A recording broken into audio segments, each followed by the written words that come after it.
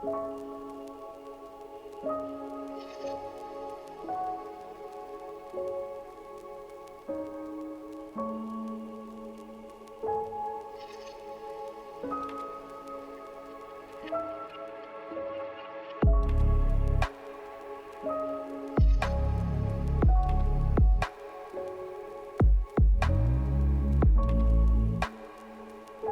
I heard there were besties here. Oh, hello. Besties? Yeah, I heard there were besties. How many besties? A lot of besties is what I heard. So many besties. That's what I heard. Oh, I didn't turn on this light. God. Fuck. Hold on. Y'all can talk to the besties while I turn on this light. In the darkness. So how are you, besties? Hello. How are you? We missed Hello. you. There we go. We missed you. Hello. Welcome back to Death2Divinity, the first off at. Happy early birthday, Nico. Happy early birthday to Nico. Yay! Birthday hype in chat for Nico, please and thank you. Please. But welcome back to Death2Divinity, the first all fat, all queer D&D 5e actual play, live here on Twitch. First things first, as always, we'll be doing a giveaway for a $50 gift card to Die Hard Dice that you can use all over Die Hard Dice. If you don't win, you can also use code Death2Divinity at checkout to get 10% of your order down. It was 10 or 15, I don't remember.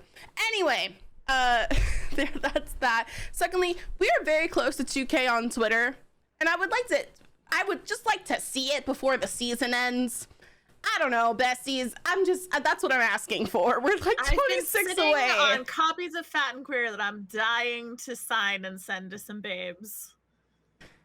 So Please get us to 2K. just get us to 2K. We post funny stuff on there. Sometimes it's mostly KM threatening us, and sometimes people log into the account and tweet, and then I think I tweeted it in my sleep. So whoever did that this week, thank you for the heart attack. But there's that. The other thing is, if you want to support us more, like monetarily with your doll hairs, yes, KM, can I help you?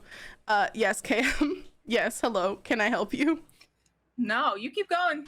All right. If you want to support us monetarily with your doll hairs, you can do so over at patreon.com/Death2Divinity.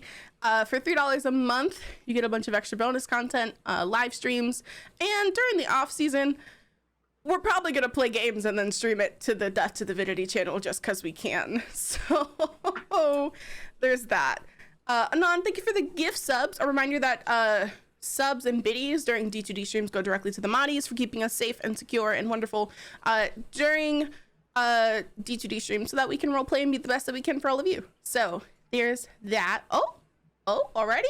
Besties, why do you want us to die so bad? It's my personal question. Jesus Christ. Lord. Oh, hello, besties? Okay, well I have fear. we are already 40% of the way to chaos for the evening. We've been going for 10 minutes. Oh my gosh. The fear. Besties? No, Oh the my- last time we hit chaos, we want you to be paid. Okay, that's fair. Appeared. That's fair. The last time we hit chaos on the ship, a colossal appeared, so Brian should stay inside. What other? Maybe Brian should always stay in. Never mind. Okay, let's keep going. Wow. I think I want to jump into sauce and not I can necessarily. leave. Like, No, if we just... missed you did last week. I did. It's true. I wasn't here. That's true. I love you. I'm It's excited nice to have you back. We visit missed you. Again, I missed you. So I don't think I'm going to do necessarily introductions at the top. But if you are curious about who's playing, you can always do our character names in chat if you want to find our socials, and we will introduce ourselves or outroduce ourselves at the end, so that we can get to sauce faster because we were a little late because of tech issues. So there's that. On that note, we're gonna do our little game, which is fighting for our rights for inspiration. We each get 15 seconds on the clock to recap the events of last week. But yeah. Sam, you will be in charge of recapping in 15 seconds the exclusive Brian Yastira scene on Patreon. That will be your job. Okay. Okay. So, who won last week? Me. Then you're going to pick who goes first, bestie. What's the choice? Not me. So Sam. Okay. Sam will go Oh, first. shit. Okay, Sam's gonna Sounds go good. first. 15-second recap of what happened on Patreon last week. Why? When Why you're did ready. Why did it do that? Hold on. Why did you What what? happened? It did a stinger instead of our actual thing. Hold on. Just double checking that we're good. We're fine now. Sam, Okay. harness your thoughts Go now. ahead. Hurry. Are we here? Are we ready? Are we good? Okay. You ready? Let's go. 3, 2, 1, go. Brian took the escape necklace to Ystira, and the two of them ended up in a big fight where Brian learned that Ystira still loves her a lot, and Ystira uninvited Brian from the fight with Simpira, and it was really dramatic and intense. That's it. Beautiful. That's all we need. I vote for Molly. All right. I will be time. Jude Someone is sending his daddy. time daddy. I will always be your daddy. So Eh. Thank you. you're welcome. Anyway, moving on. Ready? 3, 2, Yes. 1, go. Combat, get in mind control, banana stone, current banished, Adriel flies! But we biff it, we gotta do the water thing, time warp, Nakia's off switch, what? Gemma's gonna be the guild master, bye! Then we left. More? We still fought, we didn't kill her. No, that's it. You That's it. sounded like you were doing that for AdSense on YouTube. That was Right, powerful. that was so good. That was so powerful. Thank you. Oh my god. Molly, please save some So song for powerful. the rest of Oh, us. so powerful. Who goes next? Lyrica, are you gesturing for yourself? Oh, It doesn't matter. It doesn't matter now because I can't top that. It doesn't matter. Yes, you can, not with that fucking attitude, you're about to top it right now, ready? You're about to top me right now. I mean, you're about to top it right now. You're gonna top me right now. Ready? Yes. Hey, all right. 3, 2, 1, go. Oh my god, we get into Sapira's house. Fight. Winona gets turned to stone. Current gets banished into God knows where. The plan doesn't go according to plan, so we end up having to do the water thing, and Sapira is now banished, and now we're going back on the ship. who's going, baby? Kita. Okay. Kita, are you ready? Yeah. All right. 3, 2, 1, go. It's fight night, bitches, and the derby girls do a distraction with Gemma, and then we run in after we miss our cue because we close the door by accident. We fight, the basilisks are down, we corner Simpira in kind of her lair, and then people are falling off the sides, but we don't, but we put her underwater, and she's gone. Fucking nailed it. It's just me, I Well, guess. Yeah. All right. Yeah. I'm gonna do Your bad. time let's has see it. come. Let- No, you're not. You're gonna do great. Are Okay. you ready? Yeah. 3, 2, 1, go. We're in the sewers. We find out that Lusso is a twink. Yaldic has joined our party. We go to a door. It's locked. Yaldic opens it. We miss our cue. Simpira turns Winona to stone. Simpira sends Current away. We banish Simpira. Nakia almost falls to her death and dies. I liked a ghost on that one. Your time is up. Your time has ended. Is Lusso Yeah, I a love it. twink? Who knows? We're about to find out. Does Lusso self-ascribe? As a twink, I doubt it. I fucking doubt it. Mods, thank you for getting that poll up and going. I deeply appreciate it. And hey, chat. I appreciate the vibes in chat already. I very much appreciate that we're already at $150 on our chaos bar. I've got some painful little treats, should you choose them. So, you Are know, treats just some painful? painful little treats.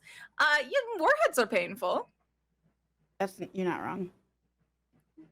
One time I ate so many at my middle school birthday party that I got blisters on my mouth. They're still a treat.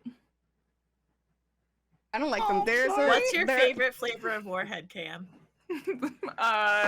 Not eating them because one time I gave myself blisters in the 6th grade. I have a Valid bestie. I'm not even in the poll. Excuse me, besties. That's okay. I don't deserve it. Leave it. Dude, you're right there. On No, I here. see you. No, Yeah, I someone see said you. that I Jude's wasn't there, in the Jude's poll. there, Jude's Okay, there. No okay. one panic. What I was saying was, I've only eaten warheads a number of times, and one of those was on stream for a charity event. And the sound that I made was the same sound that Yoshi makes when he like springs his tongue out of his mouth. And there's a clip of that somewhere. That's all. So we're gonna be fighting a warhead tonight. It was sponsored. Perfect. You know how like nerds got that Dungeons and Dragons sponsorship? We really locked it in with warheads. So For legal that reasons, was a joke for me we did mostly. Not real. These are jokes. Welcome back, everyone. In case you have gently forgotten, this is episode, what number do you? 17. 17 of Death2Divinity. And we are picking up with our dear heroes making a final play before they leave Terrapine. Now, half of the home team has succeeded in their task. Of course, we've seen them try to fight a Gorgon and manage to banish her. So, congratulations, Kita. You can take that inspiration and use it whenever you'd like during the session. Yay, Kita! 48% of the vote. Let's go, bestie. Oh my god. Thanks, y'all. So, with half of the home team success, I'd like to put that success up on the trophy shelf, kind of lock it up, put a little key in it, wait on the success. And I'm going to pull my little clock out and I'm going to rewind us about an hour or two. Maybe less. We're actually going to go through a bit of your whole afternoon, Brian, and the ghost that's just entered Lyrica's camera.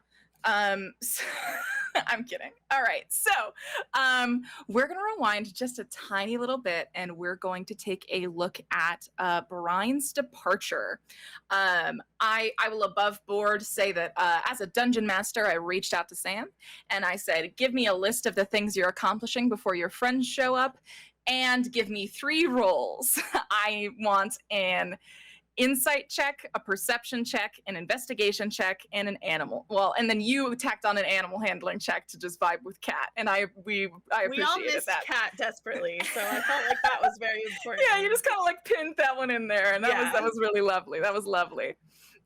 So we are gonna vibe as we unveil a bit of these consequences and the list of like shit you wanted to get done. So the night before, you obviously went on this long walk with Morrow. It was stunted and weird and mostly silent. And then I would say you came back, you went to bed with everyone, Brian, and then you woke up before everyone else woke up. You left a voicemail on on Gideon's Sympax that did go like this. You might hate me for this, but listen, after Morrow and I set this trap or thing or whatever it is that we're doing, I'm going back to the ship. Somebody has to make sure that it's ready in case something goes wrong and we have to fucking get out of here. And if Gemma's in the fight, and I know Gemma's gonna be in the fight, we need somebody who can get us off the ground fast and into the air and into the wilds. So I'll be on the boat.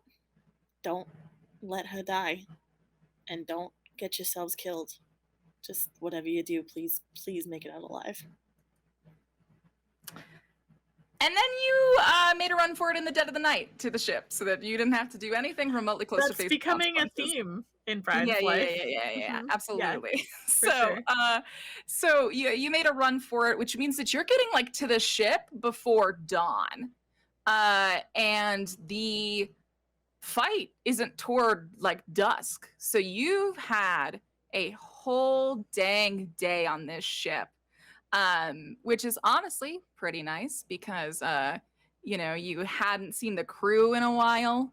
Of course, in case anyone, definitely not my players who forgot who the crew was, just to refresh you all.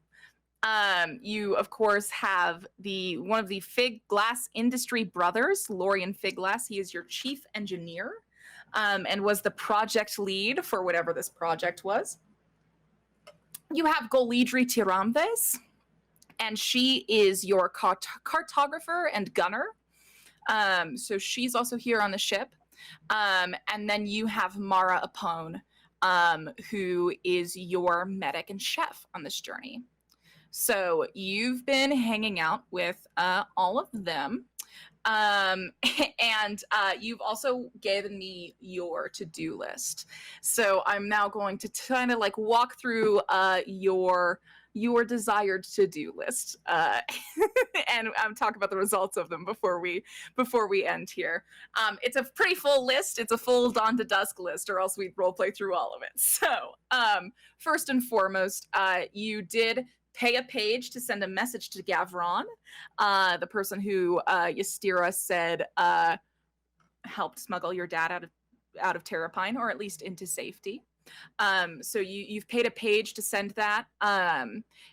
Correct me if I'm wrong. The message is seeking information. Should I do it in your voice? Seeking information can offer opportunity in exchange. Find me on the fancy ship. What is this accent, Katie May? A poor attempt. A poor attempt is what it was. The instruction, find me on the fancy ship, was delivered. You've given instructions to the 3 crew members who are on board. You've put Golidri at the entrance to sort of guard everything. You have told Lorian to stay on standby on flight deck. And you've told Mara to like set up the medical bay for any people who are incoming who might be wounded after battle. So that all has been done, right? Everyone's at their stations. Everything seems to be going well. Since you're here so early, there is like a nature of like over preparedness. With that 15 animal handling check, Brian, you do notice about noon-ish, maybe when Cat, like right about the time that Cat was going to be fed, you notice that Cat, like, and remind me, tell me what Cat looks like. I don't remember. Cat is like a soot gray tabby. Okay. Cat just looks like they've been rolling in the like detritus of a fireplace all the time. And how okay do you think they were that you left for a while? I don't think that's uncommon. Okay. I think there are big periods where like I am not with Cat or Cat is not with me when we're in Kurthus. So I don't think that's like unusual. Yeah. And before, like when we got on the ship, we gave Cat a personal little like area with like a little cat tower and like a bunch of toys and stuff. So they've had their little area and also free roam of the ship. So I'm sure that they've been as okay as any cat would be. You know? Right. Okay. Yeah, of course. So yeah, around noon, you of course got a 15 on this animal handling check. You notice around midday, actually right after an activity that you do that we're about to talk about, you notice that Cat just kind of like starts being incessantly glued to you. Cat will not even be deterred by food, which is really usually a very strong deterrent for Cat. Cat is unusually clingy for their usual nature right now. And I think you notice that. Whether it's being very happy to see you or something else, you do not know. I was gonna say, I think just for flavor, I think the way that like extra clingy looks for Cat is that they keep like winding between my legs, like they're very underfoot. Oh, they keep tripping you. Yeah, and then I think the other thing too is that like whenever I'm standing still, they're like, you know how cats do that thing where they kind of try to like climb your leg and like stick their little knife claws into your skin. There's a lot of that happening. So, well, you can take 1 point of cat damage. Perfect. Mark it on your sheet. Oh, I'm kidding. So yeah, your cat's being a little much. But luckily you got sort of your big job done before your cat started being clingy. And of course, this job, one of your biggest bullet points on your to-do list, is do a full sweep of the ship, which is what your investigation check represents. And then I had to send I asked you a follow-up question, which is it a petty search? or is it a just a good old rogues investigative search? And you told me specifically the rooms you were petty in. Sorry, room singular you were petty in, and we'll address that second. But the first thing I'd like to address is you were looking around. You were trying to, you know, make sure everything was safe. There were no people who would maybe like snuck on board. How terrifying would that be? You go to Gideon's room to make sure it's completely clear, and Crovalone is laying on Gideon's bed with a blunt in his mouth. Yeah. I'm honestly, Brian opens the door and sees Crovalone and just kind of, she was there when Gideon invited him onto the ship. So I don't think she's necessarily surprised by this. And I like to imagine that she kind of got like the whiff of smoke before she actually registered his presence. Yeah, probably. And Smoke I think tumbles out of the room when you open the door. I think she just kind of like looks at him and says, "Hi." Hey. So like, when's it kicking off? I hold that thought. And then she's just gonna close the door. Okay, so you just told Crovalone to, quote, hold that thought. And then did you ever talk to him again the rest of the day? She might have checked in with him later in the afternoon just to be like, I don't know when the rest of the group is coming back. He was asleep. Yeah, perfect. Okay. So no, we haven't spoken. All right. Yeah, he seems to be like reading some of Gideon's books, just completely just like, all right. Yeah. So yeah, he's vibing. And then we now address the singular room you did a quote unquote petty search in. And would you like to tell everyone what room you petty searched, or would you like me to? So I think it's less of a petty search and more of a Brian is always trying to find as much information as she can. So Yeah, she does very thoroughly search Current's room because she's looking for information about Current's dad because of his involvement in Brian's almost death. And also because she is becoming increasingly suspicious that he is involved in all of this drama with the Arcanic deck. Right. And so with a 21, you are being as thorough as you like want to be. I think like Brian would feel like and you've expressed this, that Brian's been a little bit off their game while in Terrapine, right? The classic going home backslide, if you will. But I think like going through and like doing the search on the ship feels a little bit more like, oh yeah, this is me. To quote Demi Lovato, this is real. This is me. This is exactly who I'm supposed to be. You are kind of getting back into the rhythm of things. You are going through Current's room. Even though like not everyone got it to pack a lot, I think there's still a lot of like Current's personality very present in the space. While you are going through, I think you see like little knickknacks that Current's collected from sneaking out. You found, and those are like out and about, right?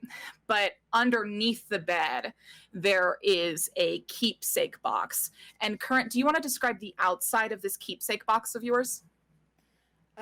Yeah, so it actually is one of those boxes that you wouldn't necessarily think was a box at first. I think that I did a little bit of crafting on it to make it kind of look like unassuming, like one of a book that I would have from just Is it just my like a studies fake at the Bible? castle. Is it just like, is it like a fake like arcanic like I think that's what I was going for. I think it's a box that I made when I was very young. Mm-hmm. And so I did my best to kind of craft it, but it's very much still a box. Okay. And then I've just continued to use it throughout the years. And so that's what it is. And at first it does look like a book, but if you look a little closer, you could definitely tell that it is not a Bible. Yep. And so, Brian, you can kind of suss that one out real quick. I think you're used to solving actual crimes, so solving a Castle Kids like weed box is not that hard. You figure that one out pretty quick. And in there are some like just like some very like beautiful. like some beautifully captivating things, right? I think you see not only like your average like keepsake collection, right?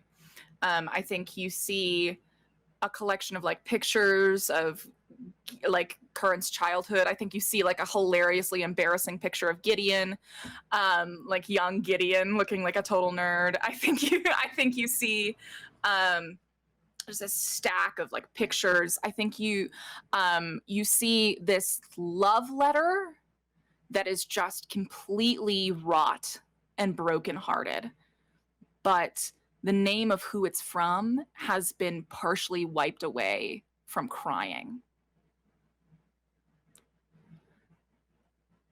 And there is a bracelet in the very bottom of this box with the most beautiful beads you've ever seen on it. Because they seem to have these little storm clouds swirling in them. And these are all the things that get your attention first, right? So I think like the stack of Polaroids kind of feels like a second thought until like you're starting to go like, you're starting to like close the box and then you're like, shit, I was distracted by like the emotion of going through those Polaroids. I didn't think about them. And you pick them up one last time to look for them. And one catches your attention. It is a photo, a Polaroid that says Dad on it with 2 hearts on either side. And its contents looks to be either in the castle or in maybe someplace in the Arcanon. This is some sort of ceremony. This picture seems to be taken with a lot of pride. And there's a lot of things you notice about it all at once. I think you see Articus Whitmore, Curran's adoptive father, hugging Hierophant Yvonne. And then you see another pair of people hugging. And you recognize one of them. I don't even know if you know his name because you don't pay a lot of attention to Kurth's culture, but you know that that's Gideon's not father. You know, you're like, that's Gideon's father, but not father. Yes. So you see him hugging someone who looks very familiar, but not too familiar. And the thing that makes it click is you see Winona's scrunchie on her wrist. Winona's mom? That would be a pretty safe assumption to come to. The fuck? People on either side of them you don't recognize. But if you were looking for information, this is your best lead right now. I am going to pocket this for further investigation later, because I think right now my focus is on the ship and like making sure that it is as safe as possible, but this definitely intrigues me. Yeah. So you pocket it. You're staying on the flight deck, right? While you're waiting for everyone to come back?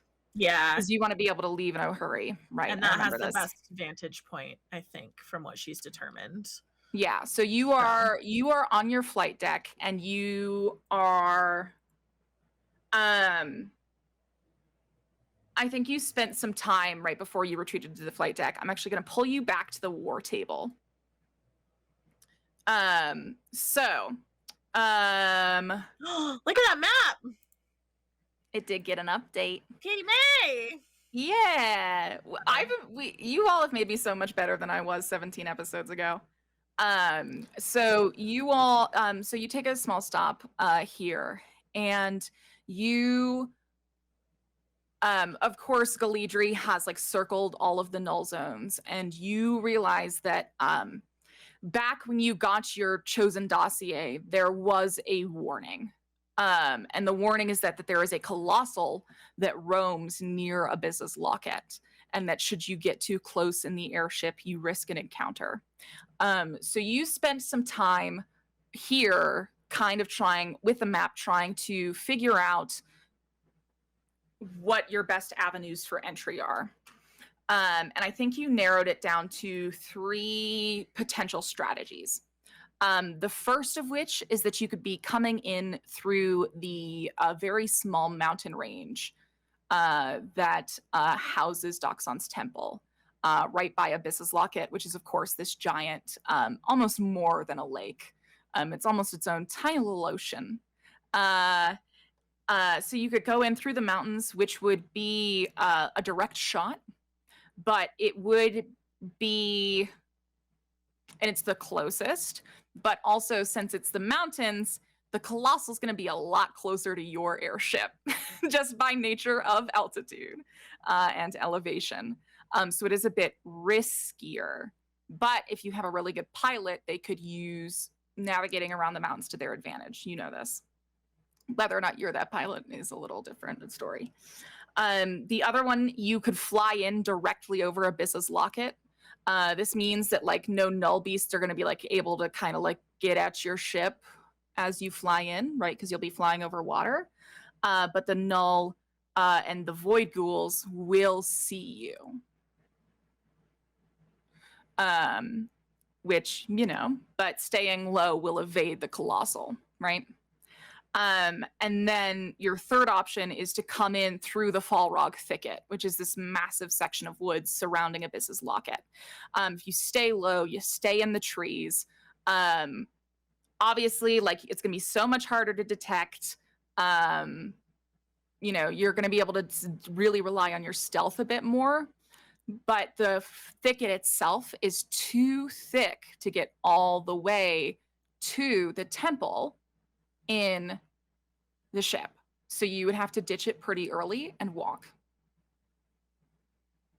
So those are the 3 options you kind of suss out. Through the mountains, through the lake, through the forest. I don't know if it's you to make that decision, but you're at least the one who manages to narrow down the choices for the rest of the party when they get back, right? I think that's my intention, is to present those options to everybody. Right. So we can decide. And you figured that out all by yourself. It's going to be so helpful to your team. And so For one. you do that. You like head out, and you're about to like, so you walk out of the war room and out onto the main deck, because that's directly what it leads to. And Galadri is standing on the deck. Obviously, you've put her at watch there. And she waves you down and tells you that the page boy came back with a response note. And she hands that over to you. I think Brian rolls her eyes because she was hoping that Gavron would actually like come. Right. Yeah, you did say find me on the fancy ship. Yes. So The instructions were clear. They were, and you've received a note in response. And this note says, no. Too much attention, too much mess. He's in Kurthis.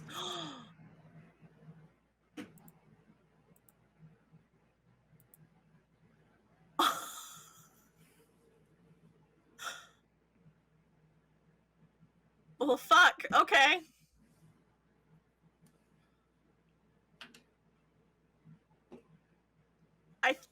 Okay.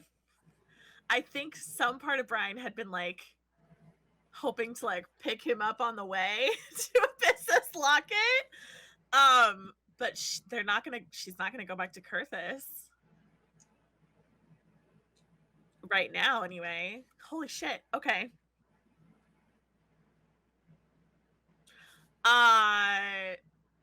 Should I roll like a performance check or something to see whether Galadri notices any reaction from Brian? Yeah, you can go ahead and roll a deception if you'd like to keep your cool. Yeah, I think Brian tries really hard to like be chill. You can tell me whether or not you need to do that at disadvantage. I don't think it needs to be a disadvantage, but like, Okay. yeah, she rolled really well. It was a 22. So I think she manages to keep her cool outwardly. I'm gonna roll an insight check. Thank you. That's fine. God, it's been so long. Oh, wow. A 20. So close. I think you hear Galadri say, all right. Brian nods, folds the note up, puts it in her pocket, and says, all right. Any changes in plan? Nope. She gives you a dutiful nod. And I think Brian just says, like, keep me posted if anybody else tries to board. And then goes back to the flight deck.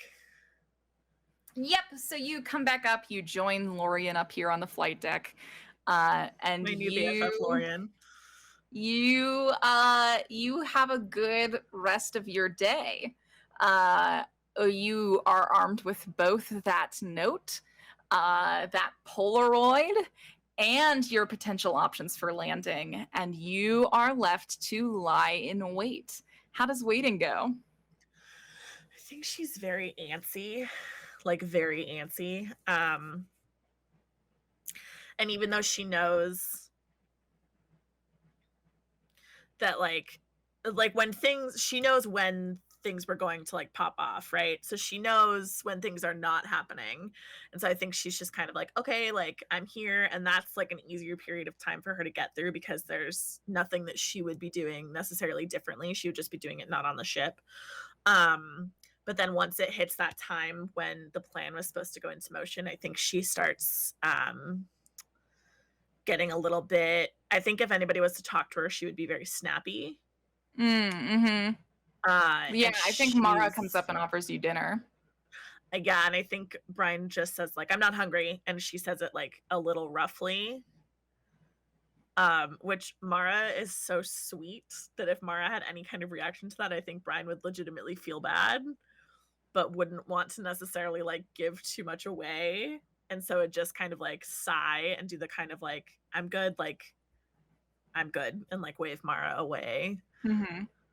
And then aside from that, I think she is just trying to stay as vigilant as possible. And also, I think she's trying to puzzle out why it is that Kat is acting the way that they are. Yes. And I think that would be the perfect moment to tell chat that your insight check that I asked you to roll was a 5. Indeed, it was. And so, no, Brian, your nerves are firmly planted in your way. There's a wrongness, but the only thing you can attribute it to is the battle you're not there for. You feel your stomach crawling up towards your heart as each moment passes, as you begin to wonder,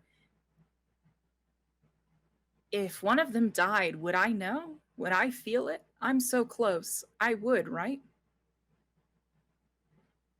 Building. Insurmountable. Minutes. An hour. How long do you think Brian told herself it would take?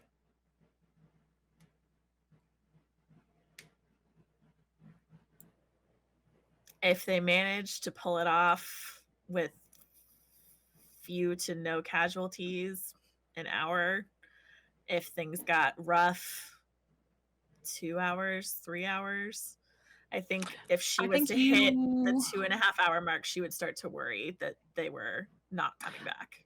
I don't think we quite got to 2 hours, but I do think at around the 45-minute mark with a 13 perception, I think you notice, but do not, it's a 13. So you're not going to nail it, but I'm going to tell you what you see. You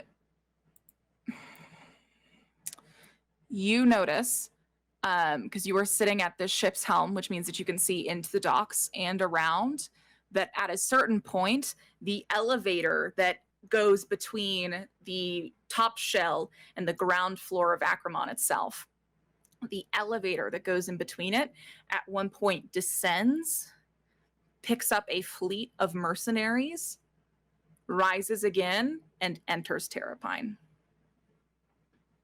And that is one of the only things you see while you wait. Woof. Woof indeed. Then the waiting gets harder. Mm-hmm. Gideon, you are holding your sister.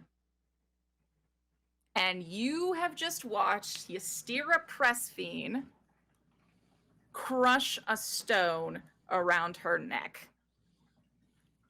And all of you who were holding hands have just been like sucked out of where you all were. What?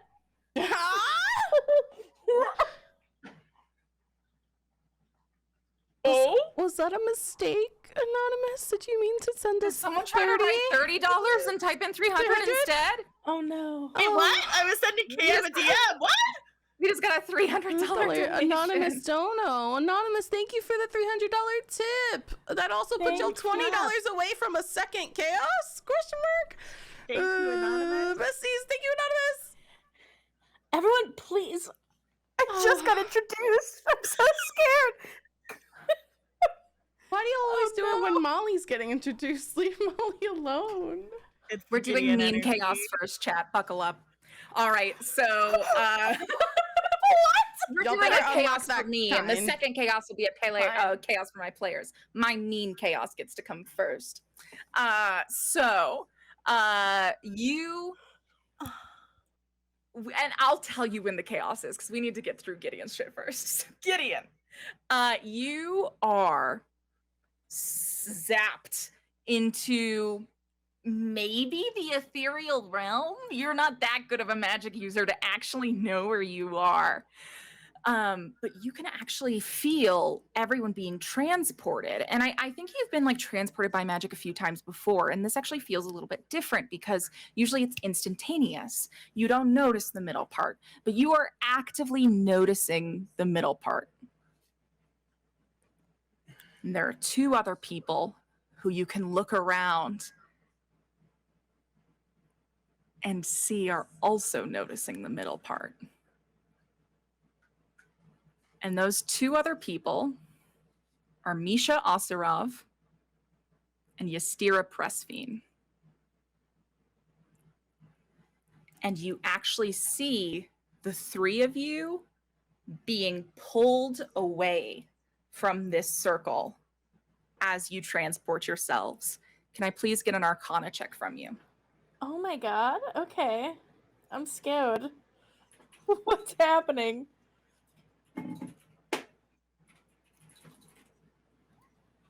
You said Arcana, right? Mm-hmm. A Mm. 7. Can I roll my Tides of Chaos to reroll? Is that a thing I might. can do now? Okay. 12? We're in double digits now. That's That's a an live improvement. digits for me. So your day just went from bad to not terrible. So yeah, I think you feel yourselves getting like pulled apart. And I think, let me roll 1d4 to see which one of the other one of them like interesting. Okay.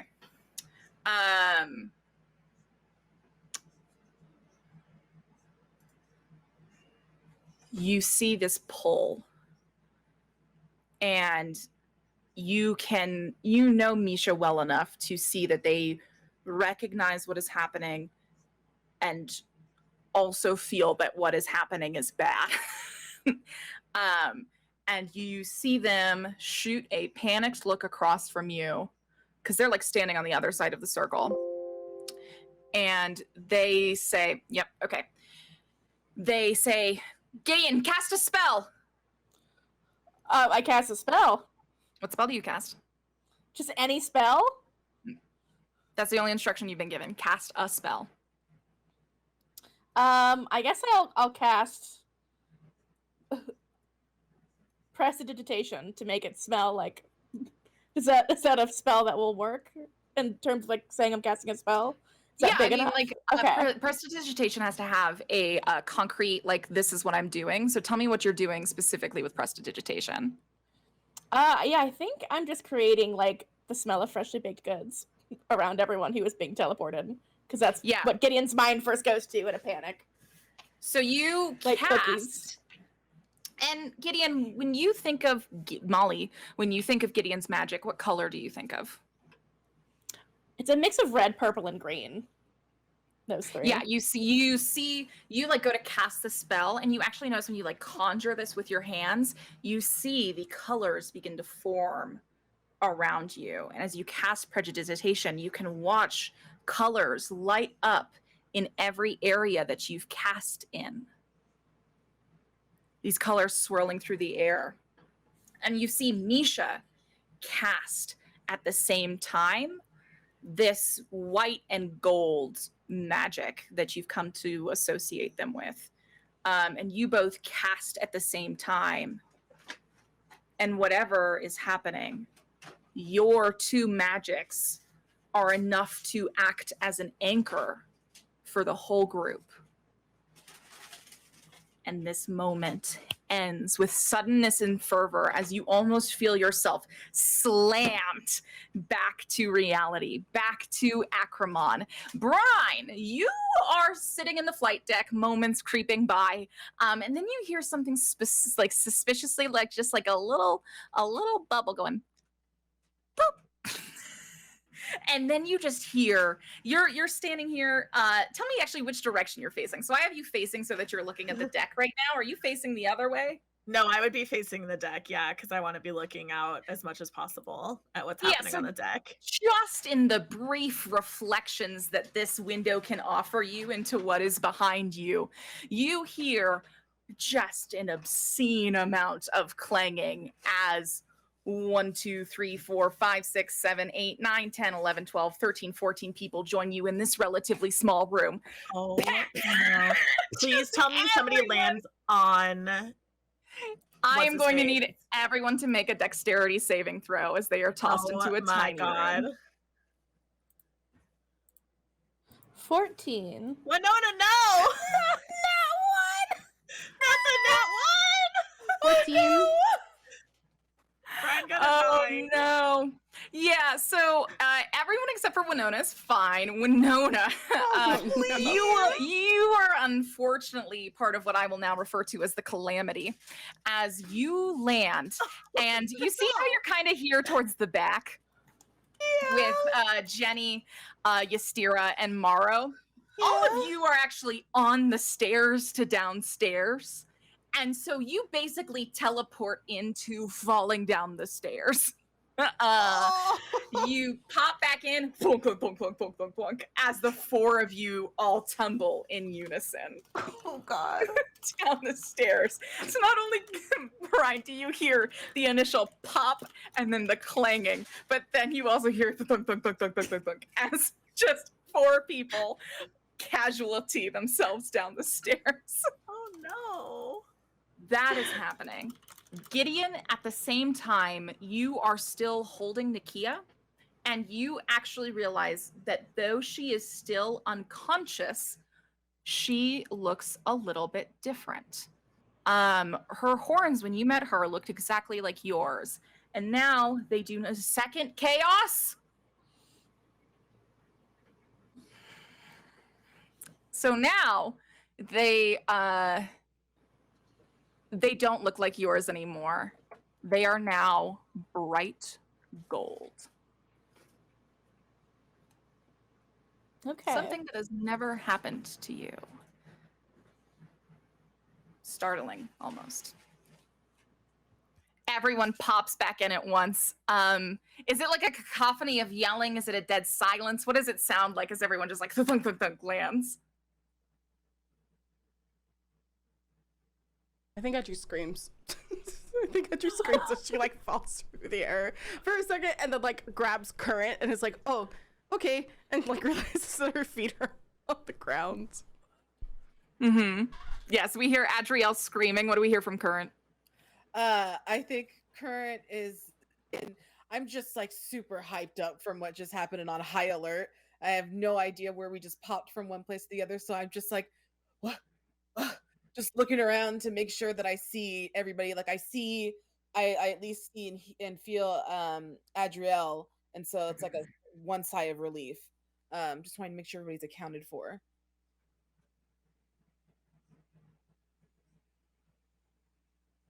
I think Winona's just moaning and groaning to herself. I'm just like, oh, ow. Jenny's next to you making the exact same noises. she's like fully spread out. Her like arm is on top of you. She's like, it's not good. You see that like Ystira and Morrow like landed on top of each other as well. I'm on mute. No, I hear Am you. I on mute? No, I can hear you. Okay. Jack can hear you, I think, right? My caption's good? Yeah, I hear Cam. You're good. Oh, you're it's on good. me. Okay, Oh, great. okay. Oh my god, I was so worried. Okay, great. So yeah, all this happens. Gideon, what are there any noises coming from you? I think everyone just hears like a distant like fuck. So Gideon lands and is like trying to not drop Nakia. I appreciate that. Which I hope they succeed. I think they do. Yeah, you absolutely do. Yeah. So yeah, you all sort of like come crashing to the ground. Brian, how do you respond? I think when Brian hears all of this commotion and then also like sees kind of the reflection in the windows, she like whips around and very quickly like tries to lay eyes on everybody that she cares about. So like the main party, Ystira. And I don't think she sees Winona fall down the stairs. I think that happens before she's able to like turn, but she does hear Winona. And so that's like enough for her to know that Winona's here and alive. And I think she just kind of has this moment of like, she like takes a deep breath and then she goes, you made it. Is everybody okay?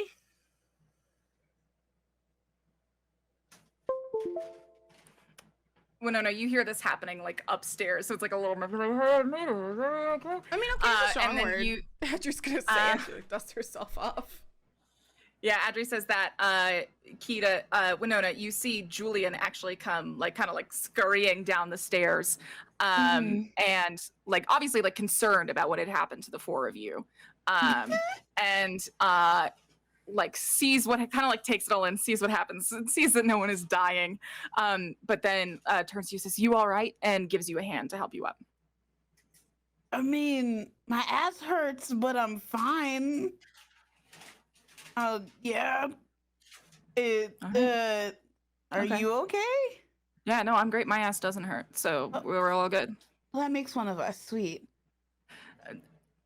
Yeah.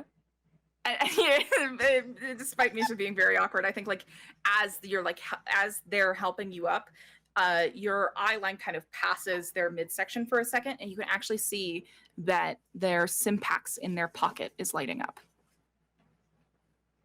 Ooh, I think somebody's trying to reach you, fam. Oh, we've been in Terrapine this whole time. Hold on.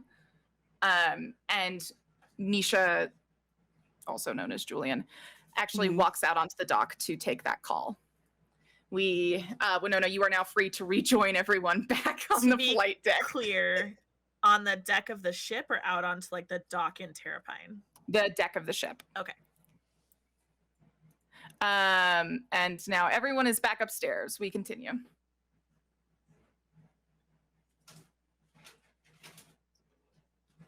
Andrew I'm glad that we're. Oh, go ahead.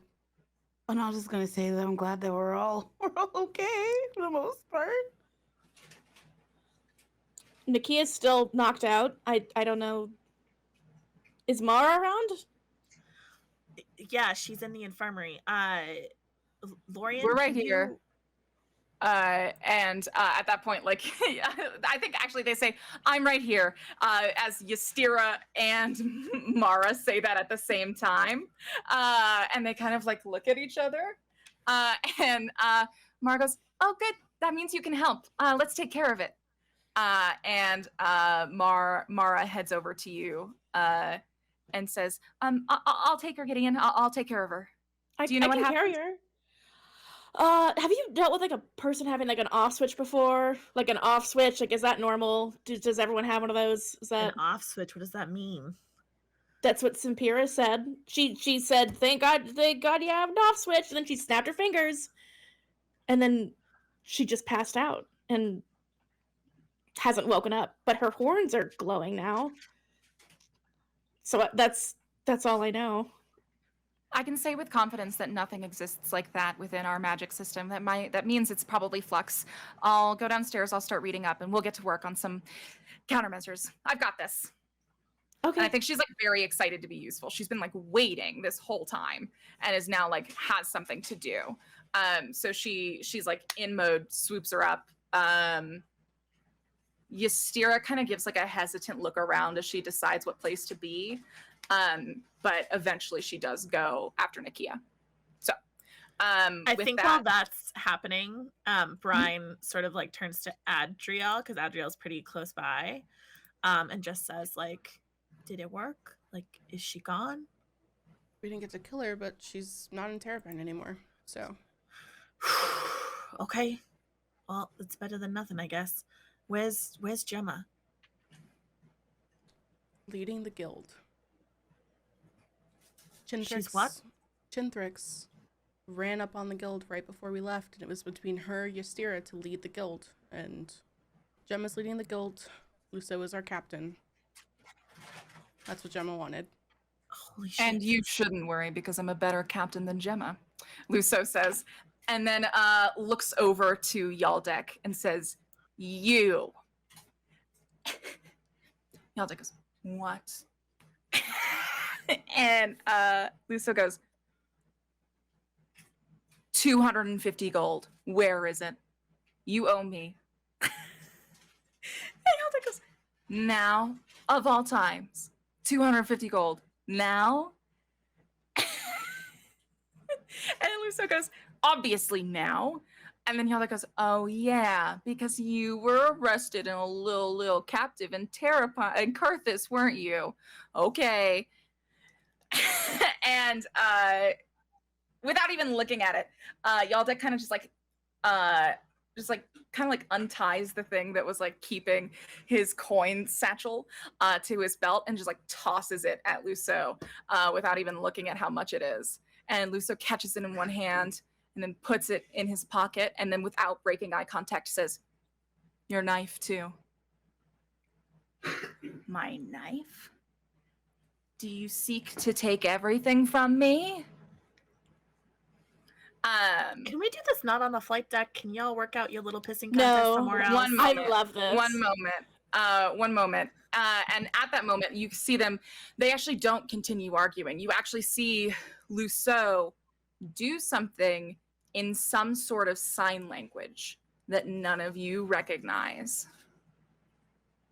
The only people, if you would like to roll a perception check to see who kind of like perks up at seeing this, you are free to.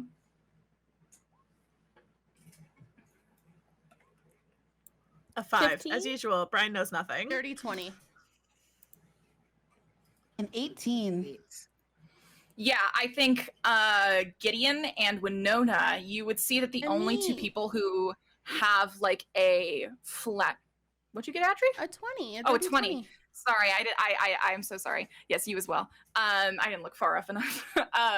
So the three of you can see flashes of recognition only cross besides Luso and Yaldek. Lovey and Jenny also have kind of just a flash of recognition pass by their face. This quick little sign happens. And Yaldek's expression changes and gets a little more severe. Just pulls out the knife and hilt forward, passes it to Luso. And then knife in one hand,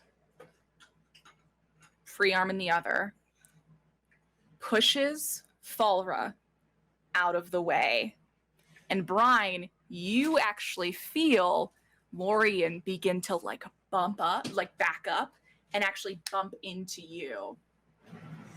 As Luceau takes 2 large strides forward and holds the dagger out to his throat. To Lorian's throat. Yes. And says, I'm going to take a step backwards away from Lorian and put my own hand on the hilt of my dagger just in case. Yeah. And says, you have 30 seconds to get off my goddamn ship before I skin you and hang you from the front of it.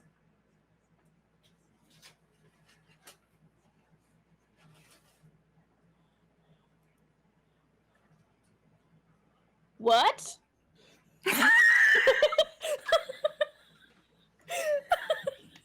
What? I think Brian just kind of like grunts because she's like, fucking pirates. God damn it. Adriel's like looking around like, what the fuck is going on?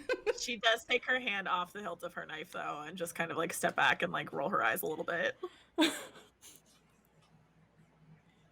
Winona's just gonna watch on from like what the fuck is we just finished fighting, We y'all. just got here. Why is this happening? Yeah, does somebody want to explain what the hostility? We like just got back. And at that point, Luceau says, I'm sorry, do you want a spy on your ship? What? Yeah, what? What? I think Cat meows. No. No? Mm-mm. No, I mean,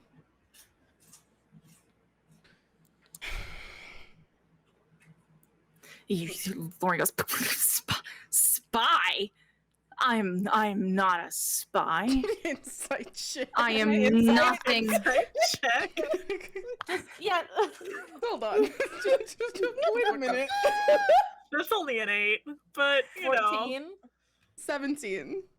10. Come on, Karen. 18. Yeah, Adriel, the castle kids, this is gonna it makes sense to me that only you passed this. A spy?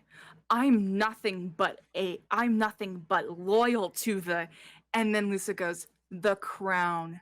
I know, that's my problem. Off my ship. And then it kind of, the puzzle pieces for the castle kids start to fall into place. Castle. Audrey like looks at Current and Gideon. We told High Locust that we were choosing our own paths, right? Yeah. Lauren says, Yeah. you were sent here by the Osirov family. It is your duty to stay loyal to them, and I am nothing if not that. Audrey's gonna cross to Lorian. She's gonna like look at him. Cause like she's not very like threatening. She's not a very threatening person, but she is a very like serious person when she needs to be. She just goes, get off the ship, Lorian. We don't need you. We're going on a mission of our own. You seem like a man who is willing to be self-preserving if he wants to be. So use those instincts. Get far away from here. And don't tell anyone about this. This is treason. What you're doing is treason. Well, nobody's gonna know that if you're living in Terrapine, are they?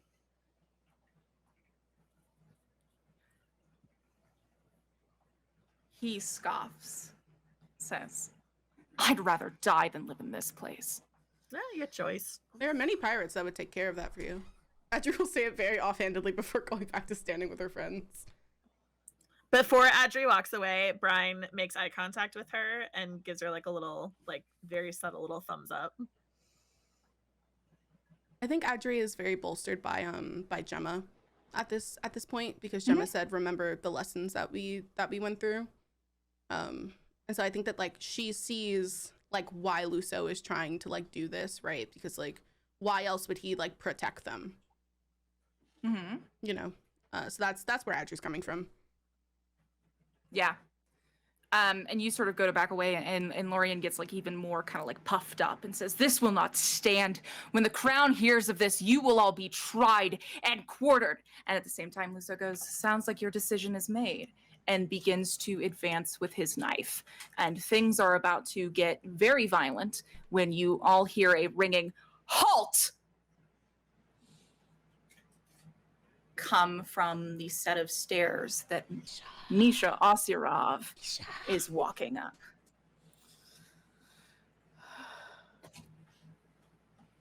And he takes a look around the room and says, "You'd kill him for loyalty? That's everyone in this room's defining characteristic. It makes you hypocrites." Brushes past Morrow and Yaldek, who were both silent during this, and puts their arm on Luso's shoulder and like moves him away. And Luso does let that happen.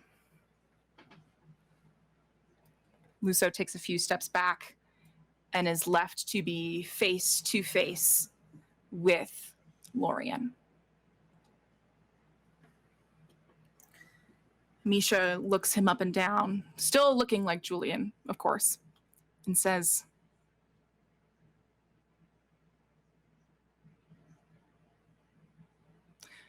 "I respect your devotion to your home.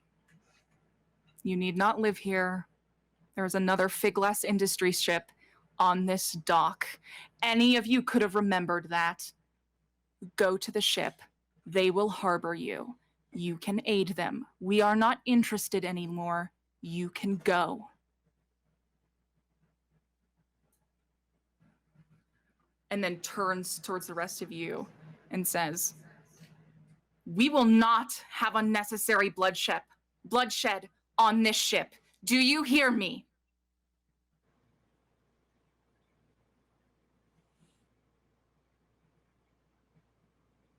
Of course. Yeah, I guess. Brian doesn't say anything. I thought we were just gonna drop him off. I didn't think we were gonna kill him. I told him to leave. Gideon like mumbles. I just thought he was gonna leave. I wasn't gonna. Adri's looking For at the Julian. record. Banishment. Yeah, Adri's looking at him like I told him to leave.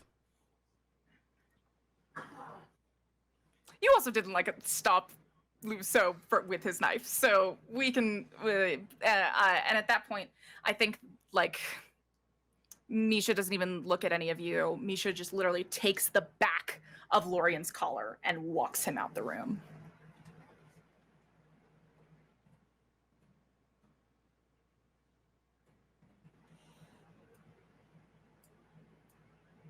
What a way to come back. Yeah, I feel like we could have handled that better. I'll say it. Gideon turns to them. I feel bad, but at the same time, I don't think Luso was entirely wrong. I don't think murder Gemma was the didn't want option. him on the ship either. At least he'll be safe now. And not with us. Adri looks at Luso for a second. Luso is like crossed over to stand next to Brian and is starting to like flip on the ship. Kind of like an amount of admiration in his eyes. He does like how pretty the ship is. What do you need? Less people in this goddamn room. Well, you heard the new captain. Everybody clear out. I guess we should figure out beds. How many of there are you? There should be enough. There are beds in the engineering room as well, if I remember correctly. Okay. And Yeah, Luso there gets are. Gemma's room, so that front room is now empty. Right. I don't want that gaudy mistake of a room. Someone else can take it. All right. Gideon will probably take it. Adri's gonna mumble under her breath. I was actually going to offer it to Ystira and Morrow to be nice. Okay. Is that weird? Sorry. I mean, Brian it says is. nothing. are they still engaged? Lovey says, I think that's very nice considering the fact that they were supposed to get married tomorrow. Mm-hmm. Exactly. Yes. Brian quietly slips out of the flight deck. Brian It's like the little evaporates. honeymoon suite. Just quietly leaves. It's got a little hot tub and everything. There you go. Mara says, that's very nice. Did I hear something about a hot tub? There's a hot tub in there. It's the only room with it. Yeah, but it's communal though. It's a communal hot tub. and it's always been that way. And I think if we mix it up on the crew now, it's not going to go over well. So that's the only thing I'd warn you about.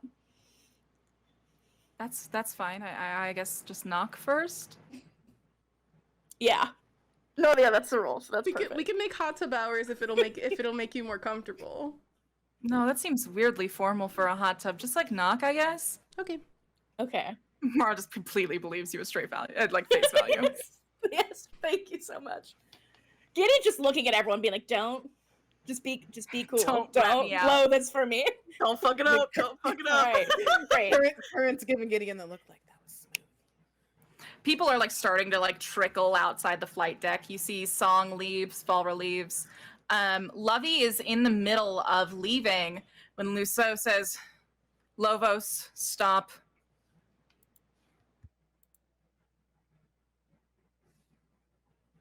At her full name, Lovey kind of like tenses up and like turns back.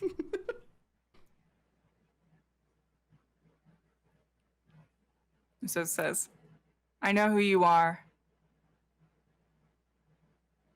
Lovey says, everyone knows who I am.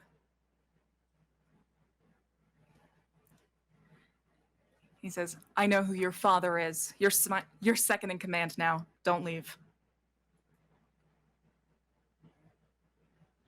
Who did he say this to? Lovey. Lovey. Okay.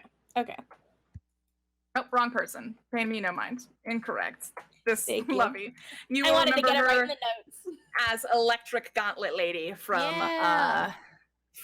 the Brawl. And there's like a moment of stillness as like she like looks to Trinity, who is obviously in charge of the Derby girls, and Trinity just like gives like a nod, and Lovey kind of like shapes herself up and says, okay, let's do this. And she crosses over to the control panel and goes to work.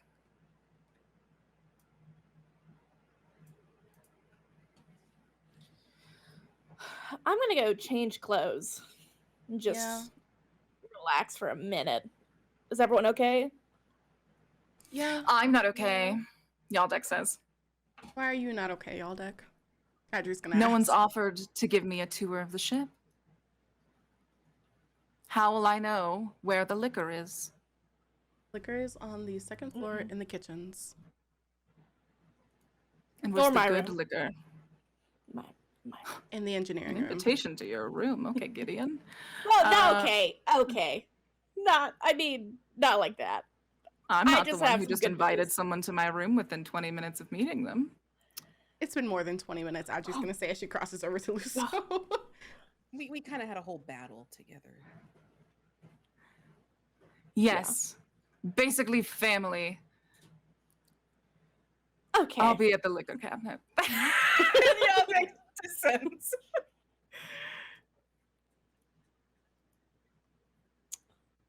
He's a lot. Gideon just remarks before walking towards the stairs to go to their room.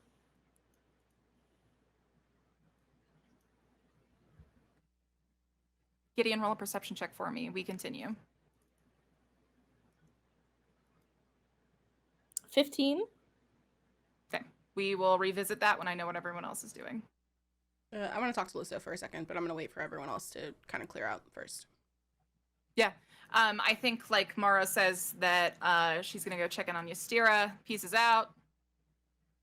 I think Jenny is like facing Trinity and Zeslia and holds up with one of her arms 4 basilisk tusks and says, all right, so how much do you think we're gonna sell these for? I hope it's a lot, because I landed on one when I fell down the stairs and my arm is paralyzed. Trinity goes, holy shit, Jenny. We have medics Trinity does all that can but help like you. lift Jenny up and take her down the stairs to go deal with that medical emergency. They're so badass. I say it's so hardcore. My Brian God. is waiting by the stairs down to the next deck to talk to Gideon. Okay, cool. We'll pick up that when I know where Kern and Winona are going. And Kurt's gonna turn to Winona and say, you know, it's been so long since I've just laid in a bed in my room. I'm gonna do that. It Do you sounds want like to meet up later and have some coffee? Yeah, that sounds like a good idea. But first, nap. Yeah, I'm gonna take a fucking shower Let's because take I feel fucking horrible. Please. Okay. Then coffee. Okay. And Kurt's gonna leave to go towards their room. I'm gonna do the same.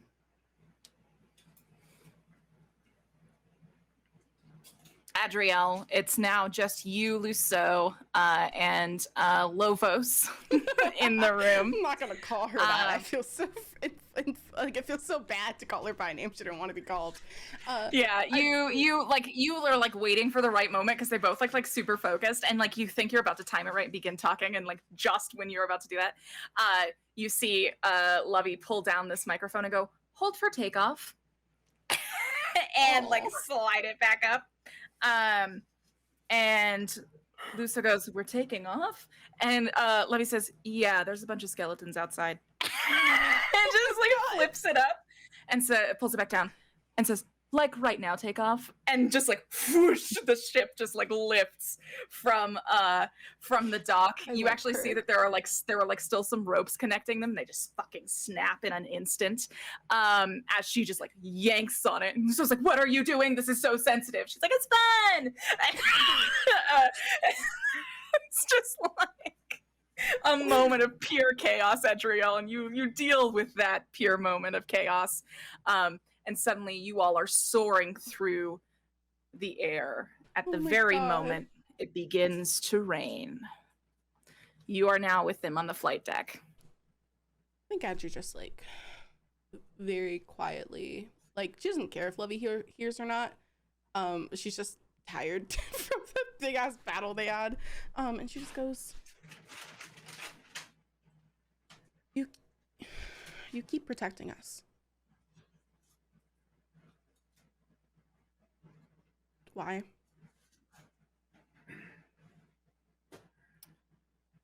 Because I'm taking the ship at the end. Can't be the only reason, Luso. You'd be surprised what a man does for a nice ship. Are you gonna fight Gemma for the nice ship?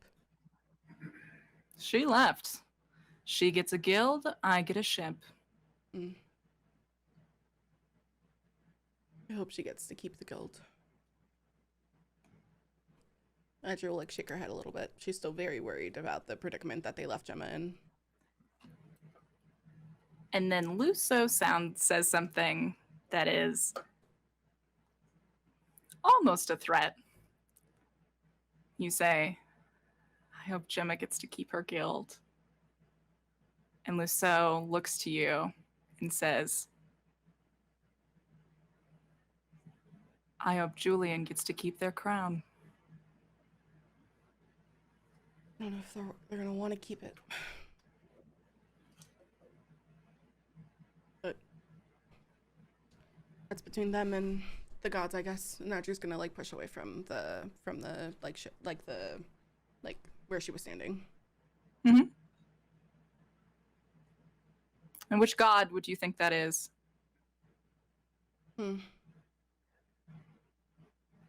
Unsure at the moment. Probably Abyssa.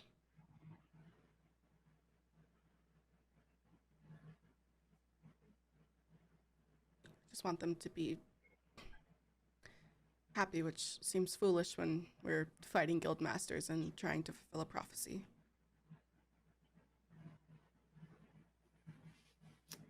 We are not looking for happiness right now, Adriel. We're seeking purpose. Rarely do they come at the same time. Edra will nod.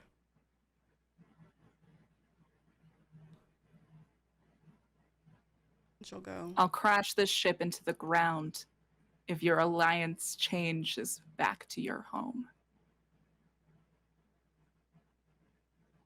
And she'll nod again and she'll go. It won't. I have bigger answers that I'm seeking. She'll twist her ring a little bit on her finger. Aren't we all? I'll see you at dinner. She'll say as she starts to retreat toward the stairs. He doesn't say anything, but Lovey goes, "Bye, Adri!" Bye, Lovey. Luso, you should eat something. Andrew will like call out as she like starts to leave. Because that's just who she is as a person. Absolutely. We rewind now back towards, okay, so Current has gone to bed. Winona is also in the cabins. Brine, you are standing there. We rewind about 10 minutes in time to right before the ship takes off. Brine, you are standing, waiting for Gideon to come down the stairs. And Gideon, you do notice this as you come down the stairs with a 15. There are other things that you notice. You also notice that there is a mist to the air that does predicate rain. And Misha Asarov is standing on the back of the ship by themselves, facing out. Okay. These are all the things you notice. I want to talk to Brian first, then go say hi to Misha after. But since Brian's right in front of me, I think Gideon like frames themselves in the doorway of the stairs, kind of like looking down at Brian. Just goes, "There you are." Yeah, sorry about the last minute change of plans. I'm glad that everybody made it back. I hope Nakia's okay. What is an off switch? Do you know what that means? I have no idea. It was terrifying. She did it to her when we were over a huge drop. I would have killed her if we didn't. She was supposed to have raised her, and she did that in a second. Yeah, she doesn't seem like a particularly giving mother figure.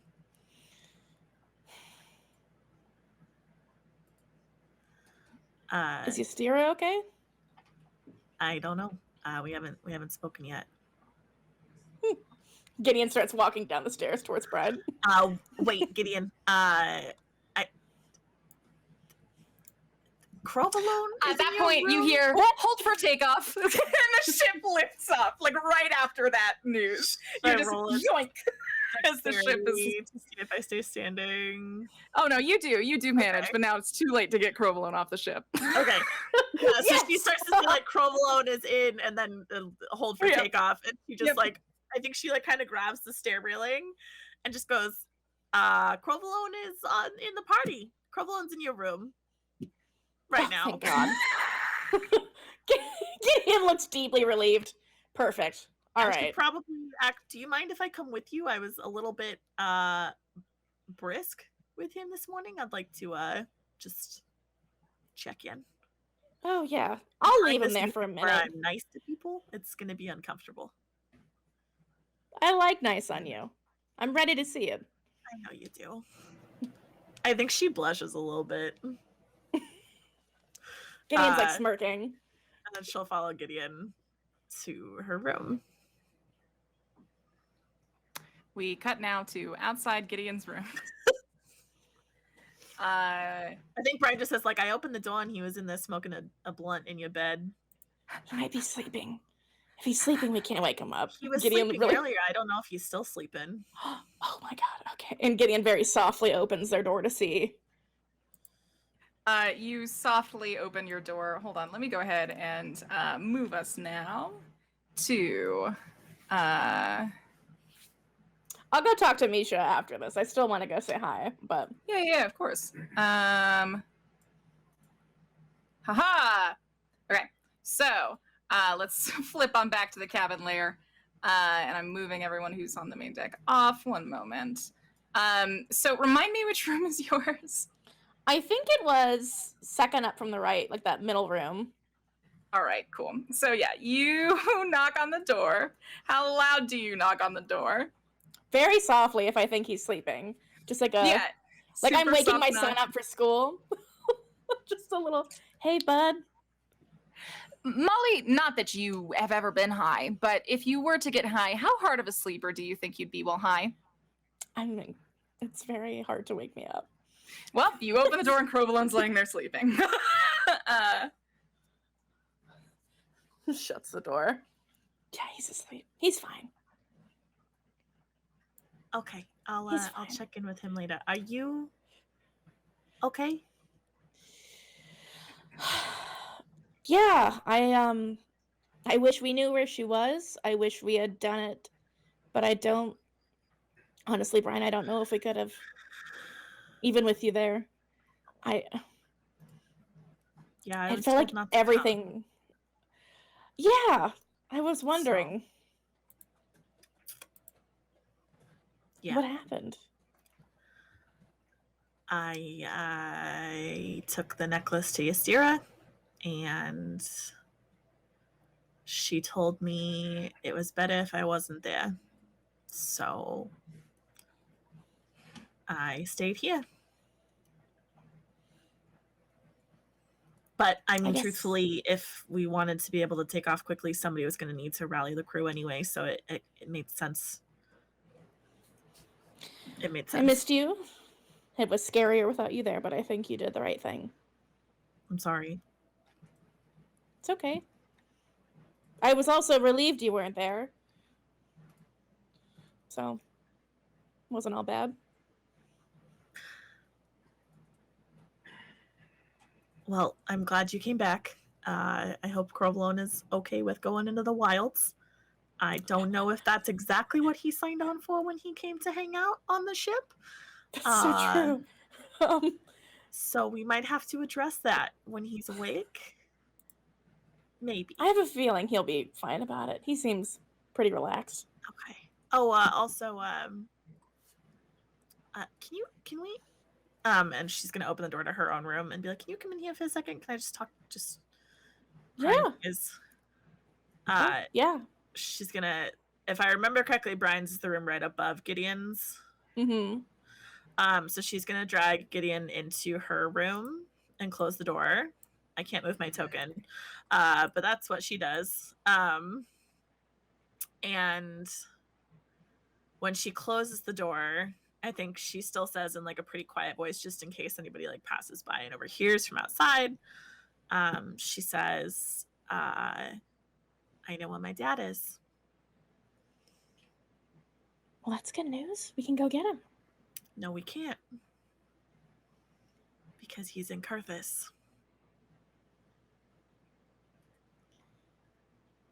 Interesting. Yeah.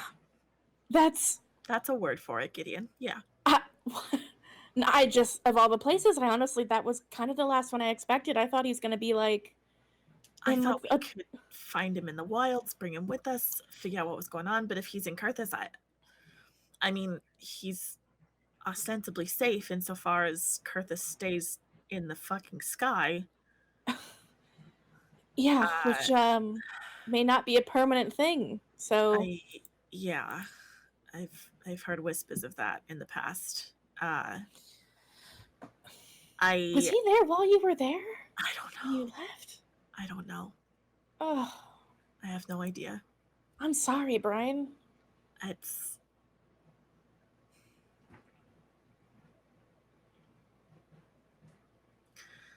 think Brian actually kind of pauses and like registers that condolence from Gideon.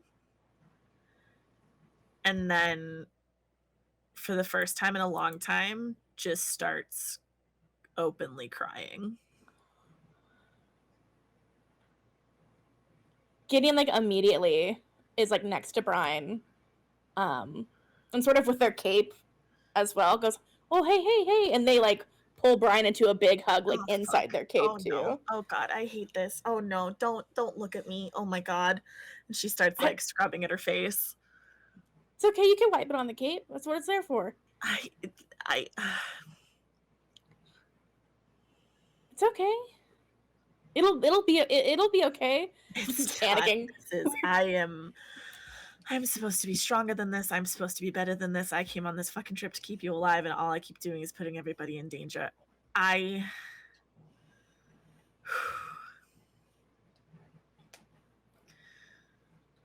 then I think, like, I assume Gideon is persistent in, like, basically hugging her.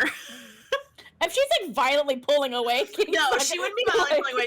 She's just like scrubbing at her face, but I don't think she makes any move to like push you away or like pull away from you. So if you like stay, I think she kind of after a second just like gives this really heavy sigh and then just like leans against you, which I think means that her head rests on like your stomach.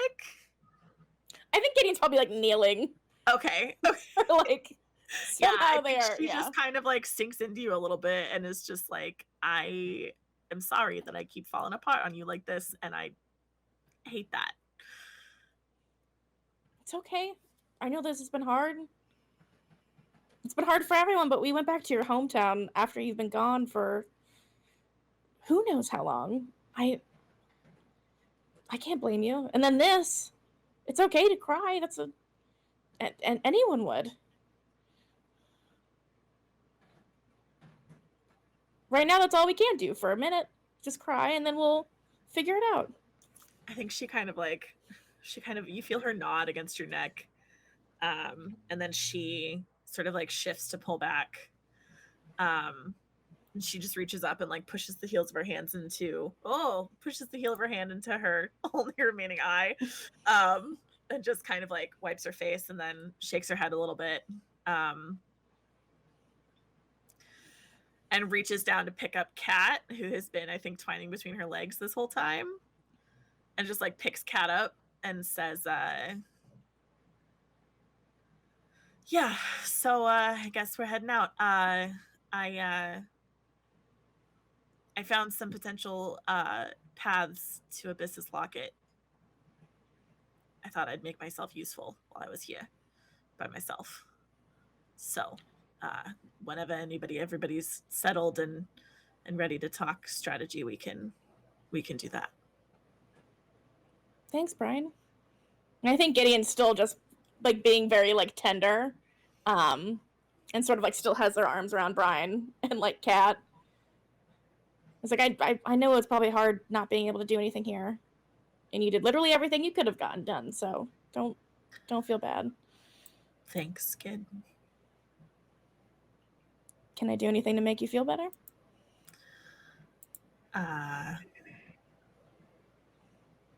No, I don't think so. Okay. But I'll let you know if that changes. Okay. Whatever you need, I'm here. Okay. I think Gideon just like looks at Brian for a long time. And then like quickly leans in and kisses the top of their head. Like just a quick, and then not now.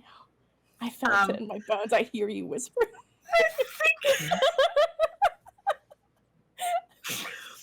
Brian just kind of like takes kind of like a shuddering breath when you do that, and she almost kind of like sways towards you. And then when you kiss the top of her head and pull back, I think she has this moment where she looks a little dazed and kind of has to like shake herself out of it.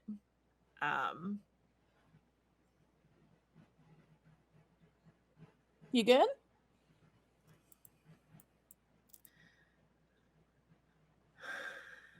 Yeah. Abruptly relating to something my auntie said once.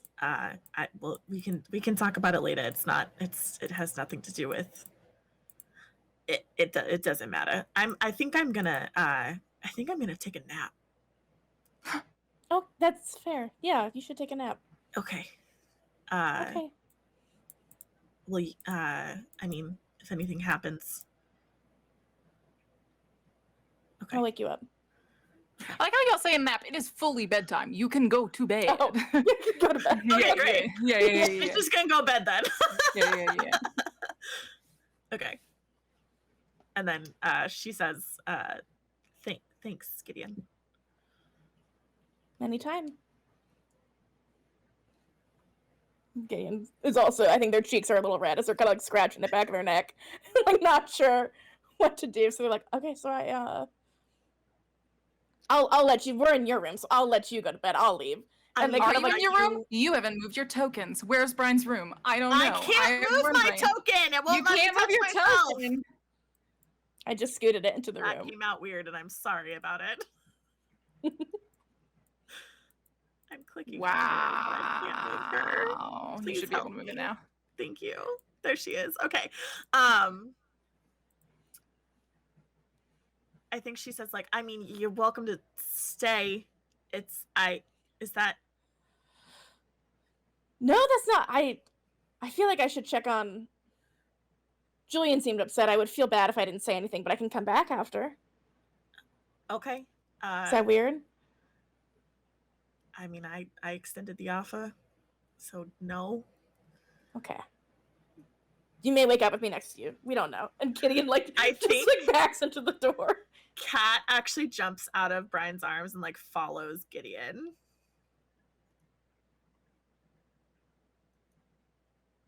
That's new. Okay. I think Gideon likes that. It's just like, oh. I don't think they think anything of it right now, but I don't know that it necessarily means anything, like, or at least I don't know that it would necessarily mean anything to Gideon, but I think Brian kind of has this moment of like betrayal. Okay, so yeah, so she's gonna get ready for bed. All right, and Gideon heads on out.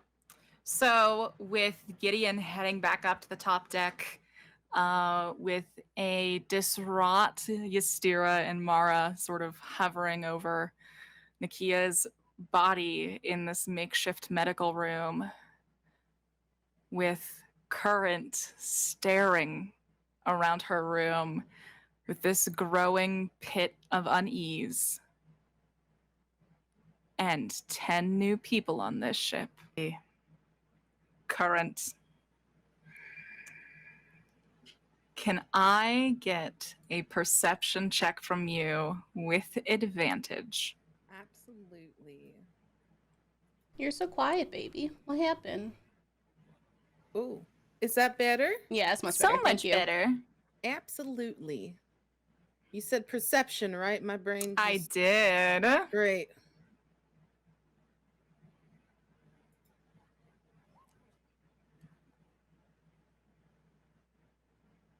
One more. Nah. Oh, that's right. That's right.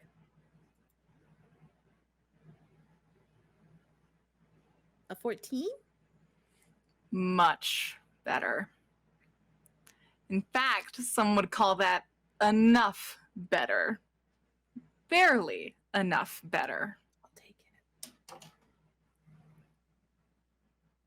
Current, you are exhausted. You are heading into your room for a nap. Whether or not that was about to turn into sleep, who knows? What is your... Would you be the type to just like come in and collapse on the bed? Would you like still stick to your routine? Would you change out of your gear? Would you... Well, like what is the current post-battle routine looking like? I think it's kind of a mixture of the two. It's like as I come into the room, I'm just like taking off my bag, taking off my boots and everything, just on the way to face plant onto the bed.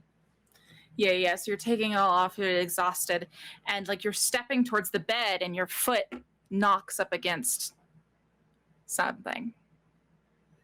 And you look down and you realize that your keepsake box isn't all the way underneath the bed. Did I leave it like this? I never leave it like that.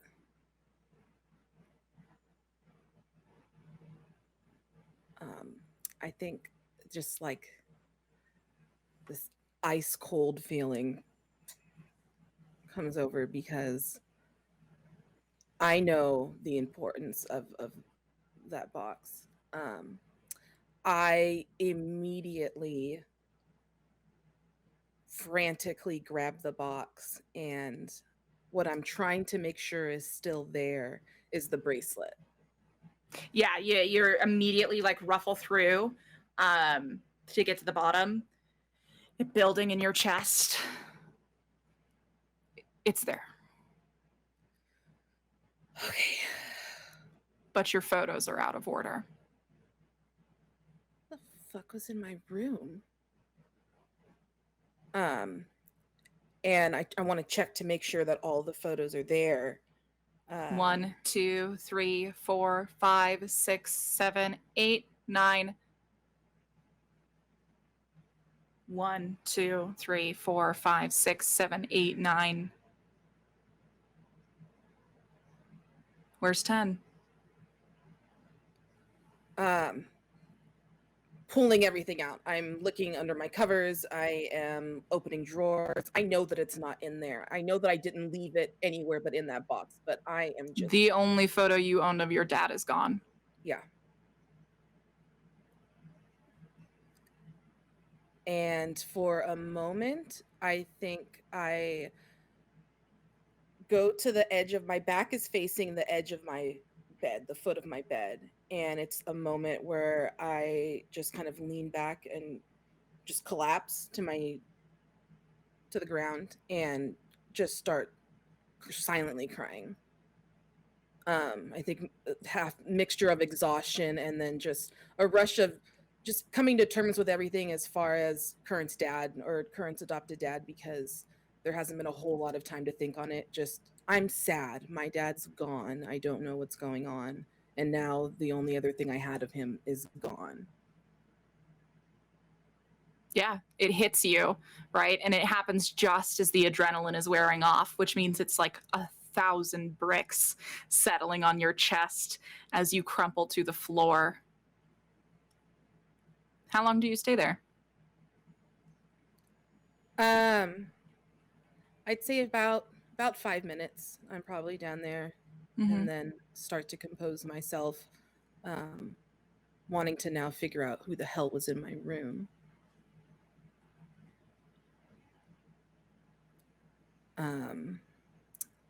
And is there any way, can I check to see if there's any hints or clues as to who might have gone through my stuff or who might have been in the room? Well, that's the thing.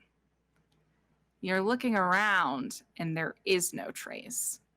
This is a well done job. There was one mistake.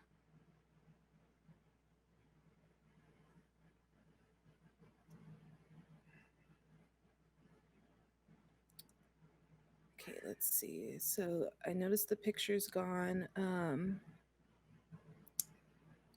it wasn't put back right.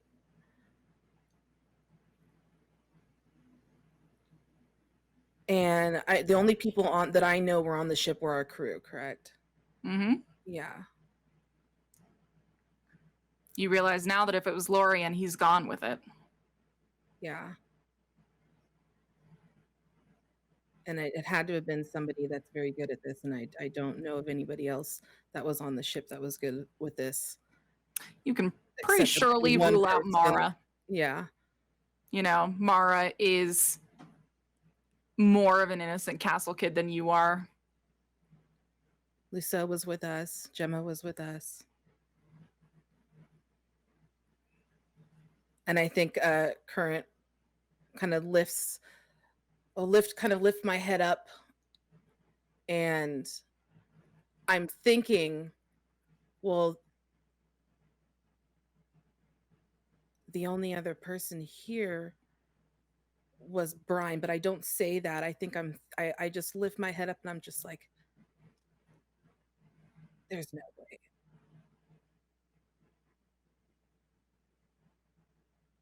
And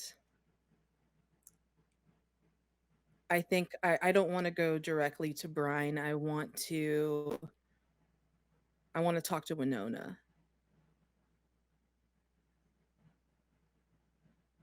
Okay. Yeah.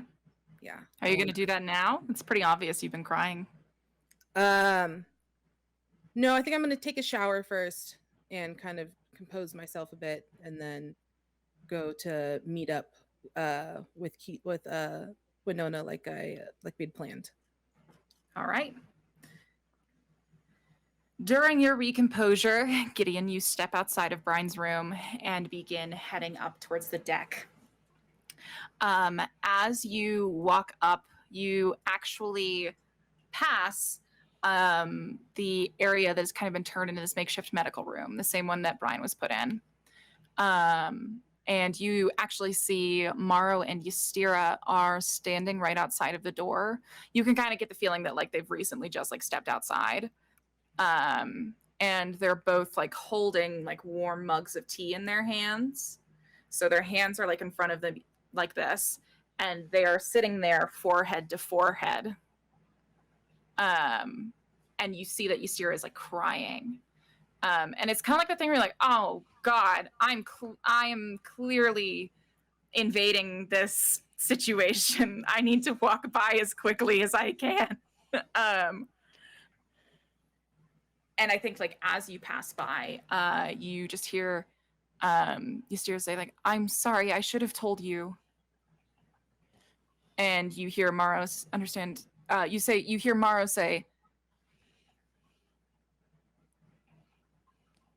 I understand, babe.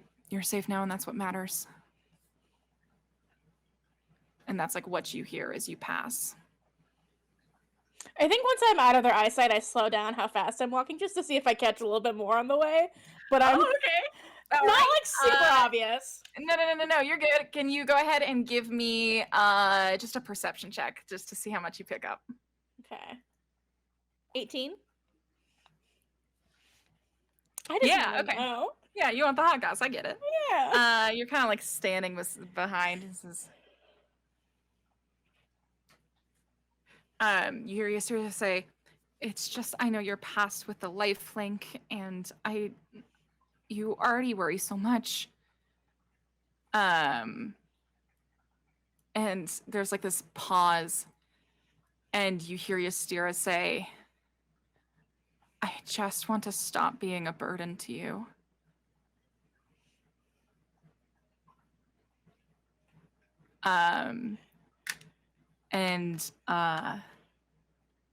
You hear Morrow say, yes, love is never a burden. And you hear him kiss up the stairs. Okay. Up the stairs you go. Back to the top deck. It's been a solid 20 minutes. And as like you are going, you are still seeing that like, no, there is still not Misha here. And that's honestly, frankly, a little ridiculous considering that it's literally pouring rain. Did you say they're still out here or they're not still out here? They are, which is okay. ridiculous because it's pouring rain. I'm moving everyone to their correct places. I assume you're surveying as you approach. Yeah.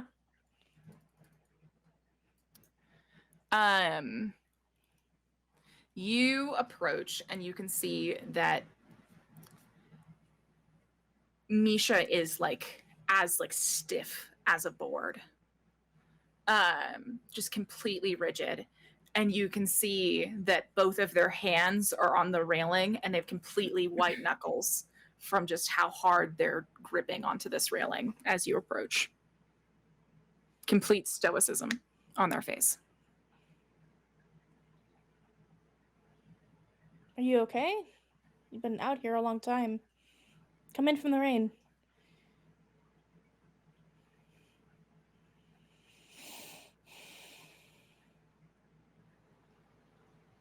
Is there something you want to say? Go inside, Gideon, you'll get cold. No, I'm not going inside until you go inside.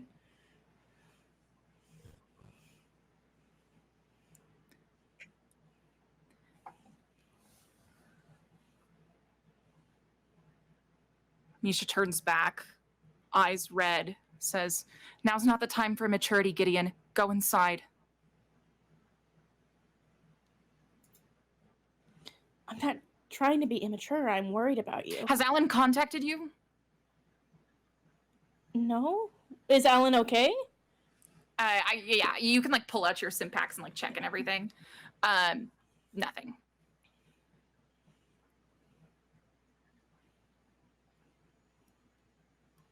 I've heard nothing from them, and Gideon's like walking closer and closer. And they look worried.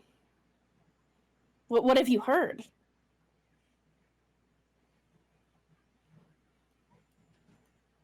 I don't want to tell you, Gideon, because then it's real. I just need time for it to not be real. Just a little bit longer.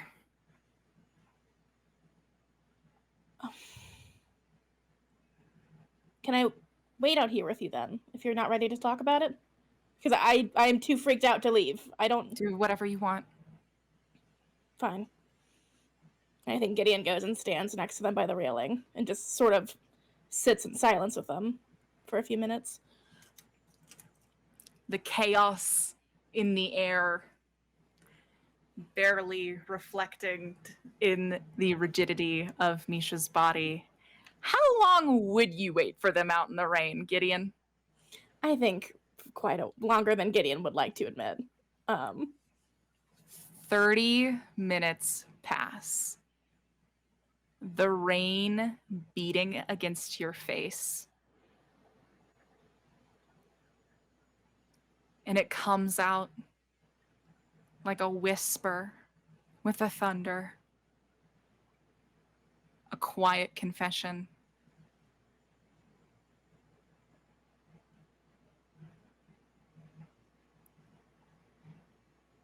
Zara's been kidnapped.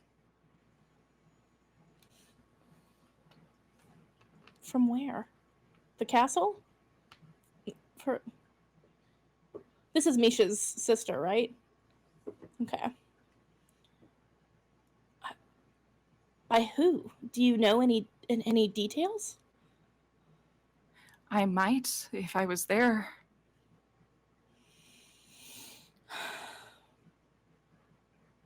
They don't know where she is. She could be dead. Your sister's tougher than both of us. I'm sure she's alive. And then I come back upstairs and you are almost killing a man for just having the notion that he should remain loyal to our home. I understand it's not perfect. I get it.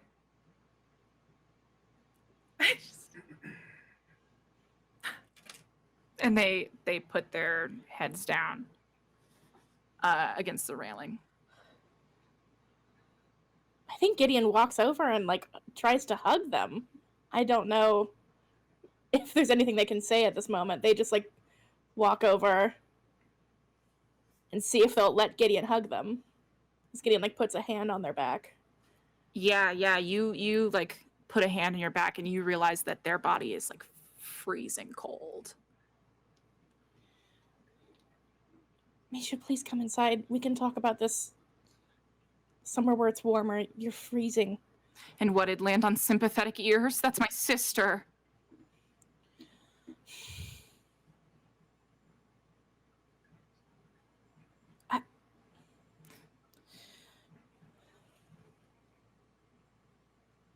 Listen.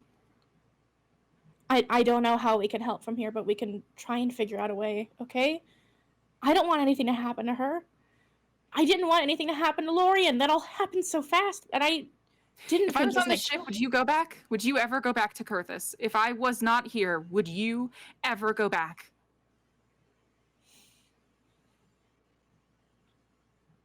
Yeah.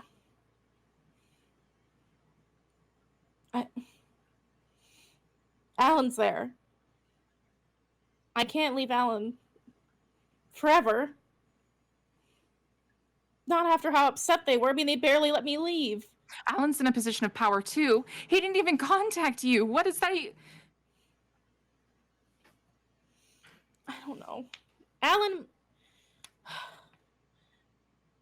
Alan is someone that... Alan's a good person. I have to believe that if they weren't trying to reach me, it was for a good reason. Just maybe what I don't understand. I don't understand a lot of what they've done. If they knew about this in the last year.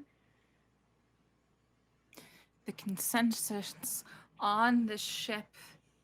And you kind of get the feeling that they're, like, barely hearing you. They're, like, spinning out.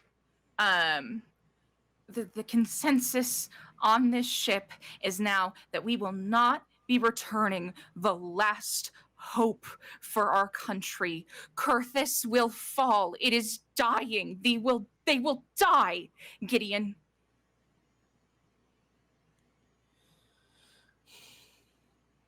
I won't let that happen. I don't know how yet, but I won't let it happen. Okay? We can talk to Adriel and Winona and Current. If they knew how bad it was, if we actually find a way to help Kurthis, we can go back with it. But I don't want to help them take over Terrapine or do whatever the fuck. I don't know. This was all so calculated. Do you think the people under Sampira would live a lur's life under the crown? I don't know. That's not for us to say. That's the whole point. It is for me to say. That's the point. Zara was kidnapped and I wasn't there because I was being foolhardy in love.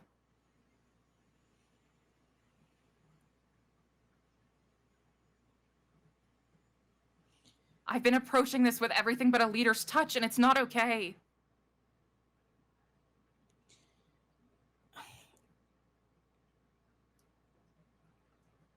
You can't help it sometimes. Your heart just makes you do things that don't always make sense. That's why I'm here too. That's why Adriel's a champion. That's why this all happened. I understand why you're upset, but blaming yourself isn't going to change anything or make anything better. If you want to try and find a way to go back to Kurthis, that won't help you now either. She's probably not there anymore. We have a better chance of finding her out here.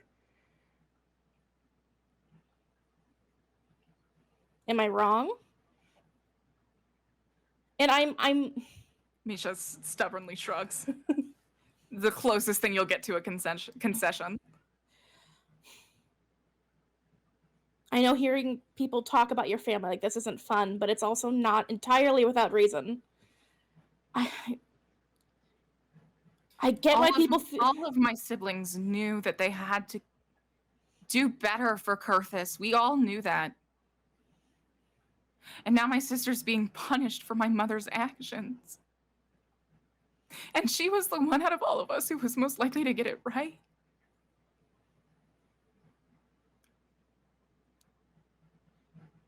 Misha. I think Gideon, just sort of tries to tuck their head into their shoulder. We'll find her. I promise. I can promise you in threes that we'll make sure Kurthis won't fall and we'll find your sister. I don't know if that would make you feel better, but that's how seriously I take it. I will do the Feywild triple promise. I don't even know if it'll work since you're not a Fey. But I promise, and No.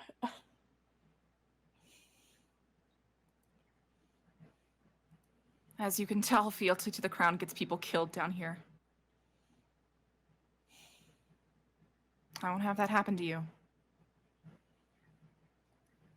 I don't know if it's fealty to the crown, but it's fealty to your sister and the people on Kurthis. I don't think she deserves to be kidnapped. I don't think Kurthis deserves to fall. I also get why everyone feels the way they do, and why you probably don't see it, and I don't know how to make you understand how everyone feels. I get it.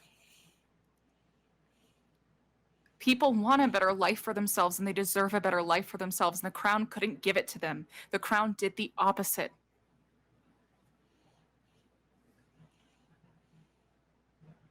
It was not for lack of trying.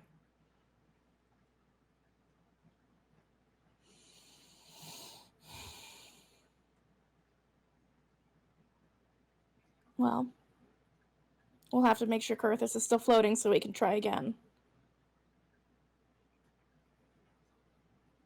I'm not gonna give up just because it's... I would want you by my side. Would you be a Hierophant?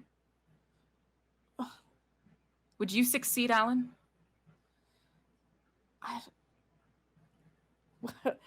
That was like my dream when I was younger.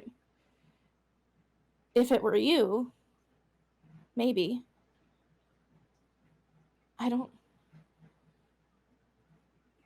Being powerful in Kurthus used to be my only dream, and then I found out I had a sister here, and then I don't know how she would fit into that future.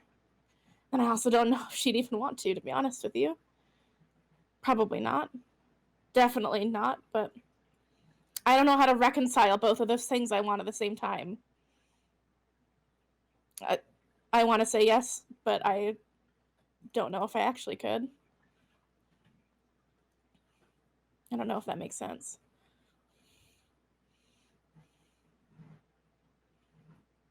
Misha just gives you a curt nod.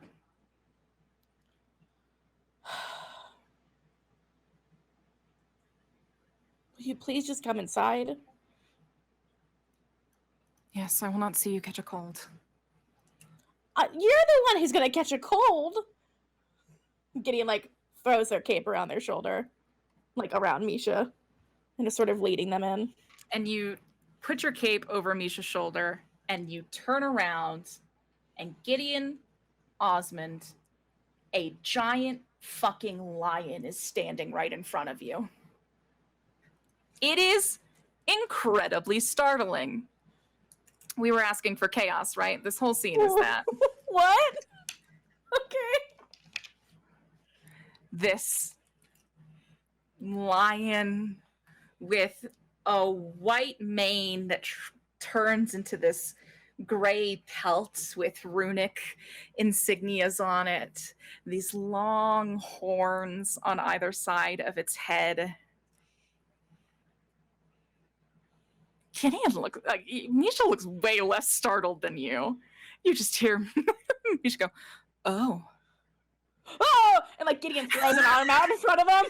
No, wait, no, it's fine. It's not dangerous. Oh, God! Yeah, there's like a moment of panic. Put the gun down. Yeah, Get behind me! And there's like a moment of like, no, wait. No, we've met.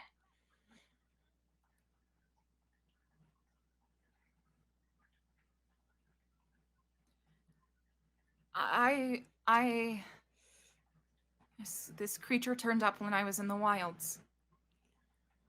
Oh. What? It is staring at you with wildly intelligent eyes, Gideon. Hello? What? Who are you?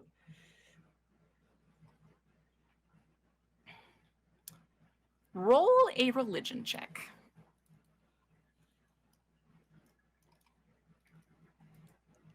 Gideon's having an evening. Yeah. A 10? And you have no rerolls? I might. I think I have another thing. I don't remember what it's called, though. I was just asking because you're about to go to bed. Tides of Chaos. Oh, yeah. I think I already used it. Oh, it's one for rest? Okay, cool. Yeah, with a 10, you're like, It's like enough to be like, you're a religious figure, right? You know, but like not in any sort of remotely informed way. Just enough to be like, that's not a flux. Who is that? This kid's whispering. Misha. Misha also speaking in a low voice. If my guess is correct, this is a Felidar. Okay. Back before the wilds, they often walked around, amongst royalty and Justicars. They were signs of the gods' support. Because they would say if the Felidar followed you, it meant you were devoted solely to law and order and justice. So it's clearly following me and not you. Wow, I'm sorry, I shouldn't joke. I'm freaked And at out. that point, the Felidar, like, 2 big paw steps forward and just, like, bumps you. I go to put a hand on its forehead gently. Pet it if it's bumping me. Hello? I'm gonna be honest, I thought I was hallucinating it. And I find it very strange that you can see it. Well, this is your little buddy now, right? I mean, clearly. This is your guy. I don't know. You met it before? Did it talk to you? No, I don't think they talked. But it says, they bond with, like, only, like, 1 or 2 other creatures, like... Well, that's you. It just sounds like, you understand that should not be me, right? Just like a big doubt. No, this makes perfect sense to me. You would have a giant celestial lion following. I'm shocked you didn't have one already, to be honest. Gideon's just like scratching its head. You're like scratching its head, and you hear like footsteps coming up the side, as none other than Zeslia's head kind of like pokes up as she's like walking up the stairs. And she like looks up and like sees you all like in the rain. She's holding an umbrella like a person would, clearly like doing rounds because you hired them to do shit like that. And she looks at you and says, "Are you playing charades in the rain?" Yes. Yes. Would you And like to join us? Misha's eyes light with concern. As Misha just looks at you. Like, oh my god, she can't see it. Yeah, I think Gideon gives back panicked eye contact, but it's just like, I'm just playing it cool. I'm just gonna try and get her to leave. Why can't I see it? You better tell me why I can see it. I can't see it. What'd you do? What did you do? And what about earlier? I've gotten too cold for charades. We must head indoors. God. Okay, nerd. Can't handle charades. Gideon tries to look cool in front of her. It's like, ah, look at them. This girl can't do charades. I'm hot though. Yeah, okay. Yeah, so you kind of like sell it off, and you know, she's like, okay, well, I'm just gonna go finish my watch. So have fun with charades indoors, I guess. And she just like kind of like finishes her lap around this section and then like heads back down. Why is your cat? Why can your cat see me and I can see your cat? I don't Why'd know your why cat you pick can me see to my see cat. him? I don't know. What did you do to see my cat? I don't know. Why did you just summon show it? me? It wasn't here until you got here. Well, can he come inside? Can it fit inside? I think it's rude if we leave it in the rain. That's why I didn't want to go inside. I'll sleep outside. What if it's followed like actual kings and queens? It's probably very unimpressed right now. Oh God. And Gideon looks to see what the cat and the lion is thinking of all of this. He looks to try and like gauge the size of the lion and the entryway. How are we gonna do this?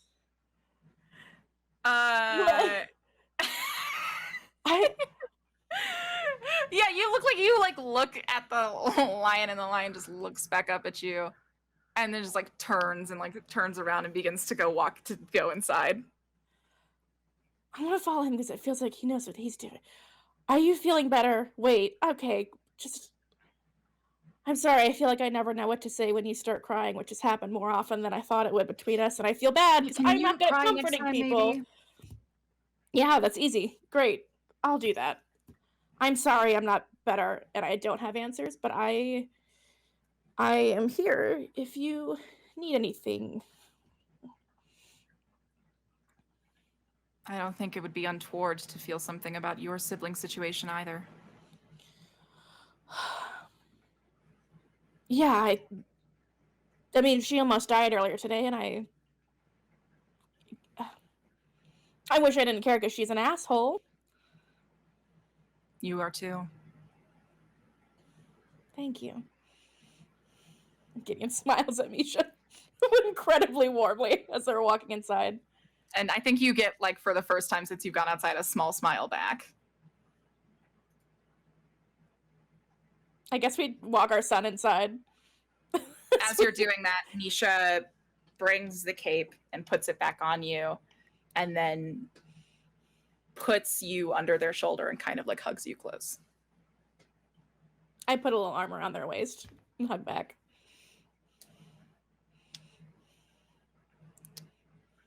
And you head inside. We cut now. Where have Current and Winona agreed to meet?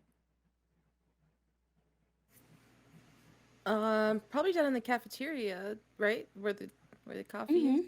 I would assume, yeah, that's where they keep the coffee. All right.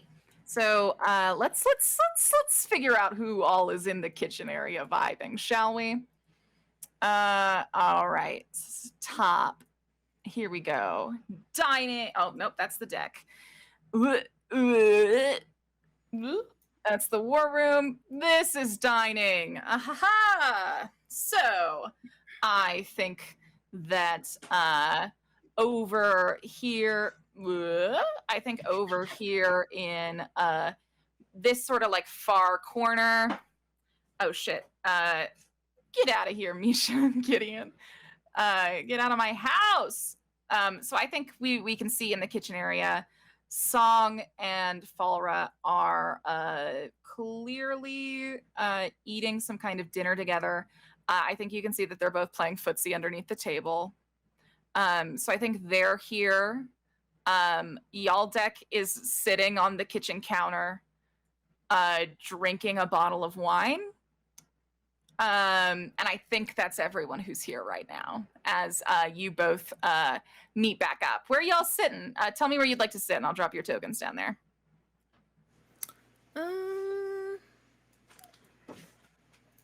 What about like the little 2-seater tables on the left side? How do I ping this? Right here? Oh, yeah. Okay. That means Yaldek will be within hearing distance. Do you accept this? Yeah. He's literally sitting on the kitchen counter drinking and like playing solitaire. Some sort of game like that. Maybe here. The circle table across from The there. circle table across from it. Yeah. Gotcha. All right. This is where y'all are vibing. Who gets there first? I think I was probably very early. I'm anxious and took a shower and probably just went straight down to the cafeteria. And I am very much nursing a very cold coffee now. Yeah, and I'm just gonna walk on up, maybe not too far after, because all I did was also just kind of take a shower, change clothes, and come down. Can I ask what y'all changed into? Is it like athleisure? Or y'all in PJs? Are y'all like in slippers right now? Paint me a picture. Yeah, I feel like Winona's probably in like she wears like leggings or like workout pants, like fashionable workout pants most of the time. She's probably like in leggings and like an oversized t-shirt and maybe like slippers for like chilling at home kind of vibe, you know? And I think Current has on like The equivalent, I guess you would say, like Castle Kid pajamas. I've got like pajama pants on that are almost kind of silky and have been clearly kind of tailored. It's kind of like a standard pair, I guess we would get, and then a button Fancy. pajama shirt, and then like I don't know the equivalent of like Castle Croc slippers on. Yeah. Yeah, fancy Crocs too. I just imagine now you have a little bunch of those inserts, but they're all little figurines of gods, just like your little favorites stuck on.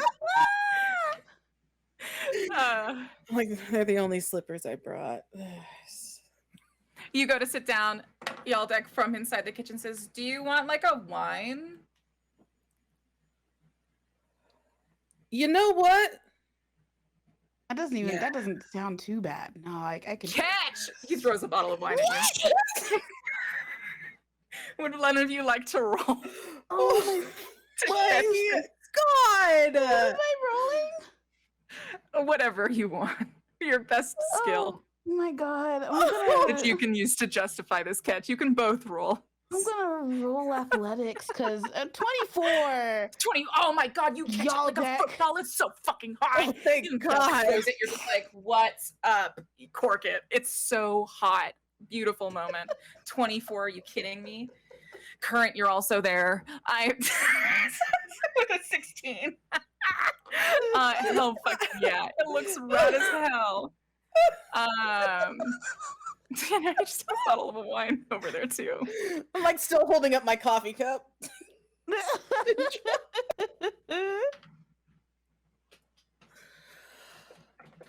What the hell, y'all, Deck? What? You know what? Never mind. It's fine. Thank you. Your girlfriend caught it. Calm down. Good catch, Yeah. Mona. Thank you. I mean, there's no.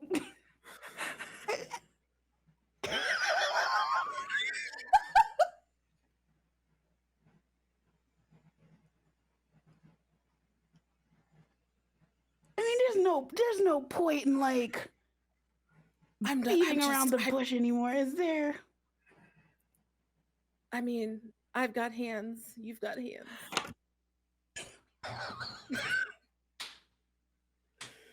This is not what I had originally. But That was a bonk for everyone. I'm done now. Please continue. We can table that for later. Anyway. I just wasn't gonna argue with. Yeah. Yeah, I was afraid he was gonna throw another bottle. Yeah, I'm not. I don't feel like getting injured any more than I already. It's just. And then I think I'm very clearly kind of still like distracted and almost kind of put my head back down and kind of circling the coffee with my finger. Are you okay? Something happened? Yeah, you know, when I said I was gonna go back to my room and take a nap and Mm-hmm. well, somebody went through my room, like all Like, of while- my stuff. But like we were. Who was even here? Whoever it was, I couldn't tell that anyone had been in my room at all until I noticed that something I really care for was not in its place. And when I opened it,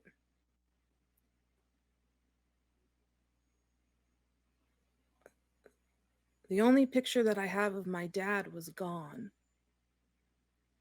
What the? That's so specific. Oh no, there's only one person here that I know that is that good at not leaving a trace.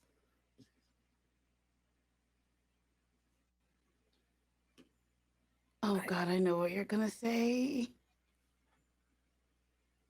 I think it was Brian. Yeah, I was hoping you were gonna say that. And I don't know. I don't understand why she took that picture. Why she could have. I don't know. I don't know. But she's your friend, Winona, and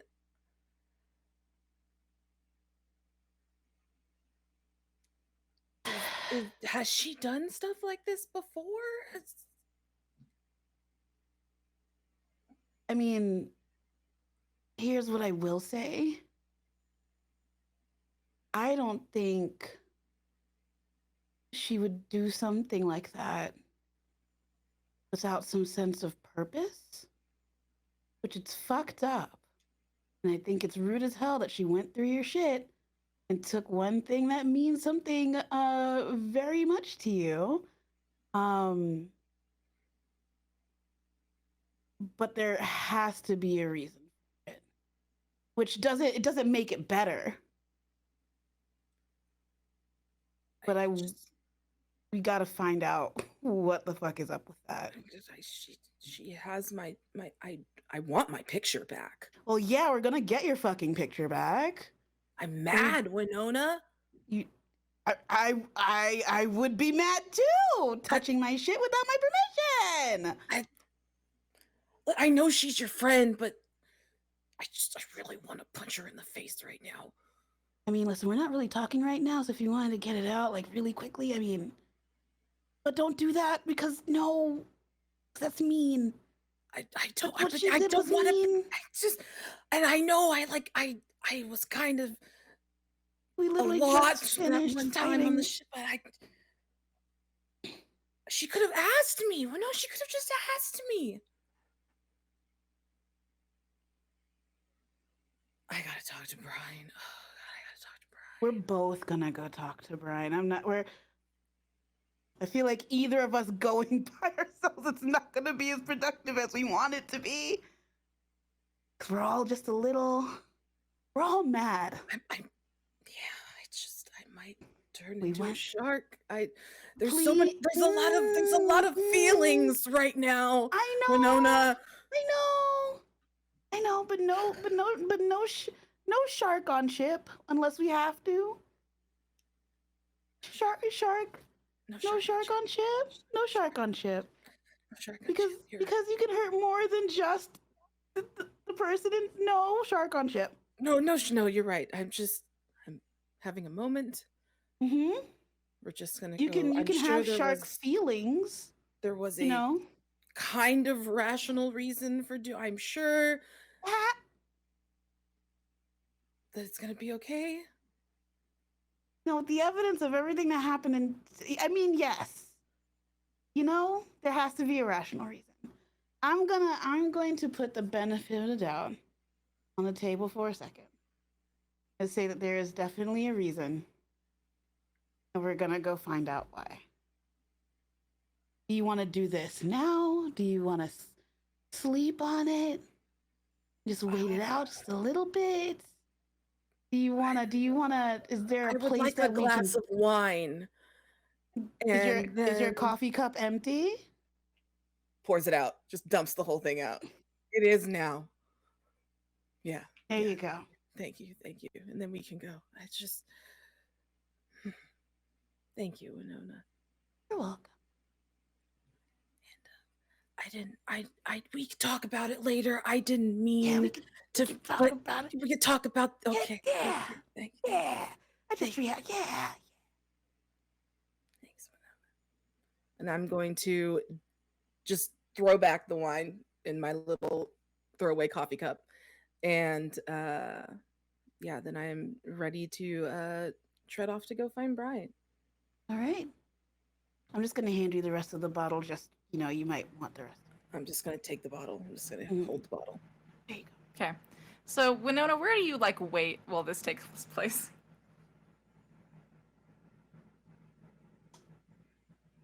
Do you just stay here? Do you just chill? And pray you don't hear shouting from the next floor? I mean, I was gonna go with them and Oh, I thought you were okay. Yeah, I was gonna go with them but not like enter the conversation. Just like I see. I misunderstood. support, I yeah. They're there to be completely the respect muscle this. and the moral support. Yeah, Right. Yeah, Yeah, just to like Just in the case shit background. goes I love left. that. Yeah. Don't disrespect my girlfriend. I'm standing right here. I will fuck your shit up. I'm not Morrow. Yeah. Exactly. I'm not afraid of you. So, Let's fight. at this point, I'd like to ask, Adriel, what the fuck have you been up to? Bestie, I just put a fucking candy in my mouth. Hold on. I mean, in my head, we just like all of this chaos is happening. I know you're probably not, but in my head, all this chaos is happening, and we just cut to like a Glee style like jump cut, just like the angelic singing is like. Adriel's just like asleep with like little like under eye masks on, just completely just exhausted and blissful. But tell me, since I didn't know the truth, my mind substituted for this. Now tell me what you're actually Audrey up to. did end up taking a nap, but I think what happened was she, as soon as she was done with Lusso, went and showered, and then is wearing basically like the same pajamas that Curran is wearing, but in a different color. Because they're fucking comfortable. They're expensive and they're comfortable. And her hair is like braided in these two little like pig style braids. And so she goes and like tries to nap and like she's tired, but like she can hear the like hustle and bustle of the ship because there are so many people on the ship now that she can't really like nap or really fall asleep. And so she goes to the like star level, whatever level has the big ass globe on it. That's the top of the ship in the rain. Do Never you intend mind. to be there? No, I thought it was inside for some reason. Adriel takes a nap because I don't know what she's doing. She takes a nap. Great, perfect. I just want to make sure I wasn't neglecting you. No, it's fine. I think she okay. does want to talk to people, but I think that like everyone is talking to everyone else, and so she's not gonna like. It's also like high octane right now. Yeah, you know? like she's not gonna like impose on that, and so she decides. Which is why many feet from Adriel's sleeping body does Gideon, Winona, and Curran all arrive outside Brian's door at the same time. Gideon's Oh, also no. wearing like the same pajamas, but it's like the same like fabric, but it's also in a different color. It's like red or like black or something. But theirs is like a tank top and booty shorts, but they also have on like the dad robe like that they were wearing when they first got on the ship, like the big Right, comfy right. fuzzy dad robe and slippers, and they're like, "Oh, are we? And What's so going on?" remind me which room Brian's is. Thank you. That's what I thought. Thank God. And then Crovalone. And which one's Adriel's? Thank you. Wonderful pinging, everyone. Take some inspiration, all of you. Going forward, you're gonna need it. Absolutely. Take some inspiration Oh, as thank you've God. gotten better at moving tokens around and picking Okay. things in Roll20 for me. You might need it later on. Who knows? So, okay. Yeah. So, Gideon, Winona, Current, Gideon and Current wearing nearly the same thing. You all arrive at the same moment. Are we having a sleepover? Should we go get Adriel?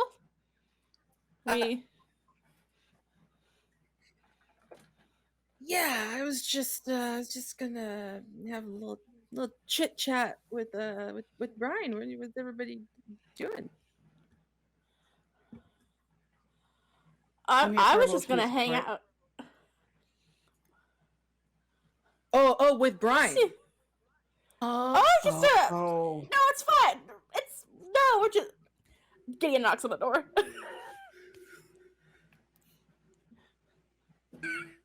Brian, there is a knock at your I door. hate it here. I think. Yeah. Okay. Brian is gonna get out of bed because she assumes it's Gideon, but she's also paranoid enough to like want to check. So she gets up and as she opens the door, you hear her kind of go like, Gideon, is that? And then when she opens the door, she sees like this group of people standing outside of her door, and she goes, "Hi." Hey, Brian, how's it? How you doing? How you doing? Current, and then I think there's this moment where she kind of pauses. And like, should I do an insight check to see if she notices the general vibe? Curran, are you noticeably fucking pissed right now? Oh, yeah.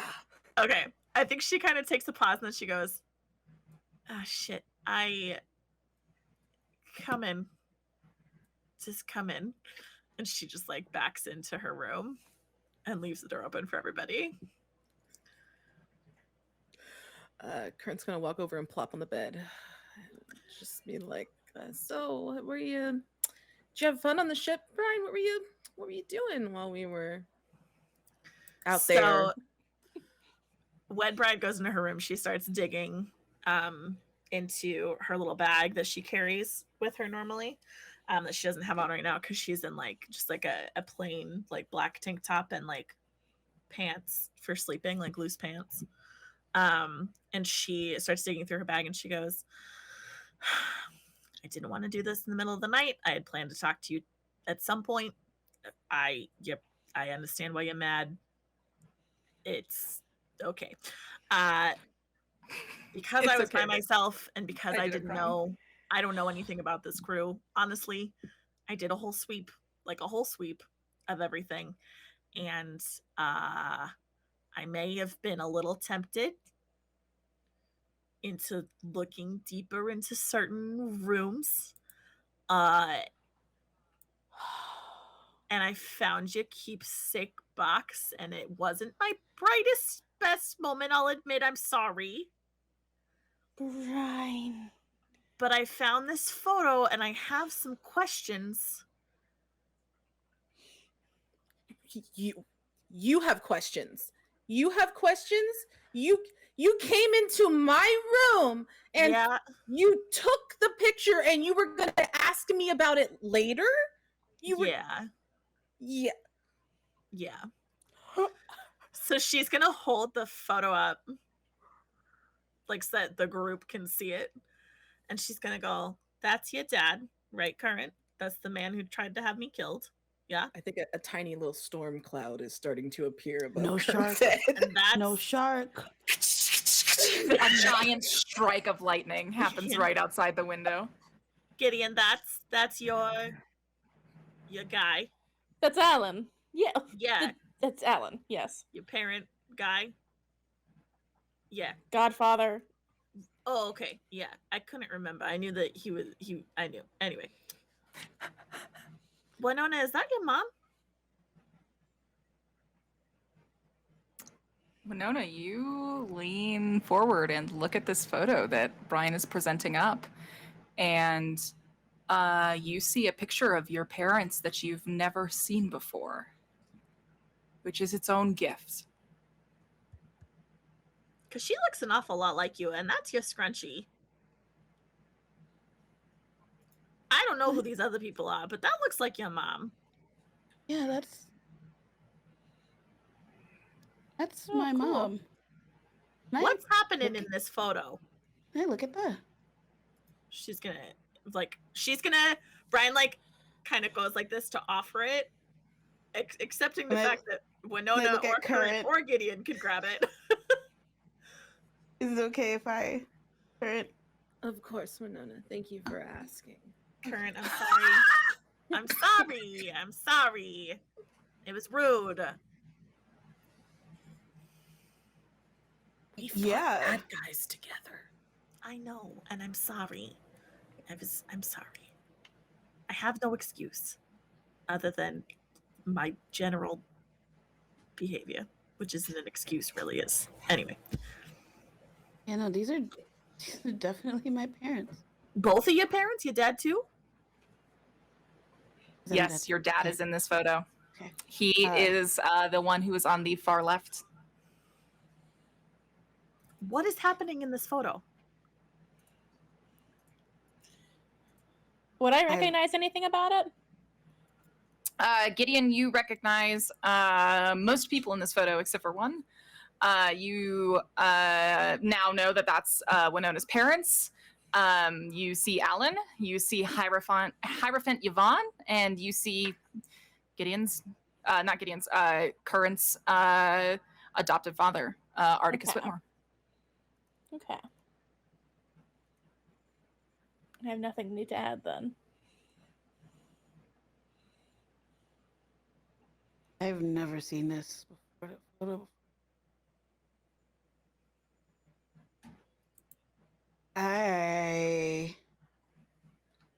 Our parents knew each other.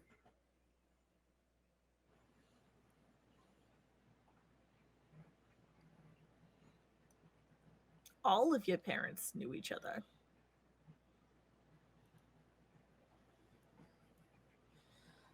Huh. They looked like they were friends, so that's nice. Can we tell Yeah. what the background of this photo is? Like where this is taking place? Current and Gideon may be able to, yes. If you would like to roll an insight check on this photo, an investigation check on this photo, you may now at this point. 21. Current and Gideon. Oh my god. I can't have one secret, can I? Sorry. We love to pull up your spot. 13. Gideon, you kind of like look at this photo and kind of like close your eyes, and you can begin constructing like the missing pieces that aren't available in this photo, right? Because you can look in and see like, okay, well, this is a tall structure building. I can see the window and we're gazing out of the sky. There are no other buildings except for that one with a domed top, which means we're in Arboreon because those are the only buildings in Kurthus with domed tops. You're kind of building it out in your head. And while you build, only one conclusion can you come to. This was taken in the astronomy tower that was toppled years ago. This is the old astronomy tower before it fell. That's the only thing that I can make out other than who they are.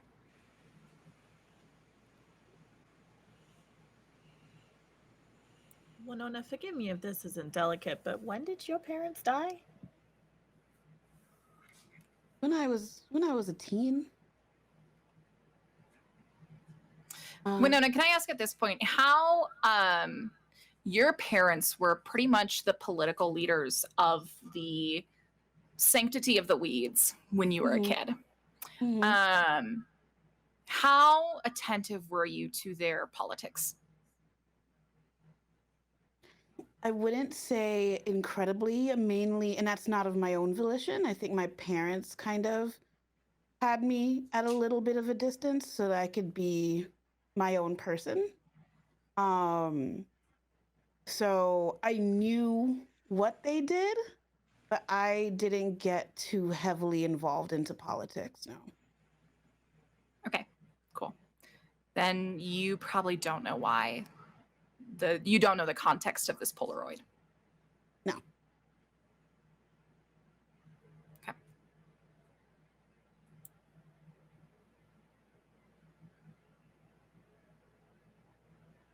And besides the people and the background, would it be apparent to us that they're doing some sort of, or apparent to me that they're doing some sort of ceremony, or is this something Yeah, that is, actually, like current with that often? 13 investigation, I'll give it to you. Your adoptive father and Winona's mother are the only two people in this who appear to be in some form of ceremony robes.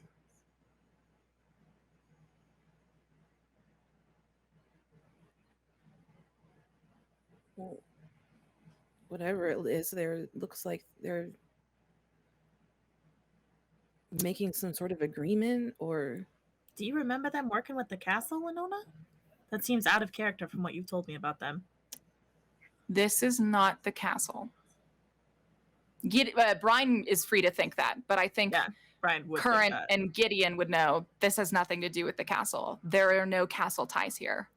This is all the church. Winona, were your parents religious? Or did you learn your religious views from them? I would say I adopted my religious views after they died. They were very devout. Yeah. And they were pretty convinced that they needed the Arcanon to keep the weeds safe. And they were working their hardest to secure that alliance. And that's the most you ever knew. Yeah.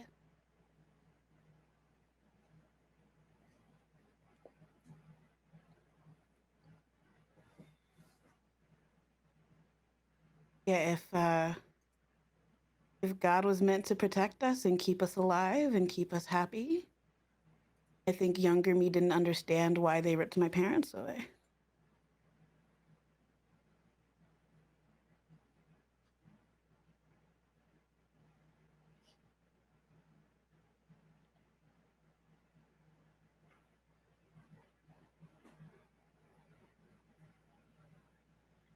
Was that in character, Winona? Yeah. Okay. I mean, well, talking about Katie May's, yeah, I guess. What was Brian's question? Now that I have that answer. Well, Brian, you asked a question, correct? We can pick back up there. Someone did? Did I? Oh, I said, Winona, did your, oh, sorry. Winona, did your parents work with the castle? That seems out of character from what you've told me about them. Not the castle, no. But they were very much into the church. Oh.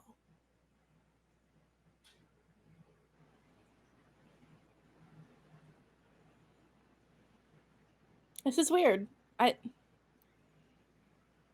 Current, are you okay? Yeah, I'm just. I'm coming to find out that there's a lot less that I know about my dad than I thought. I should have just asked you for more information if you had it. I'll tell you, Brian, if if you ask, I will be more than happy to tell you, because at this point I know it feels like next to nothing. I'm not used to this, like the trusting people thing. But I told Gideon that I was gonna try to be nice, and so I am also gonna try to be better about asking things. Thank you, Brian.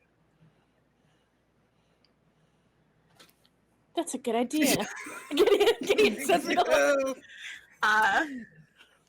And then I think she kind of turns to Winona and says, and that goes for everybody.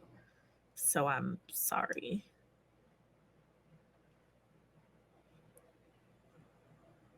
And then she just kind of like dips her head a little bit and just kind of like stands there really uncomfortably. No. I want it to be known that there is like this all holy hell lightning storm going outside of just our window.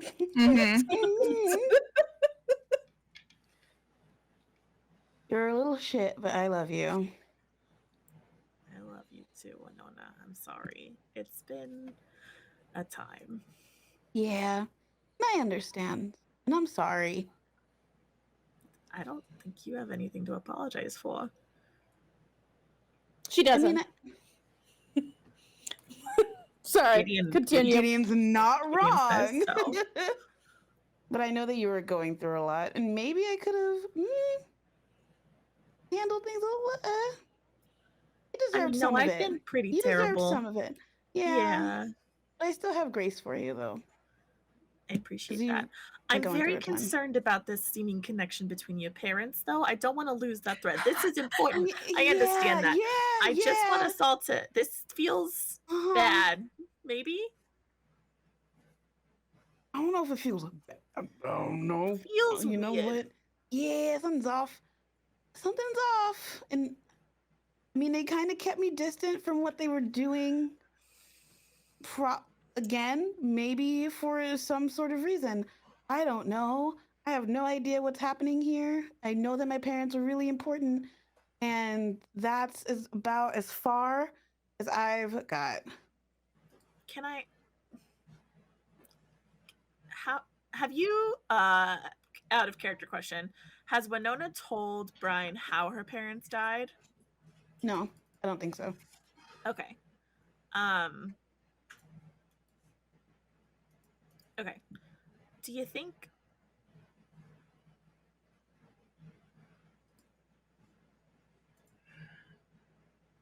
Do you think? Winona, were they killed for the work that they were doing?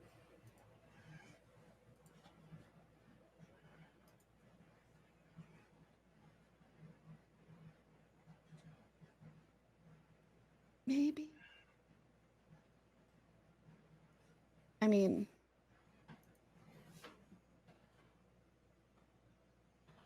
I could assume so. This might be worth looking into more. I don't like thinking about it. Yeah, I'm sorry. It's a-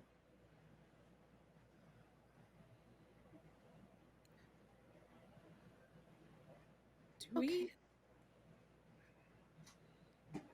Do we know if there was ever an attempt made on Hierophant Yvonne's life? Roll a religion check. Or a history one. Advantage for Gideon and current. Nat 20?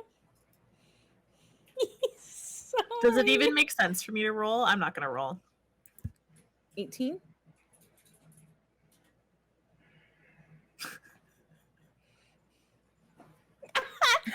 Sorry. Oh no.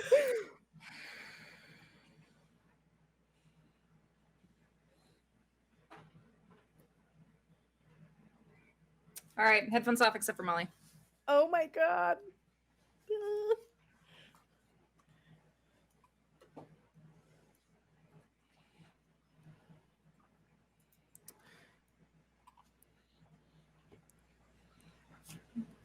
You are Alan's child. You get told a lot of things that family confesses to family outside of the political game.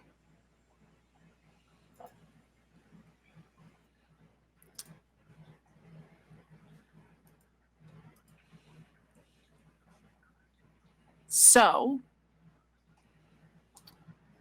and Alan always hedged it.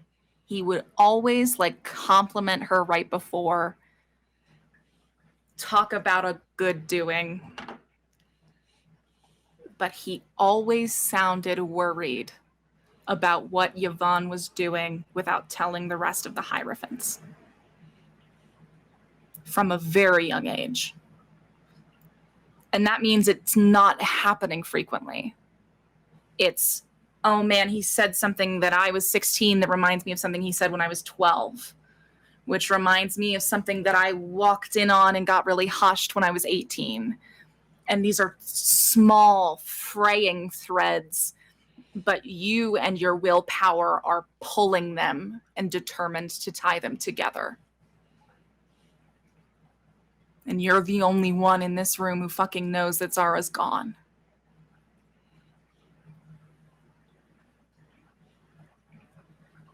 Like, No. oh, okay.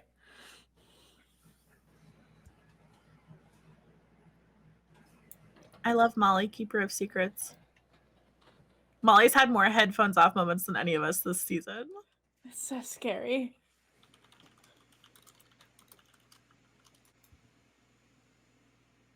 So sorry about audio being weird, chat. If everyone got louder for a second, Saturn jumped up here and decided that it was his turn to be DJ. Good. Saturn said they're not loud enough.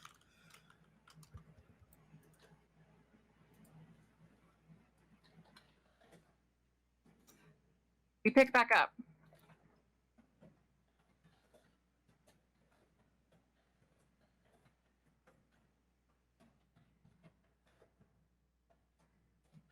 What was the last bit that happened before the headphones off? Current asked if there had ever been an attempt on. Mm-hmm. Okay.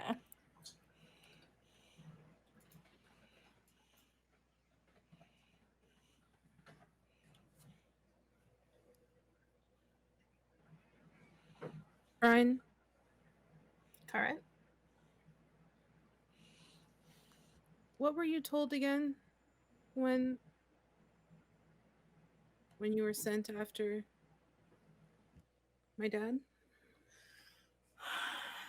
I was hunting down a high-ranking noble who was working with somebody outside of Carthus to bring something in that couldn't get into the city or it would cause a lot of damage.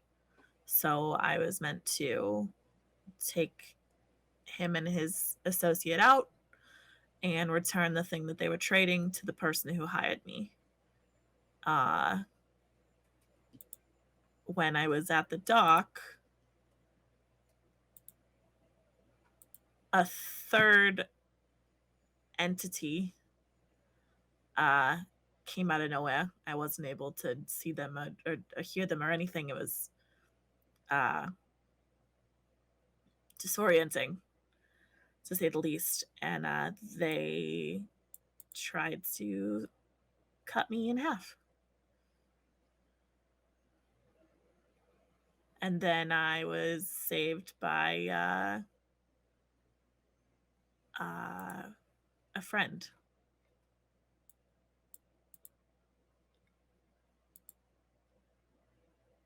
I'm just trying to. What could they possibly not want to have been brought into the city? And I mean, he was meeting with Faye, with the Flux folk.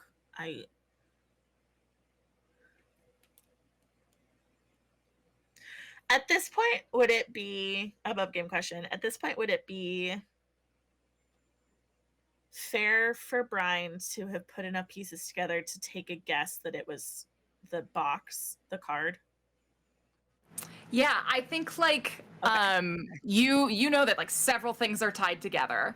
The crown, the arcanon, the arcanic deck, this job you've been sent on, Curran's dad going missing, the fact that you're being followed, all of these are related. You just don't fucking know how. Okay. I think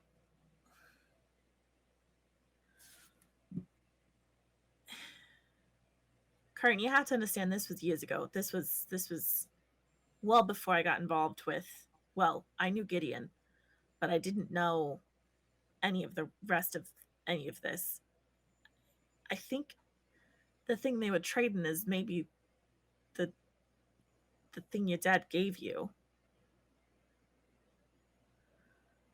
card. It's a card from the Arcanic deck, right? Everything seems to revolve around that. I mean, Nakia's obsessed with them. Recognized it right away.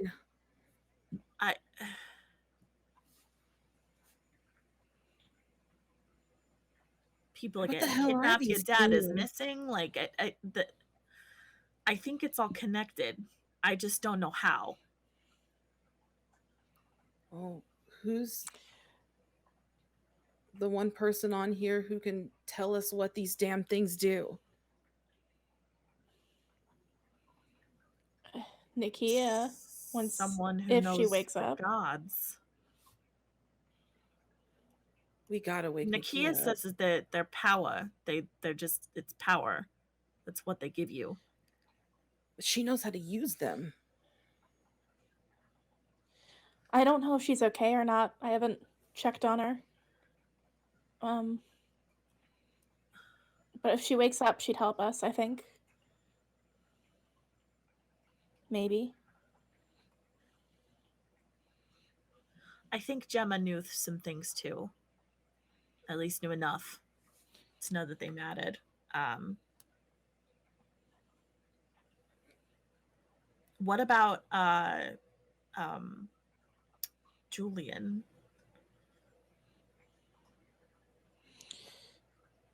They could. They are good with magic. Well, and they studied the Feywilds, right? They know they're Tommen. Sorry. They're an expert on the wilds, right, Gideon? That's Well, Julian is. right, but would that But, information have been transferred to our Julian? Brian is still using Oh, Julian out oh. of fear of eavesdroppers, just for the record. Julian might know some things. Julian is worth asking. Yeah, I'd say. that might be a good idea. And Until Adriel, Nakia wakes up. Adriel's real churchy, right? That's an Adriel thing. Are we cutting to your 20 mom minutes really later when obsessed- you've wait a woken minute. Adriel up? Wait a minute, Gideon, wasn't your mom obsessed with these cards? The Apotheon sisters, I don't know about the cards. She didn't mention. Are they not like Them the any more than- same thing? Are they not? Did they Roll a not? religion check if anyone would like to pretend they know. So are we cutting 10 minutes later when you've woken Adriel up to join the conversation? I don't know. Yeah, anything if about Adriel wants to be religion. woken I'm up. baby. I could be woken I think that should happen. We're- Yeah. I think that should I happen. could be woken. Okay. That's good. Ask Yeah. her? Does somebody? So I think Who's I'll coming go to get wake me up? I I'll can go- I'll come go. to wake you up. Oh, Okay. you want to wake her up, Brian? Okay. You can go. I don't. I'm gonna It's be what- sleeping until someone decides who the fuck is coming to wake I'm me gonna up. do it. I'll just do it. I'll just do it. I'm starting to feel a little on edge with I almost tried to click stream to move the map. I'm Adriel. Adri. Just at the Hey. door. Hey. Yeah, we'll just cut 10 minutes forward in time. Everyone is back together. Adriel I'm has so been caught so up. big. Can you shrink me? Yes, Please. thank you. Really small. Thank you. Why is Brian the biggest token in the room?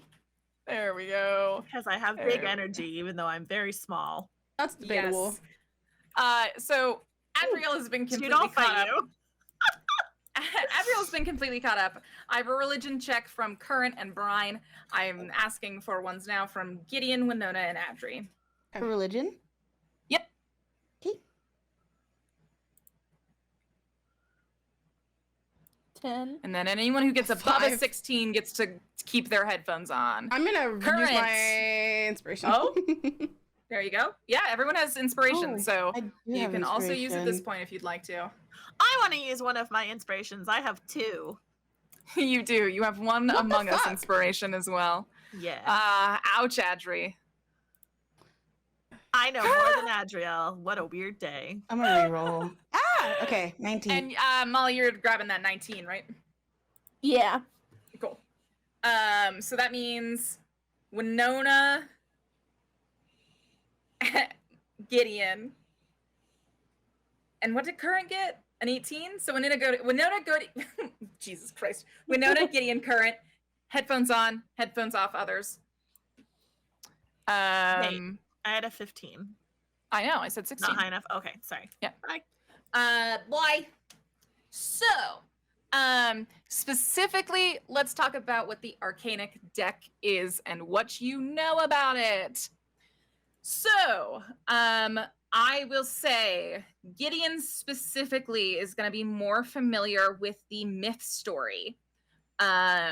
So let me go ahead and tell that to you. So before that, basics.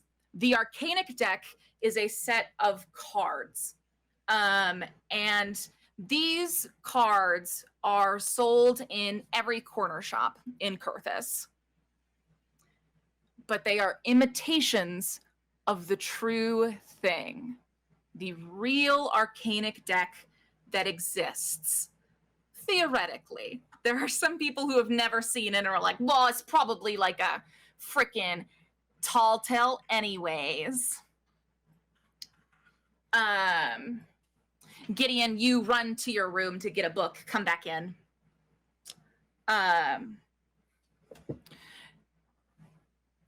So the deck was born at the same time Discord was born. And that means you all are familiar with the following story.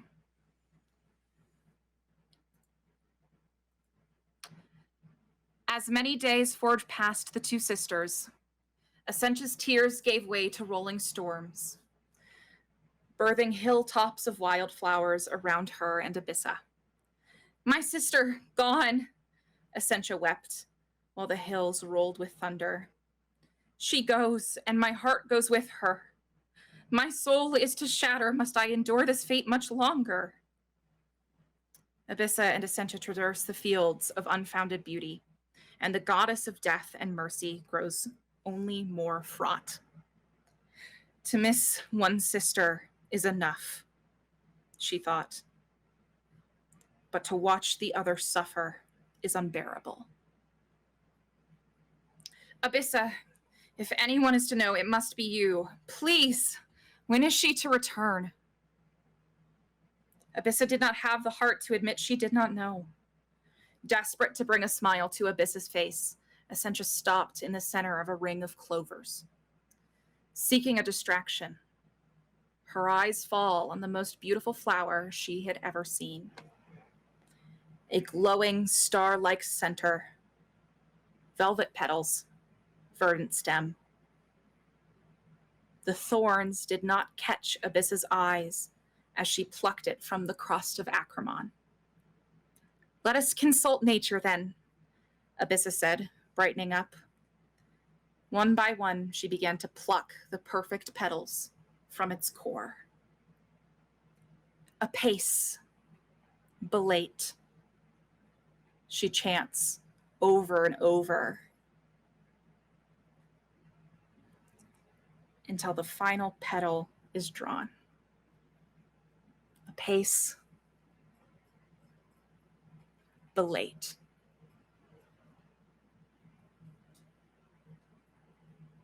And with that, nature had spoken.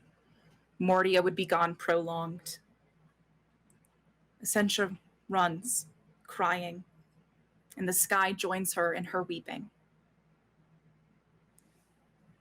Abyssa clenches the flower in dismay, then hisses as the thorns pierce her.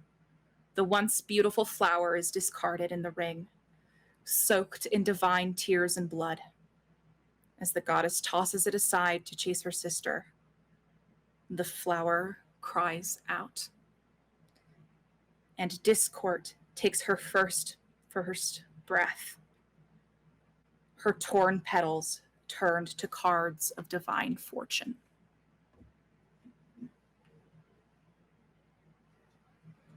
So you three are familiar with this. And now I can tell the others to come back. Sam.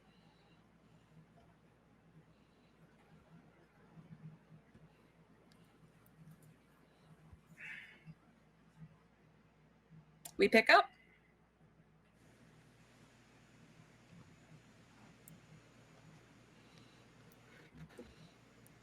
Adriel, do you know anything about this arcanic deck that everybody's so fucking obsessed with? No.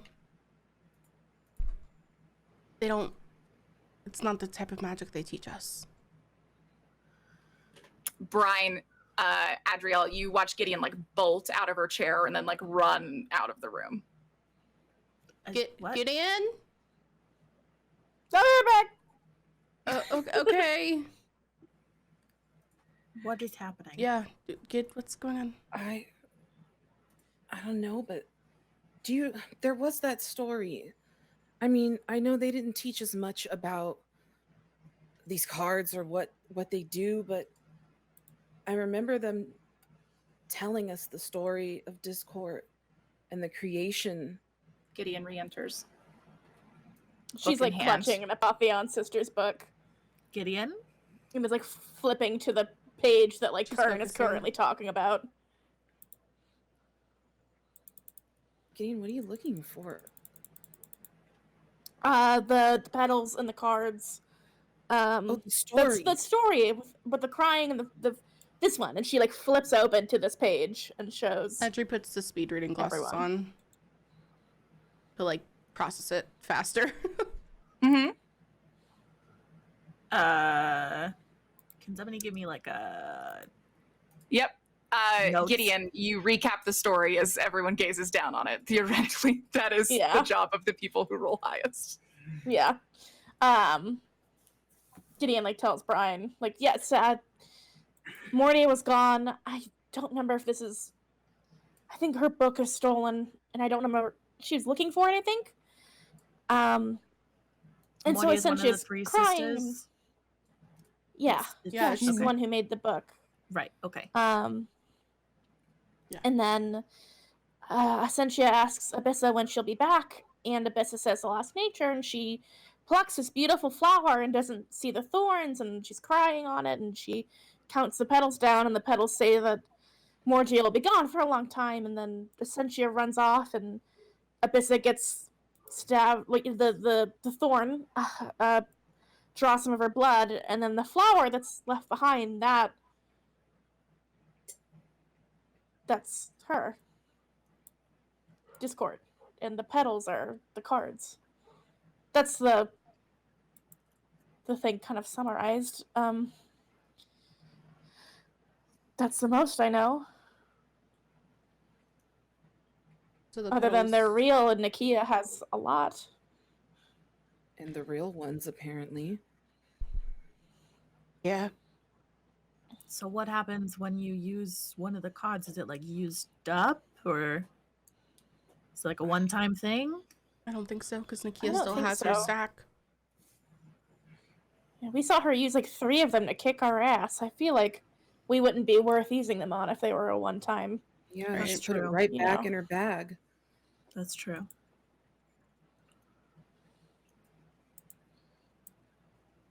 Right now, it seems she's the only one that knows how to use them. Well, then I guess we're waiting for her to wake up, aren't we? You think Ystera knows Yeah. anything? I don't know. We could ask. Yeah. Certainly the Ystera you knew back in the day wouldn't know anything about this. Yeah, but I don't know anything about what she knows now. We can ask her in the morning. It's pretty late. I wouldn't. She needs Yeah, to sleep. Yeah. I saw her and Mara earlier. I wouldn't interrupt that whole thing tonight. They should have peace for one night. Brian says nothing. After all, tomorrow's their wedding day. Yeah, if Lusso wants to marry them on the ship, he's the only one with the power on a ship. I think he would. Catch him at the right time. He probably would. Okay, so what do we want to do about these cards tonight? I don't know, but something's happening with all of this, and I think the further we get into this whole prophecy-seeking business, the more danger we're going to be in. Right. Adri's gonna turn to Gideon. Did you talk to Misha? For the Yeah, I sake talked to of- Julian a little. For Yeah. the sake of privacy and protection, Julian. Yeah. Did you talk to Julian? Did I? Yeah, a little bit. They're okay now. Okay. Do you think we should go talk to them about this? No, not right now. I just wanted to make sure that Okay. Audrey kind of like trails off.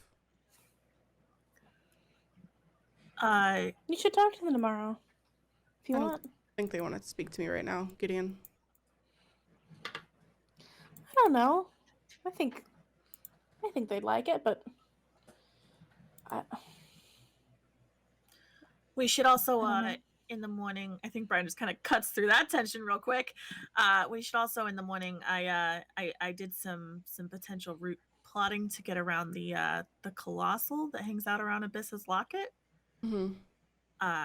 We have a couple of options. I don't know which one is best, but we can look at them in the morning. Okay. We can definitely do that. We have to take the one that takes us to the Rose. Well, those are in any null zone, so there's Okay. plenty of those. Okay.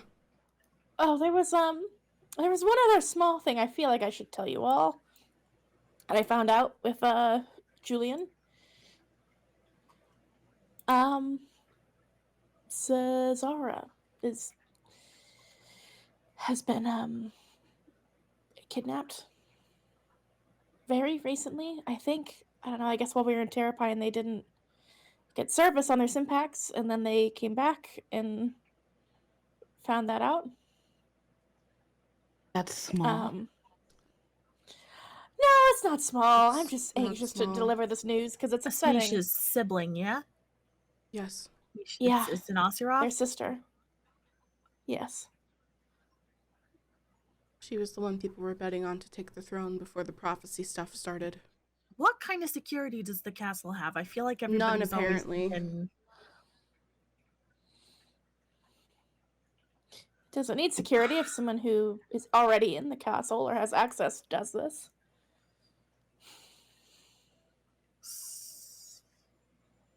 Or if they're I letting just- it happen. Well, if we're all revealing small things that may not be connected to the bigger things that are happening, apparently my dad is in Kurthis. Great. When Lorian runs his mouth, by the time we get there, we'll probably be tried for treason, so that'll be We fun. should have took his Simpacts. We should have just thrown him overboard, honestly.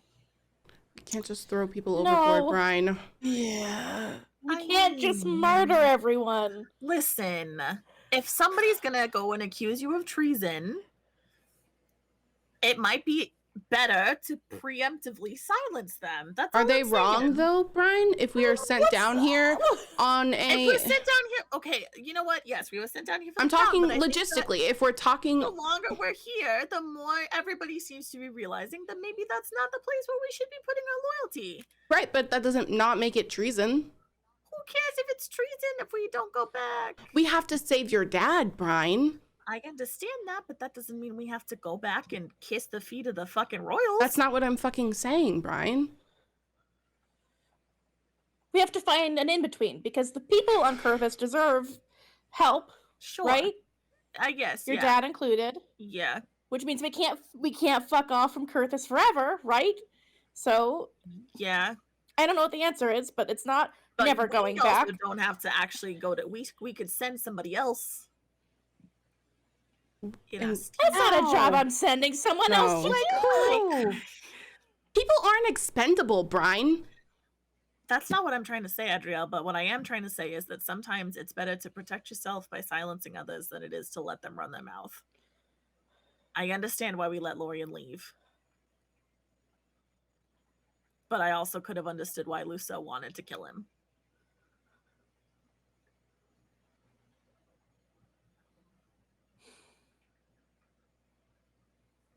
There are other ways to get things solved than murdering people. I'm learning that. But it's still an option. It needs to not be an option. That needs to not be the first thing out of your mouth. Okay, if that's not the first thing that you wanted out of my mouth, then why did you bring an assassin on your ship? I didn't fucking know that you were an assassin. Do you want me to leave? Oh my god. You know what? Everyone stop. I'm going to bed. I feel- I'm going to bed. Audrey's just gonna get up and be like, I'm going to bed. Gideon, you're more than welcome Yes, to come I sleep will- in my bed, or you can stay in here if you'd like. and Adri's gonna leave. Well, I think we all could use a little rest. It's been a long several hours. Yep. Oh, wow. Good night, Adriel. Good night. Good night. Yeah, I'm gonna take my picture back. I'm gonna go. Sorry again, Current. Good night. Good night, Winona. Appreciate it. Thank you. Gideon. Good night. Good night. Good night. Yep, I'm gonna go. I'm gonna go. Hey. I'm gonna get in bed. I'm gonna get in bed. I will see you in the morning, but whether that's You want me to here or- leave? I can. no, Gideon. No, it's okay. I'm not gonna ask you to choose between me and Adriel. That's ridiculous. Okay. Thank you. Crovalin's in my bed, so I forgot about Crovalone. Oh God, is he still sleeping? That's probably. Oh God, I feel like I should give you some space, but are you okay?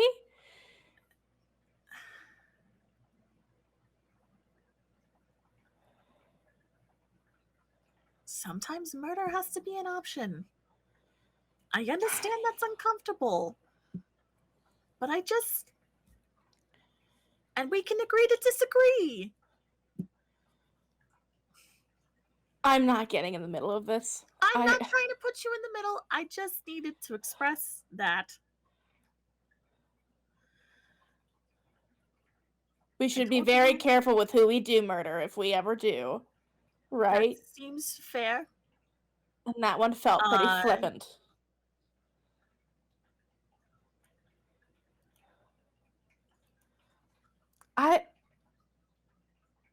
If you want to stay, I would like that. If you're worried about fucking things up with Adriel and you don't want to stay, I understand. I don't know what to do. This is like my worst nightmare. Especially since I literally just texted you, Misha's bed is open, give me the rose, Bachelorette. I feel like I can maybe contribute to that feeling, and I apologize. I don't know what to choose to not make. I don't want to make anyone mad. You can also cuddle with Crovalone. He seems nice. Crovalone feels like the most neutral answer here. I mean, what happens if you just like go in and just like kind of gently like push him to the side? You know what I mean? Not like out of the bed, but just like over. Yeah, I'll figure it out. But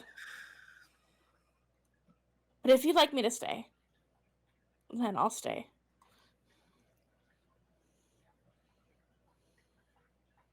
I know you're having a bad night. Everyone's having a bad night. I wish I could clone myself. If you two were mad at each other, I'd say we could all just share. You're so popular, Gideon. Oh, I wouldn't call it that. Is it because you have big, broad shoulders? Is that what it is? Okay, don't try and butter me up. I'm not. I would never. That's not my style. If you stay in, will you lock the door? Sure. I'm, like I said, I'm going to bed, and you can decide what's best for you. And she's gonna like very deliberately like sit down on the bed and scoot over so there's like enough room for another person, and like turn over on her side so she's not facing Gideon anymore. Yeah, I think Gideon to, like, will give Gideon the space to make a choice. Yeah, I think Gideon's gonna lock the door and go to bed with Brian, but I'm gonna talk to Agile tomorrow morning after she slept it off.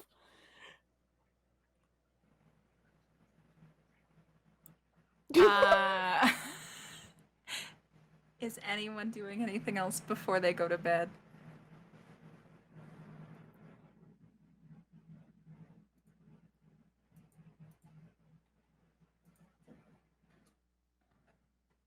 Nope. I think Adri realizes Gideon's not coming and is hurt and goes to bed. That's all. And double checking, Curran and Winona are sleeping in separate rooms. Yes. Yeah. Okay, great. Okay.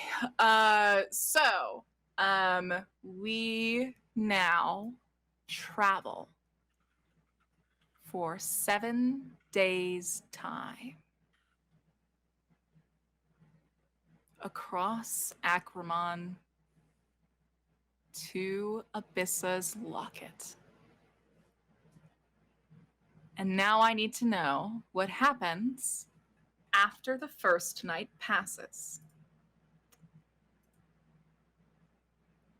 For me to know that, I am actually going to move everyone to the war table. And I think the first scene I would like to visit is sort of the business meeting the next morning. Who goes to business hours? Brian does.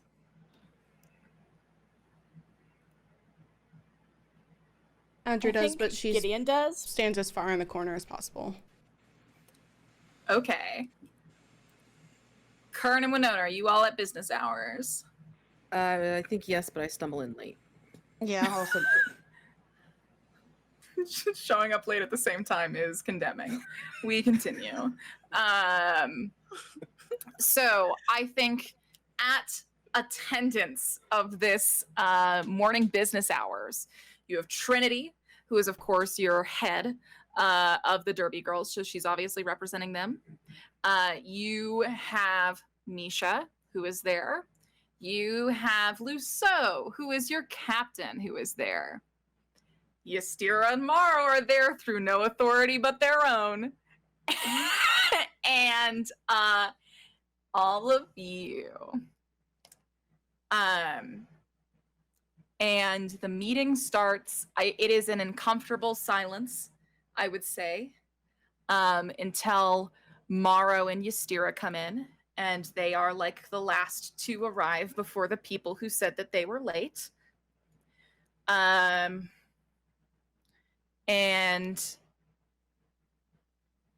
Ystira comes over to the table. Brian, you notice that Marty, Gemma's skull, is still there. Good old Marty. And Ystira sets down 2 things. The first of which makes your heart skip a beat. And that is Meter's Arcanic deck card.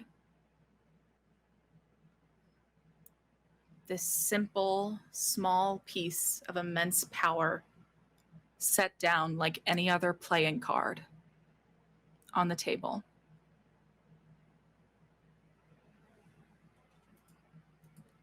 And the second thing, the thing you had come all this way for, a map.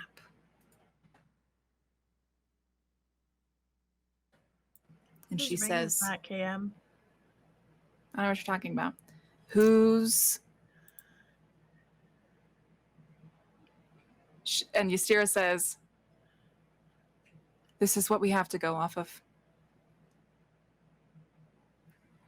Adrielle, can I get a religion check from you with advantage?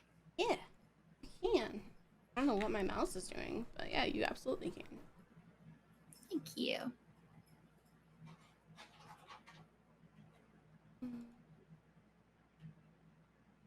Dirty 20. All right. Adrielle, everyone like kind of like leans in to look at this map. And Adrielle, you recognize this constellation right away. This is known as the Rotwing, Wrought-Wing constellation. And with a 20, you know a little bit more, but it feels a little bit soon to make everyone take their headphones off again. So are you okay with me saying it in front of everyone? Yeah, that's but Adriel being the only. Okay, so you know that this constellation refers to one of the legendary arcanic stories of relating to Anpara and Doxon. There is a whole legacy to it. You are a little fuzzy on it, but you know that at one point, Anpara and Doxon were relegated to the moon, that Anpara ripped off Doxon's wings and used them to escape to Akramon. And that is the story that is told in this constellation. This constellation foretells betrayal and upheaval. And it usually doesn't mean good things when you spot it during your constellation divination. But you are familiar with this constellation. Andrew kind of like touches it and traces it, and like she has her like divination notebook with her, and so she's like just like double checking that it's the correct constellation, because she could recognize it right away, but she just wanted to like make sure that it was the right one. And she just goes, "This was the map?"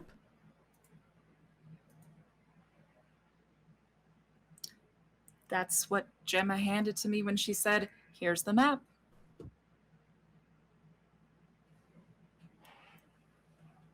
That looks like a star chart. That doesn't look like a map. It's a constellation. One it's- constellation?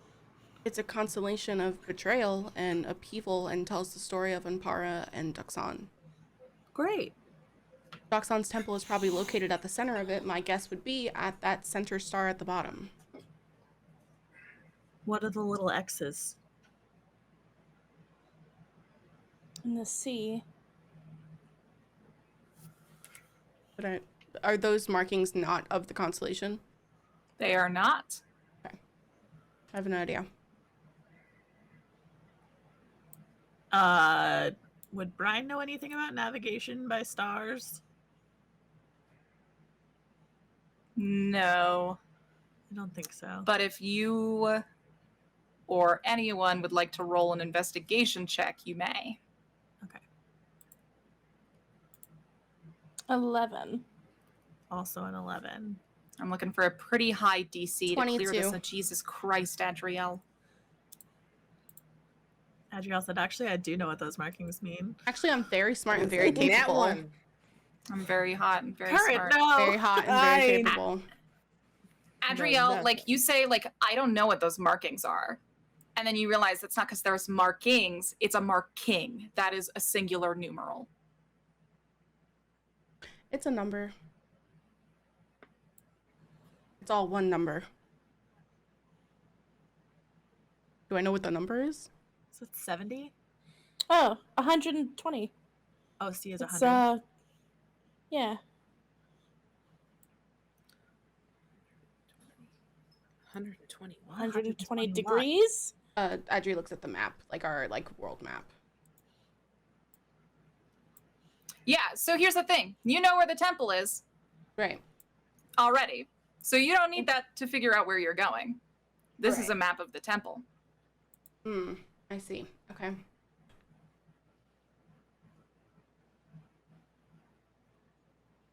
It has to mean something for the temple. There has to be something important there. Probably Doxon's card, if no one else has it.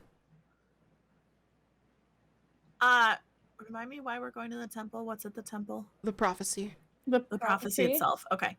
Well, I mean, obviously something important is there. We're going. That's the whole goal, right? Yes. My guess is that the 120 can either be the prophecy or the card. Okay. Should we figure out how we actually get into the temple, I guess? I did a little bit of preliminary planning for this while I was on the ship yesterday. Let's hear it, Luso says. So there's 3 possible routes that we can take if we want to avoid getting seen and most likely fucked up by the colossal that lives over near Abyssus Locket.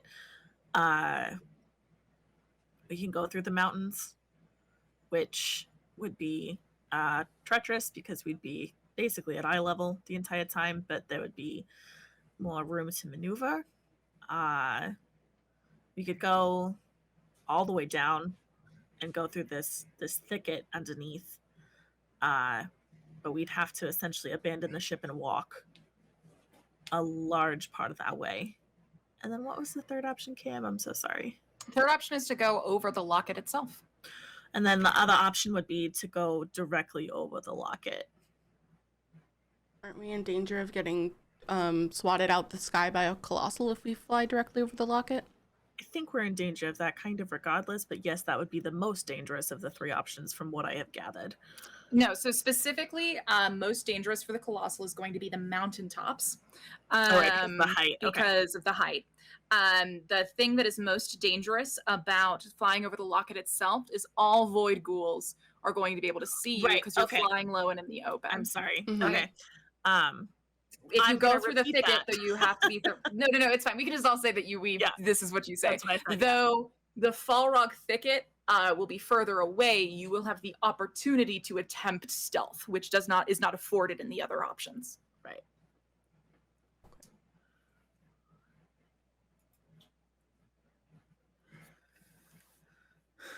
I mean, I'm not very stealthy, but I can turn myself invisible now. So, and one other That's person. pretty handy.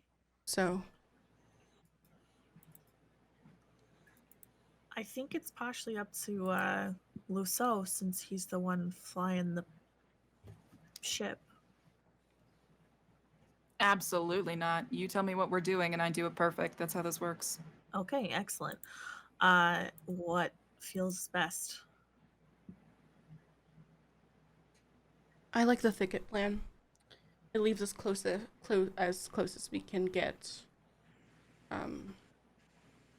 Incorrect. So, No. so to clarify, mountains closest, colossal Most risk. dangerous, yeah. Falrog thicket furthest, stealth opportunity.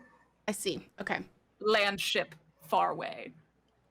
Locket, direct shot, second closest. Void ghouls get to look up and just see you hanging out low to the ground to avoid the colossal. Mm. Which means if you go and you land close to the temple, you risk a swarm.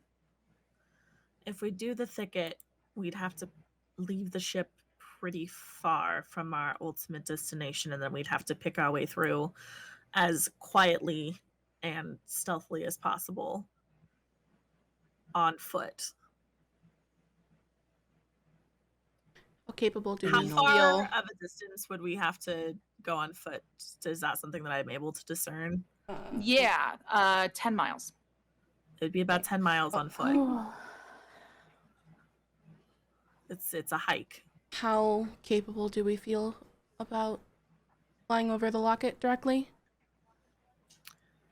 I don't think it's so much that as it is the fact that we could be facing a swarm of void ghouls at the end of it. That's what I'm asking.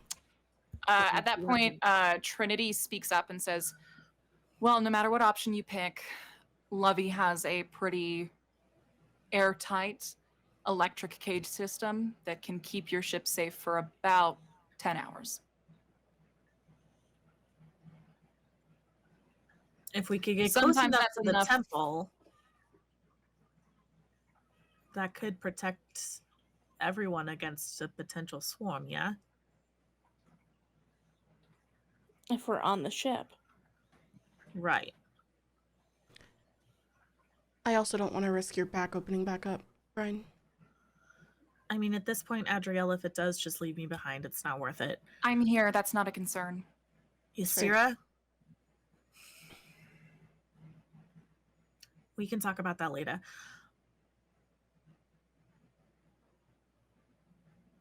The mountains are the fastest and also the most dangerous. Abyssus Locket is the second fastest, probably just as dangerous. What if I turned you invisible? We can do the mountains and I'll turn you invisible so that the Colossal doesn't see you. Are we concerned about the Colossal seeing me, or are we concerned about the Colossal seeing the ship? Both. Both. Can you turn the whole ship invisible? No. I don't Will think so. the electric, what is it? The What does electric love you have? cage. Will that protect An us electric against the cage. Colossal? The electric cage could probably withstand one hit from a Colossal, but then we're out one electric cage until we go back to Terrapine And we'd still have a Colossal. to deal with. Correct. Yeah. What about the thicket? I liked that one. Adriel, do but you still you- feel good about it? You want to hoof 10 miles? Without the protection of the ship? I guess if we're careful. We'd be relying completely on ourselves. Not that I don't think we're capable, just pointing it I'm out. not very stealthy, Gideon. You know that. My invisibility will only last so long. I don't think 10 it'll miles last is a 10 lot. miles. Additionally, then- if you choose the option of the thicket, you will have to send a team and you will not have reinforcements. We're comfortable with that, but it's something you should be aware of. Okay. I think we should land directly on the locket, but I'm open and flexible for the other options. I think we would be capable of handling multiple enemies versus a Colossal. I mean, how long do we plan on spending in the locket? I mean, in the temple? Hopefully not long. Like less than 10 well- hours? Depends on how fast we can get through the temple, and Adriel will point I again don't to the know. map. That should speed up our time, but we have no guarantee of what tasks achieving a prophecy that no one has ever reached before will task us with. That's very fair. It's Ystira who says that. Do you know anything about this prophecy, Ystira? You just whipped that card out like it was nothing. I learn where I can, but nothing close enough to consider me an expert in this arena.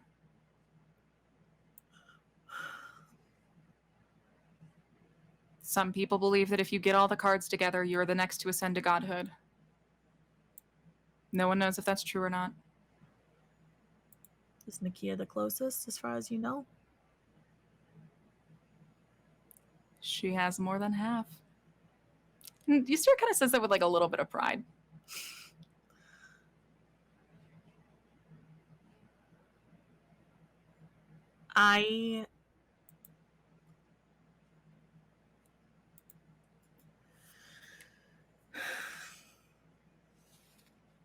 I think if Gemma were here, she would vote for the mountains. I think Which is a damning reason to not pick it. I think the thicket is potentially the worst option just for the sake of time. I think we have to sort of jump into the fire here.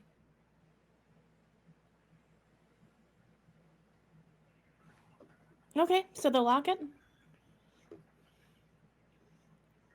You Our both best think bet that's is- What do you think?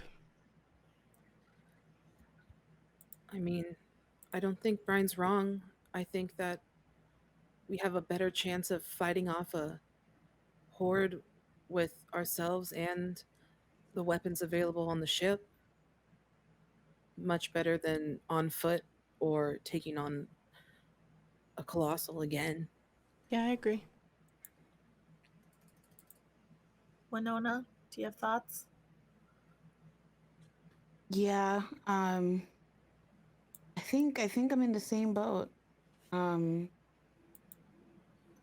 mean, it'll be scary, but we also totally just fought massive Gorgon person. So I mean, what's another fight? I mean, we also have the electric cage that can hopefully protect us. If we can be really smart and really fast and in and out, which I think we can be. Gotta stay focused. Okay. Then I guess we're decided. We're gonna fly directly over the locket. Do we have books on the null, on the null zones and Probably in the journals and the provisions. the void ghouls? We should see if we can read up on any weaknesses or defense strategies. Here's what we'll do. At that point, Luso says, leaning forward, as you can kind of see this man has been scheming in the background. I love him. He kind of leans forward and is looking at the map and says, Lovos's electric cage is invented by her father. When it means 10 hours, you have 10 hours. What I can do is I can fly us and land so that our ship lands directly in front of the channel's entrance, the temple's entrance. We activate the field. You have a contingency to deal with whatever appears on the other side of the temple. But whoever goes inside knows that they will not be followed in. Who is Lovey's father? Why is that so important?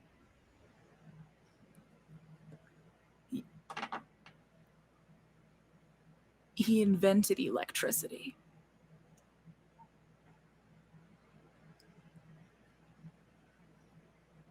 Well, damn, okay. Hello? Sit. It's new and it's exciting, and she's not doing anything with it, but she's young and she'll return to it. All right. Sure.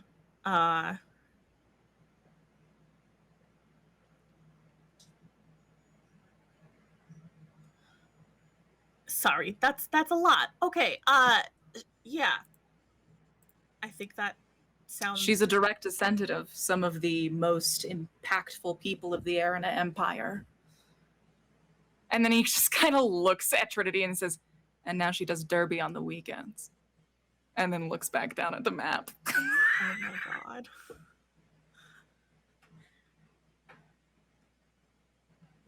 Okay, does anyone need anything else before we break this meeting?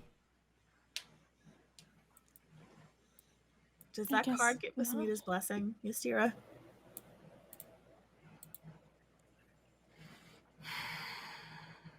Nakia can describe what they do better than me. It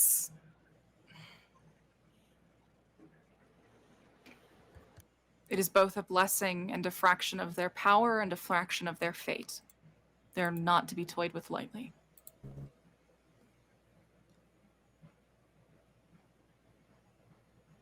Sarah, Okay. do you know, did Simpira teach Nakia how to use those cards?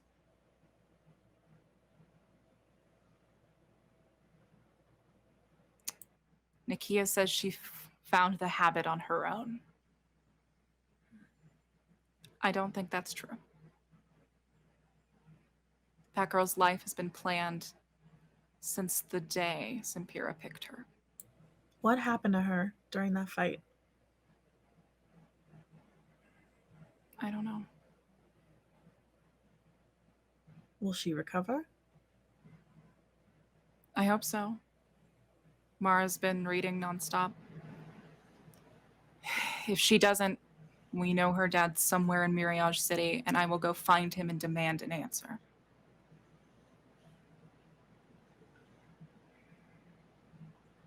We'll figure it out. Okay.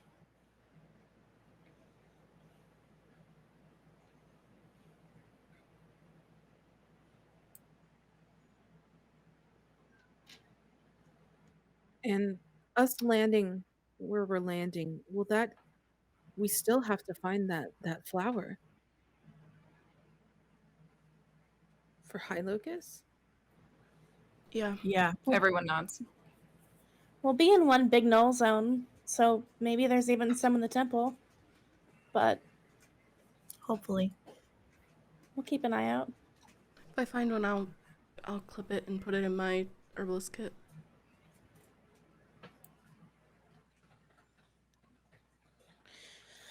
Okay, well, is that everything then? Yeah, I think so.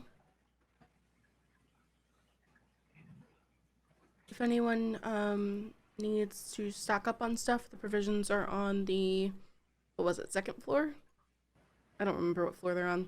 The provisions are on the second I floor. should also clarify something about the electricity cage. Yes.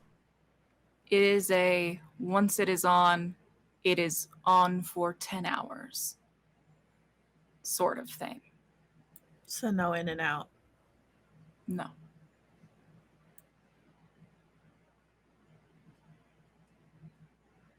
Okay.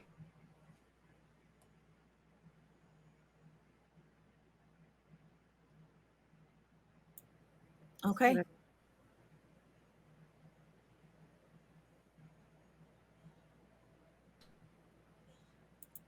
Address thinking.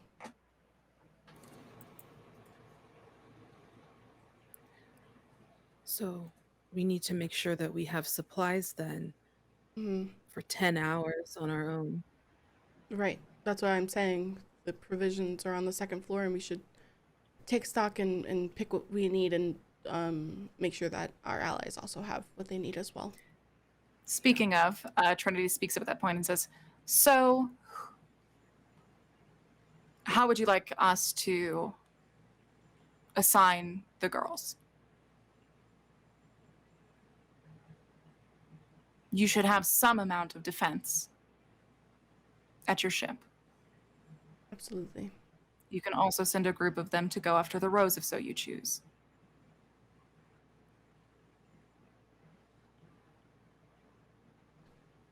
How many Derby girls are there? 6? Mm-hmm.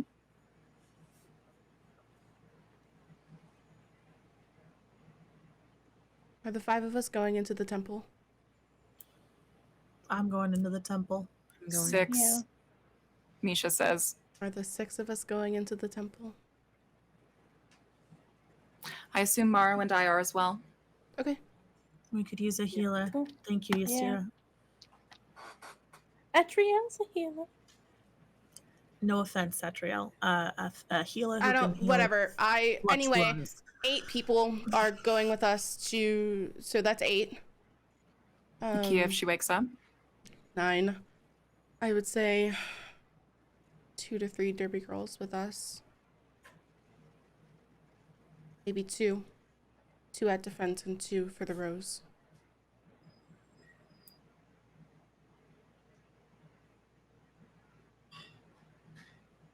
Any objections? Any thoughts? I'd agree with it. It sounds like a solid plan. Yeah. That sounds good.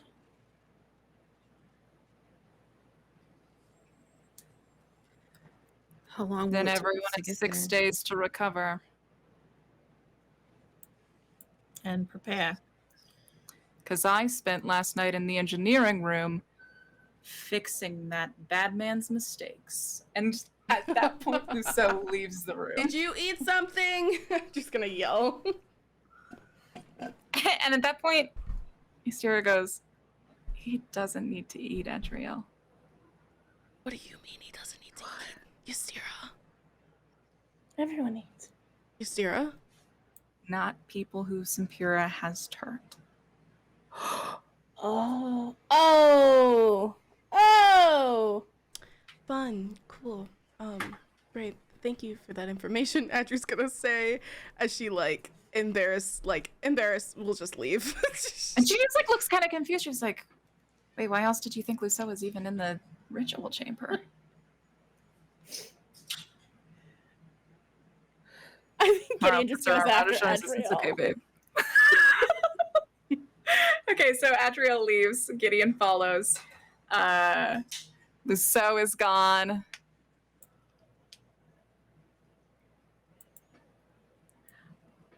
Maro and Ystira leave.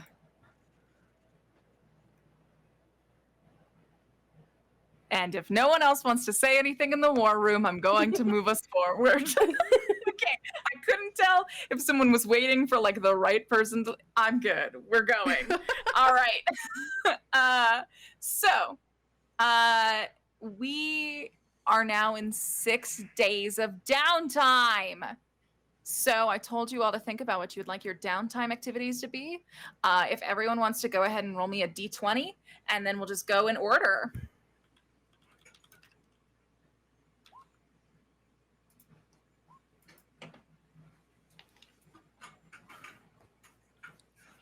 All right, so that means we're going to start with Gideon. Gideon, you have 6 days of downtime. What are you prioritizing? I think like reading up on the null, Mm-hmm. going through journals, seeing if Alan left anything. And I know this isn't like tactical, but I think like there's a lot of baking that Gideon does. Stressed out baking, yeah. A lot of stressed out baking. And then trying to see if she can find anything about helping Nakia wake up. Yep. How to use cards. Yeah. So I think go ahead and tell me which book you're prioritizing. Out of those 3. No, the available books on the War Room. Oh gosh, I'm a clown. Let's see. I think it's gonna have to be the null. I think Gideon's very anxious about it. Cool. Yeah, so go ahead and roll me whatever you would like your studying check to be. Okay. Do you want to just be like intelligent? You got it. Investigation work. Oh, shit. An 18. Okay. So that means I'm going to go ahead and move this up like a bunch. Let's get it. 18 means you get to go up 3. So with that, Gideon, you spend the next few days in your free time when you can. You're reading the book called The Null. You are looking to learn more about it. During this time, you ascertain that the Null is not a part of the Wild's spread. Indeed, the Null is Shadowfell's response to it. Given that the Wilds creates this excess of essence, the Null seeks to devour it. Both the Null and the Wilds are a form of punishment for mankind's actions. One is overabundance, and one is suffocation. The way it's heading, it's looking like one is going to precede the other. In the Null, you know that there are 2 very popular beasts that are here. The first of which are void ghouls. Just to re-ping this for everyone. The first of which are the void ghouls, and those are the feral undead that consume, that run through the Null. You would know that the void ghouls, it's not sound that attracts them. It's not smell that attracts them. It's essence. So that means energy of high emotions and high magic. Usually it is deep inner peace that actually leads some of the world's better rogues and pirates to traverse the Null rather safely. Not Brian is what I'm trying to say. The other big thing that prowls both the Null and the So if this is a predator-prey cycle, right? If void ghouls are preying on mankind, and then there are void ghouls, the things that prey on both mankind and void ghouls are feast beasts, and these are of the wilds. These are predators, dangerous apex predators that hunger for specific kinds of essences, right? So feast beasts will go for void ghouls for snack, right? Just to like bulk up, right? But they also will often use void ghouls as canaries in a coal mine, if you will, right? Leading them to their next meal. So genuinely, void ghouls, if they are not swarming, are pretty easy to kill. You can ascertain from this text. The worry is that it is followed by feast beasts or a swarm. Okay. And that's what you kind of spend this time learning. You learn that it's that the null itself is just like the death and stasis of the land itself. Nothing can grow there. Nothing can exist there. There will still be like patches of grass and things, but it will be the same grass that was there when the null sort of overtook everything. And if that grass was to go or be eaten, it would not be replaced. That's what the null sort of is. And that's what you learn. Is there anything specific built on that you're trying to find out? I guess like what is the best way to kill a feast beast if you find one? And I also like assume if I've reached out to anyone from Ackerman, I haven't heard back. Like Alan hasn't responded to any texts if I try and text him. Alan will respond to your texts. What do you He tell will? Alan? Yeah. Oh gosh. Just like got the map. Got the map to the temple. Still alive. Got the map, thumbs up, hashtag PogChamp. And then just send. Yeah. Yes. If you want, I can circle back around if you want some time to develop that. Yeah, for sure. So yeah, I think that you confirm that feast beasts are extra, like the Fae, susceptible to iron. Okay. All right. That's all I can think of for now. Hell yeah, cool. We will revisit you on day 5 when Nakia stirs. We now go to Winona. What were you doing in your downtime? I think Winona's probably like just focusing on doing some like personal training, like to get ready for going into yet another fight. And it's also the way she's taking out her stress. And ever since seeing that photo that she's never seen before of her parents, she's kind of been like she's been pretty cool, but like it's been in her head nonstop ever since seeing it. And I think Winona also wants to do some reading, but she's between 2 books. She's wondering if a history of Kurthus's encounters would give her any kind of history, maybe, or like backstory about like an attempt to like read between the lines. Yeah. Okay. I think that could work. Okay, and she's also interested in like reading about the null also, but Gideon has that book, so she's gonna go for the Kurthus one for now. Yep. So let's if you want to go ahead and give me a roll with what you think would work best, we can get that going. Swim. Here's a shrimp boy. Just a little man. Just a fussy baby. I think I want to roll. Bumped your gain, baby, when you went to pick him up. Swamp. All right, I fixed it. Thank you. I want to roll investigation. Yeah. 11. An 11. Yeah. Okay. So you are like carving through this book.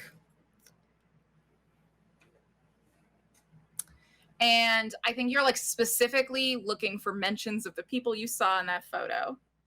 And the only thing that sticks out to you is that there in here is a list of like each Hierophant and their like time in reign. And it's like 40 years, 50 years, 70 years, like 97 years. Ooh, blah, blah, blah. And they're all kind of like high, double digits. Yvonne's is 203 years.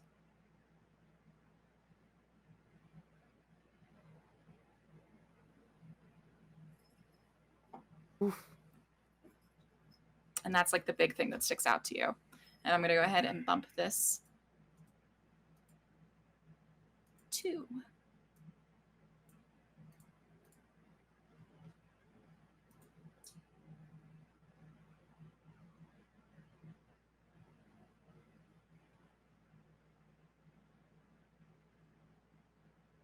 And I think like on the same day that like you learn this information, you're like back in training, and for a second, the day before, the day before, it's like day 3.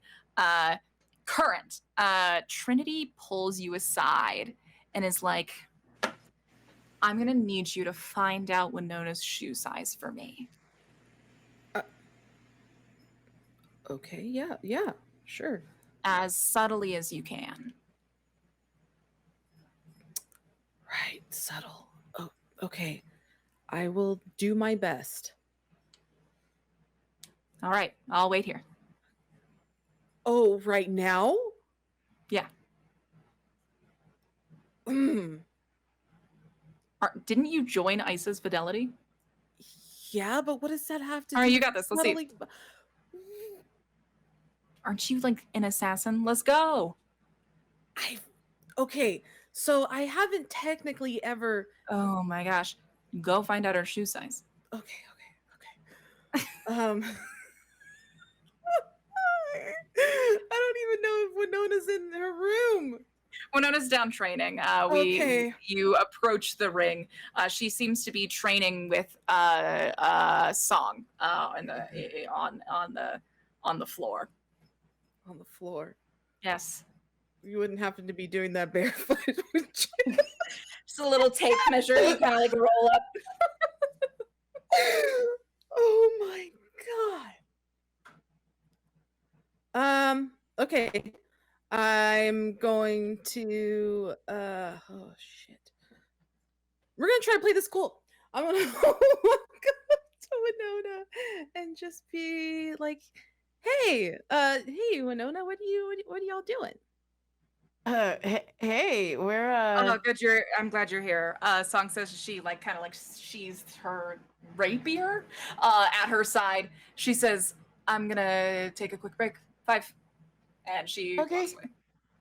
I was just learning some new things, training. What's up? Oh, well, I just had a quick question. I know it may seem just so those boots. You know those boots that I got from Ilonia? You know the ones that make me sneaky? Well, I was thinking maybe since, she's gonna be the guild leader with Gemma and everything, maybe we could see about, I don't know, maybe she could make you like a magic pair of fighter boots. I was thinking. I mean, I have my winged sneakers, which I like a lot. That's true. Well, I mean, if you can have, like, I don't know, combat boots, something that another magic pair of boots. Kind of heavy for fighting. True. I mean, I guess they're good for stomping people out. Hey, I mean, that could come in handy, right?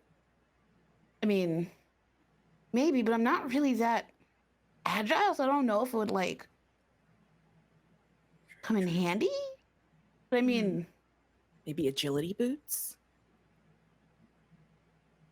Yeah, I mean, my the little wingies on my shoes kind of help me with that. But is there?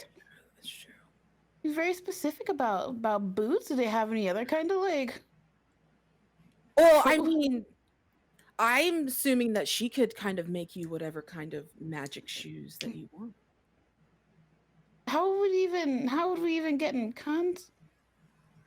Well, I mean, we have to go back, right? We have to go back and give the flower to right, Hylocus. So I was thinking right. we could catch up, but the thing is, I won't be able to like tell her what kind of boots you want unless I know your shoe size. I mean, yeah, I guess we're a size 10.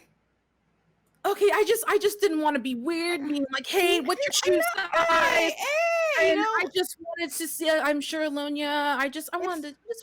I just want to do something nice. I mean, I guess it's the thought that counts. I mean, I'm always looking for ways to upgrade my ways of Fighting? Yeah.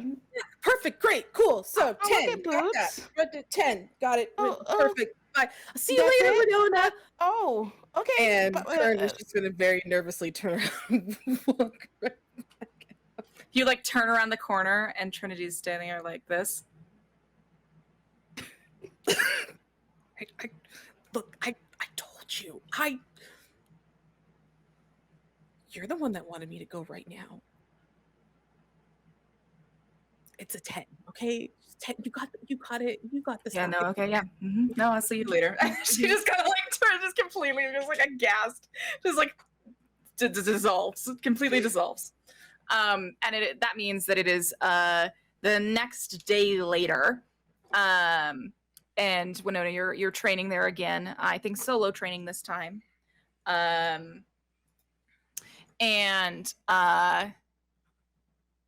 Yeah, okay. Yeah, I think this is exactly what happens. Jenny comes up to you and is like, hey, I'm so glad I found you.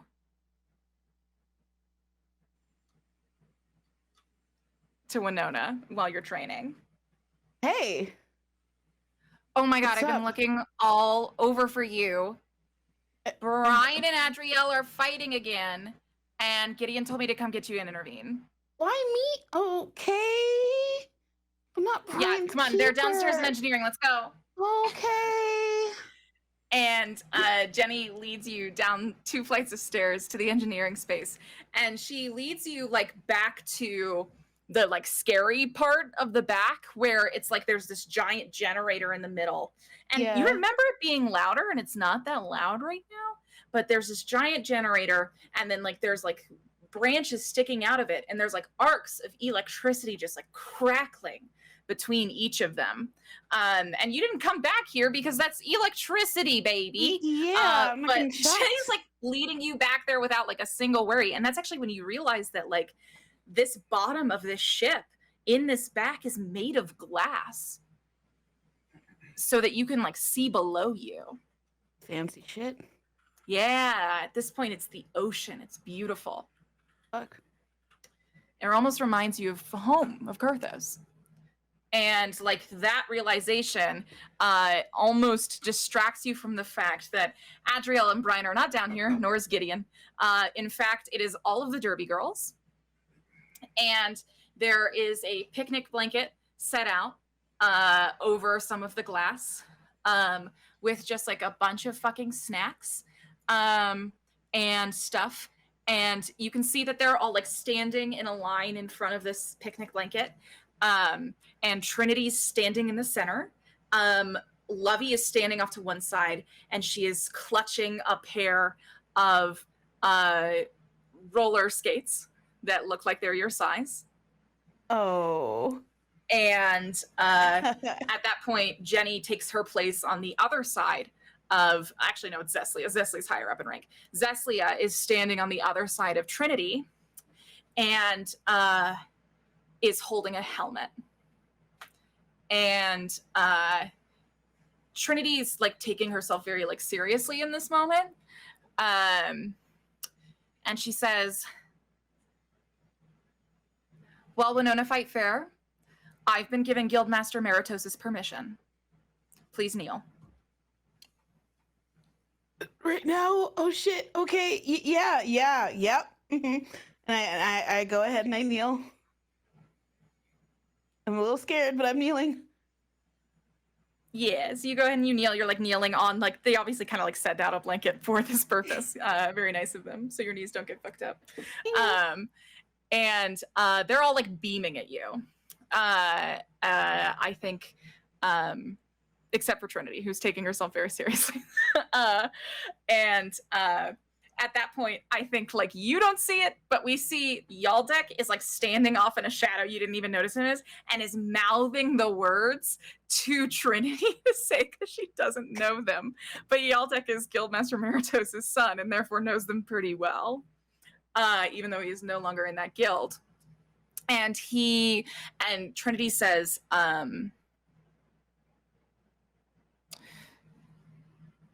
to join Hawkmongrass is to join a family. It's to join a forever. It's to join a cause and to commit to your success, as well as the success of those around you. Though a hawk may fly, it comes home. Your guild will be your home. Your party will be your family. You already know on this day what group you're being assigned to. She kind of like gestures towards the Gerby girls. And we couldn't be more excited to have you. And I know Evie feels the same way.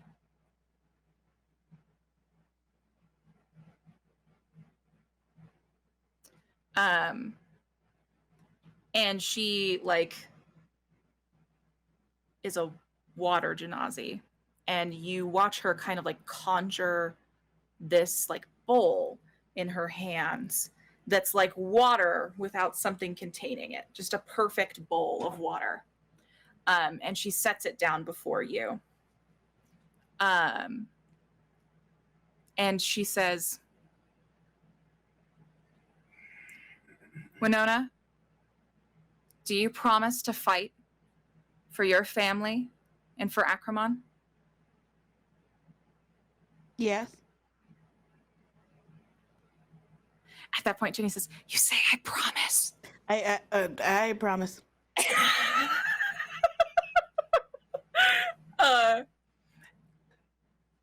She says,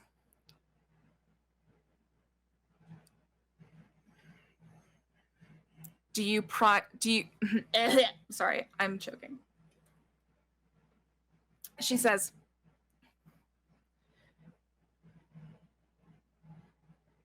do you promise to prioritize coming home? I promise. Hawkmongress, do not die young.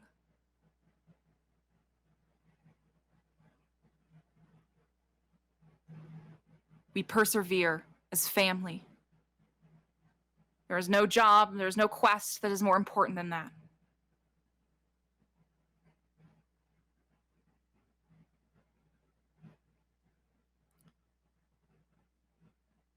Do you promise to keep your family safe?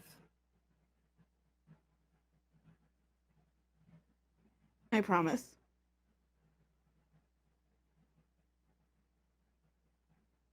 And do you promise to keep goodness in your heart? I promise. At that point, Jenny leans forward again and goes, where do you want the tattoo to be? Ooh, tattoo. I put it on my bicep. Yeah, it's just gonna be awkward because you have to put it in the water. So just like make sure you bend down the right way. Can I Just kind of like, here, I'll hold the bowl. Jenny picks it up. and like as Jenny's picking it up, you can see that like Trinity is like focusing and like this mark is manifesting itself like on the very top of the water. You know those hydro dipping videos? I'm thinking of that. I'm literally thinking of that right now. And so like you kind of like hold your bicep out and down. And at that point, like Jenny gently like picks it up. And as Jenny picks it up, Trinity says, from this mark forward, you are Hawkmongress. You are family. And Jenny kind of like presses the bowl into your bicep, and you feel this seal over your skin. And then the water bursts and drips down your arm. And you look down and see a beautiful hawk sitting there, matching everyone else. At that point, Zeslia kind of like leans over and just kind of like fits it's a bit awkward because it's a fucking helmet, but she kind of like sits the derby helmet on your head. And Levy holds out the roller skates. I'm not very coordinated on wheels, but I'm gonna try my best. Oh my god, do not put them on an airship if you've Okay. never used roller skates before. Okay. Thank you. That I have is knee a pads. concussion. I have knee pads, and now I have a helmet. So I mean, I can practice. You know, that's fine, just not on the deck. Okay. Is that a fair compromise? Mm-hmm. Don't fall off the side? Mm-mm. All right. Okay, yeah, then go Okay. wild. Yeah. Okay. Sick. Thanks, y'all. This Jenny is goes, really- can we finally eat? I made these crackers an hour ago and they're so cold. You made the crackers yourself? How do you make crackers? Well, I watched Gideon for like 2 days and I learned. But yeah, Aw. like I make crackers now. I'm like Cool. domestic as fuck. Hell yeah, we all need those skills. I'm domestic. Jenny says, apparently there's some kind of fight going on you're not aware of, as she like sits down to join you on the picnic. And I think there is like a beautiful picnic dinner between you and the Derby girls, like in a place where no one would think to find you, as you celebrate joining that family. Yay. Oh, I'm not gonna cry. You are. Okay, I'll cry then. Okay. And I think that ends your downtime, which means we have Current's downtime left, Adriel's downtime left, and Brian's downtime left. We're continuing our 6 days of downtime. We just saw Winona get inducted into Hakmongeress. Gideon read up about the Null and is, I think, just like spending a few days just like figuring out how to approach Alan about all of this. And just like waiting for Nakia to just show signs of something. Current. I think I'm gonna go to Current. Oh wait, no, we did initiative. I'm so prepared all the time. Brian! I was like, that's so rude. I rolled the next highest. I'm so There sorry. you I'm so sorry. I have a poor working memory. With you next to tackle downtime, tell me what you want to go ahead and prioritize. Mhm. So I would like to talk to Ystira about the meter card and about what I learned when we met with High Locus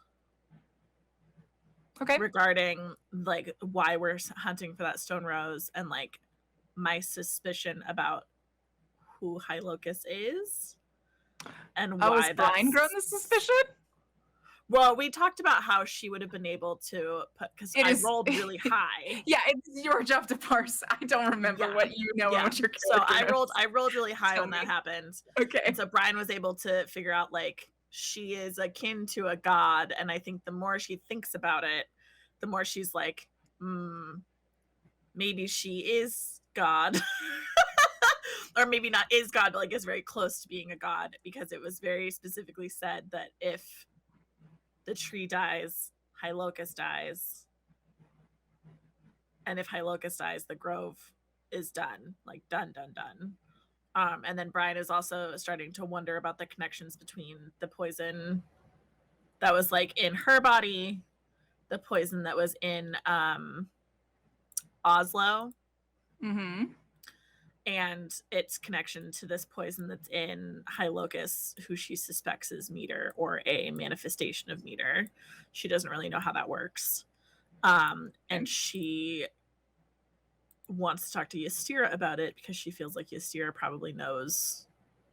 And so when Something. you plot to pull Ystira's side, as an ex of hers, when do you find is the best time to approach her on topics like this? So I feel like late afternoon toward evening is probably the most efficient time to talk to her about this, because at that point, like, everybody's been awake for a while, everybody's had some like brain activity going on, like she's not necessarily going to be like doing like morning studies or like dealing like with Morrow necessarily. Like I feel like Brian thinks that that is like the ideal window. Yeah.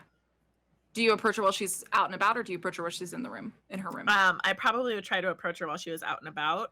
Cool. Because so I don't want her to feel like I'm infringing on her space again.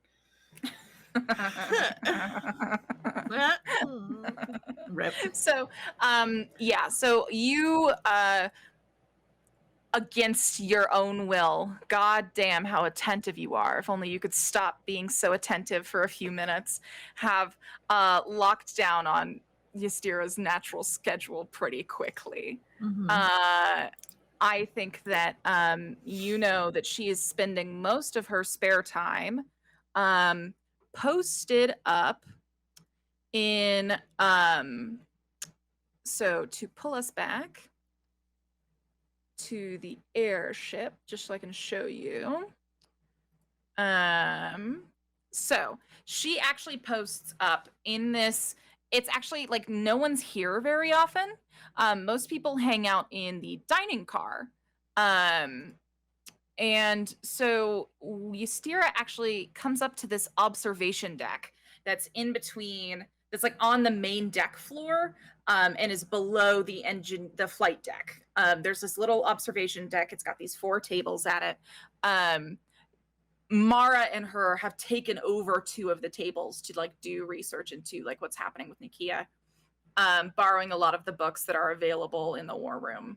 And that's usually where they've been to study, basically. And so I think it's like, you know that like she loves watching the sunrise from here, and she doesn't usually do it well with anyone else. The sunrise or the sunset? Sunrise. Okay.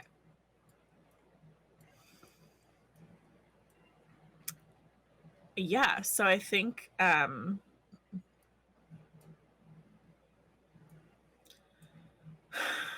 Brian is gonna bring a cup of tea prepared the way that Ystira drank it when they were together. Mm-hmm. And then also a cup of tea for herself, so it doesn't look like she's just like bringing a gift and then leaving. As she kind of approaches the table and she sort of clears her throat. And then holds up like both of these cups and says, you got room for one more at that table? Sorry, chat and their pole violence. It was me. I'm sorry.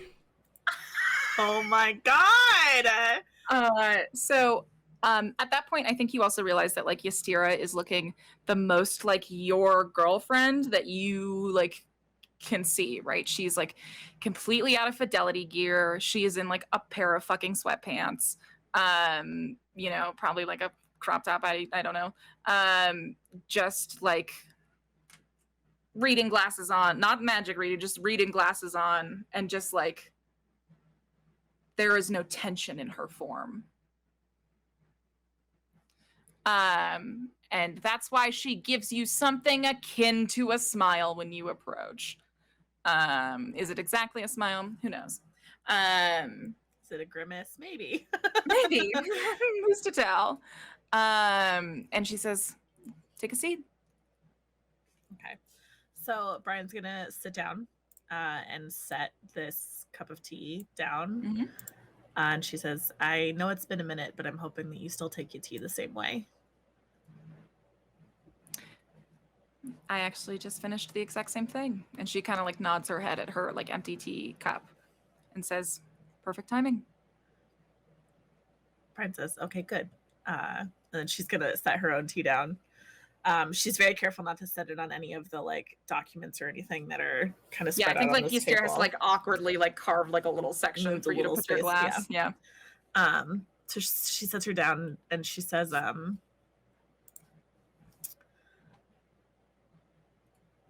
I wanted to talk to you about something. I don't know if you actually have any information, but it seems like of anybody on the ship, you're the most likely to have answers. If that's okay. Yeah. You put that meter card down on the table. Do you have any inkling of where Nakia got that, or how long she's had it, or what it does? That's the card from Sampira's vault. That makes sense. Doesn't it? That's me, Katie May, saying that. Right. Doesn't it? I think Brian kind of pauses and goes, shit. And she draws another little connection.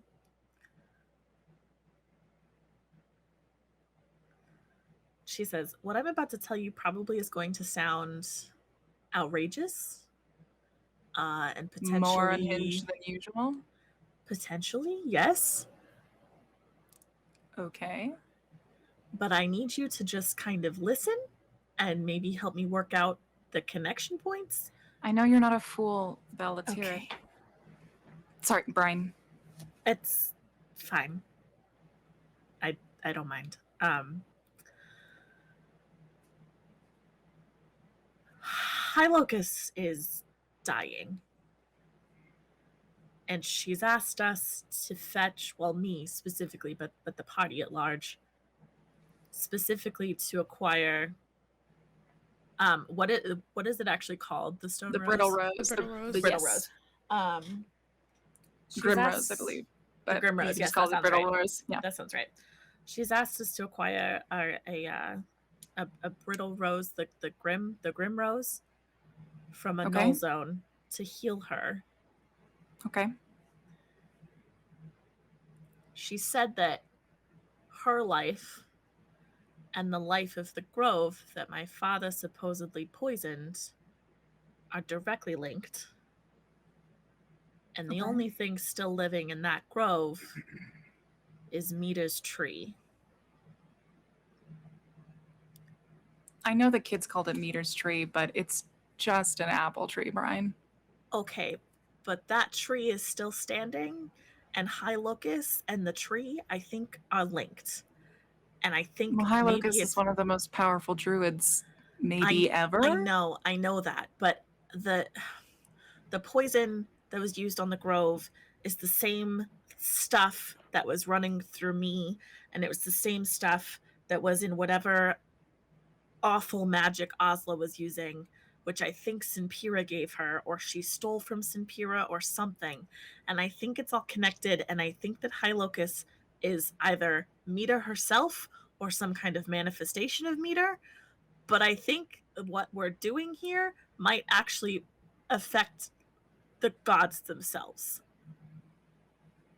And I don't know what it has to do with the rest of this Arcanic deck, or Nakia collecting it, or whatever, but Where's y'all deck? Y'all deck? Ystira like stands up and begins like shouting, like what up happened? and down. What's going on? She like kind of like shouts, and then I think like, you actually notice that y'all deck's up in the flight deck. How weird. Pokes his head over. It's just like, what? What are you doing up there? Vibing. Ystira points up and goes, everyone knows that you're High Locus's closest confidant for no discernible reason. Get down here. And well, Yaldek kind of like reluctantly trapezes down the stairs. Ystira speaks to you like in like a quieter intonation and says, "It's been the source of gossip for years. Why Yaldek quit Hakmongress, but also why he joined Cadavers and is still nearly inseparable from High Locus. He's the one who delivered the letter to you of your summons." Yeah, I remember. I think she's a god, Ystira. I think there's more at play here. And if you got this from Sinpira's vault... What are we talking about? I don't have tea. Would you like some tea? I could go get you some. No. Okay. And why don't you sit then?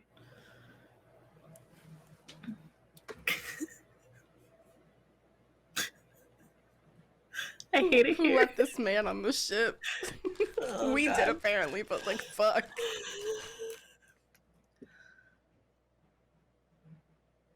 Should I just repeat what I just said to you? You feel like a little wave of coldness kind of just fall off of Ystira.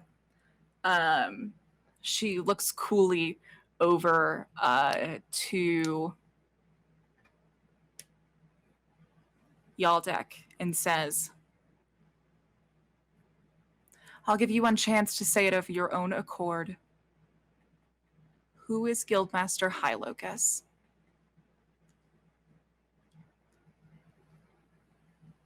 I'm just gonna roll some little rolls real quick. Just some little rolls, just for fun. Just a persuasion check from Ystira. Actually, that's actually probably intimidation, huh? So yeah, she's never been intimidating. Can I give you my second inspiration for you to reroll that? If you would like to tell me what you do to kind of like what Brian does to like sell that intimidation factor and then make an intimidation roll yourself, I would accept this. Okay, I have to move my bag of chips so that I can appropriately demonstrate this. Oh but I my think she God. kind of like leans forward and puts both elbows on the table and just like folds her hands in front of her face like this and just gives him like this very like I could kill you kind of look. All right, then let's see an intimidation check from you. Okay.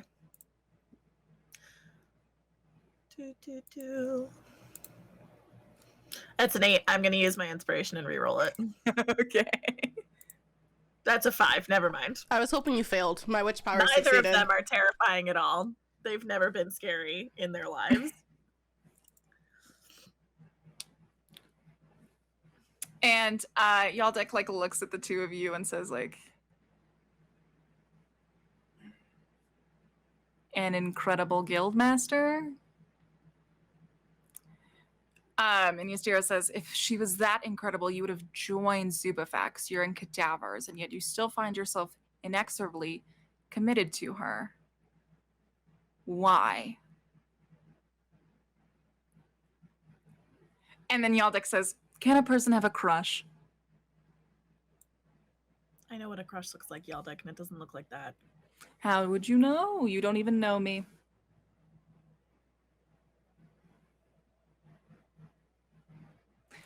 My love language could be undying commitment and loyalty. I'm a cadaver after all. Can I roll an insight check? Sure.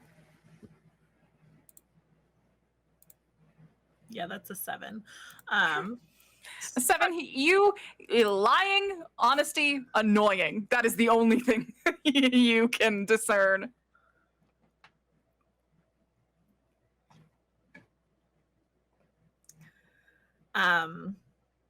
I think Brian kind of sighs and says, if I was to ask you some yes and no questions, Yes.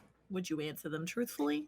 Yes. Would you need me to give you something to ensure that you answered them truthfully? No, I've been instructed by High Locust to be honest in this endeavor. Is that true? Above game question. Yes, Yaldek like came to you and said that like came to your party and your party then filled you in and was explicitly told that High Locust sent Yaldek on this quest for Okay. Okay. Wanted to make sure that everything was above board. High Locust told me that her life and the life of the Grove are connected. True. Does that connection go both ways? Yes. Is the poison that was used on the Grove and that is affecting High Locust the Flux. same? Is that what Oslo was using? Who's Oslo? Okay. And I think she's going to look at Ystira for a second and then say, does Sinpira deal with flux magic? Do you know?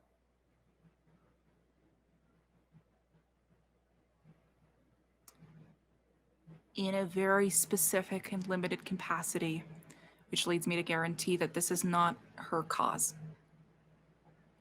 Okay, I have one more question for you, if you don't mind. Yaldek points at himself like, me? Is High Locust meter?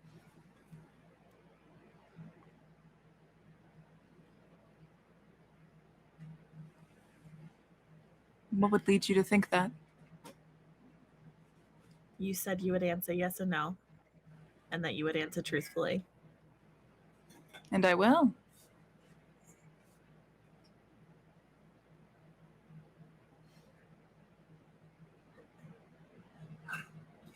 What would lead you to believe that? The tree, the connection, the flux, the power, and the fact that Sapira had Mita's card in her safe.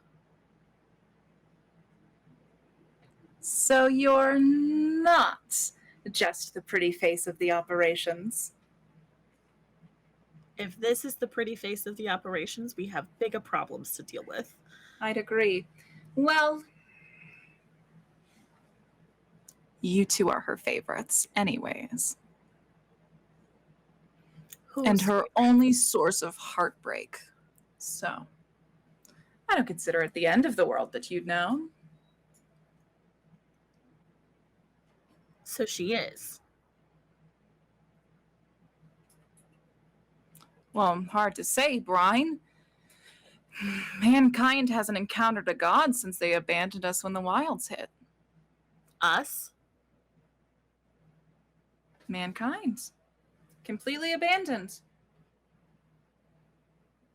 Oh, I misunderstood that. I'm sorry. Scratch that from the record. That was me, Sam, not understanding how words work.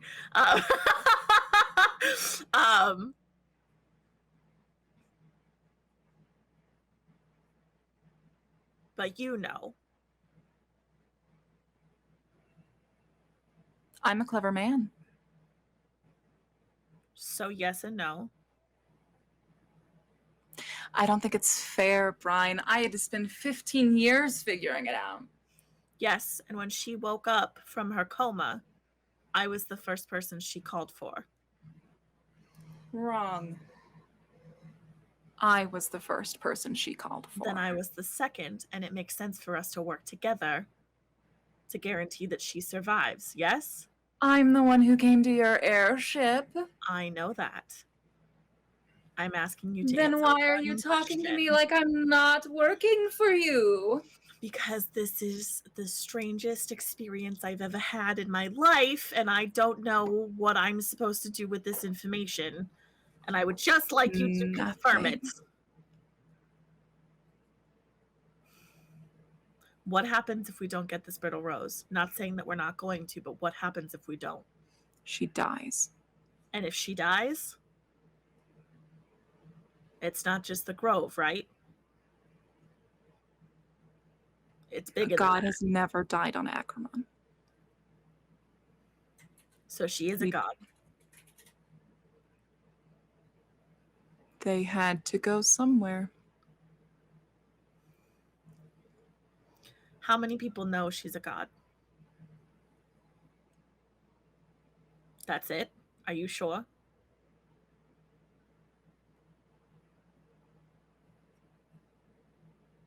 Three.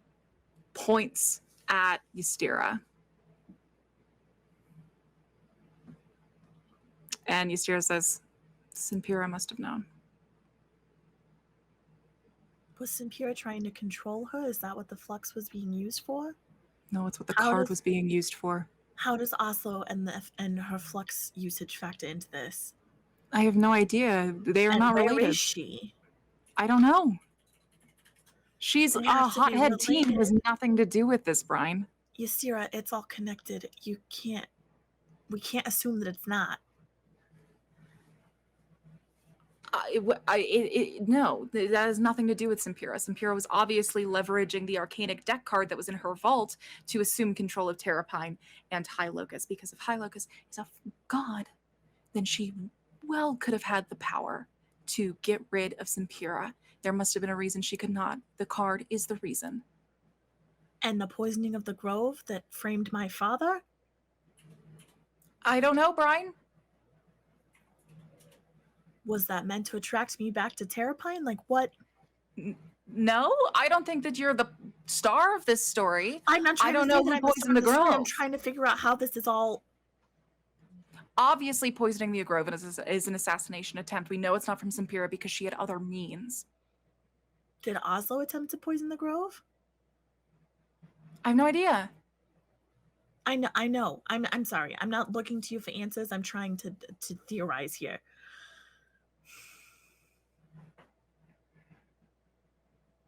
Okay. So we literally have the life. So of here's the God little in our thing that I want you two to think about is that whether or not it's Oslo, doesn't fucking matter. Because Oslo's a tiny little lesbian. And this is a really fucking big problem. She's Yeah, a pawn. I understand that. What concerns So why don't we just me skip is that step? she's missing, and I want to know where she is, because that feels like something bigger.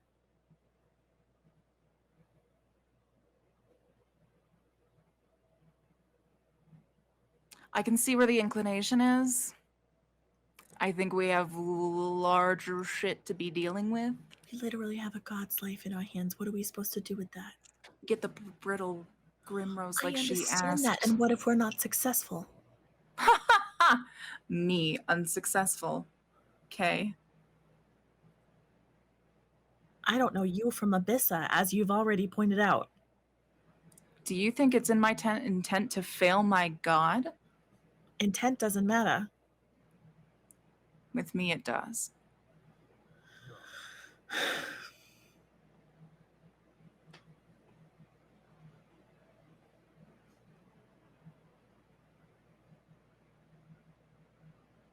Okay. I'm just gonna go process that. Yeah, you see Ystira's just like sitting there like... Just like... Thank you. Yaldek? We both... Ystira kind of like mutters this under her breath. We both quit on a god. I never left Exubifax.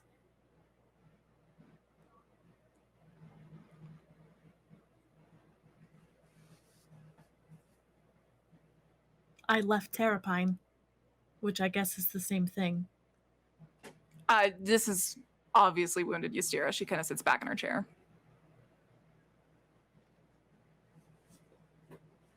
Yaldek, can we have a moment? Yes. But...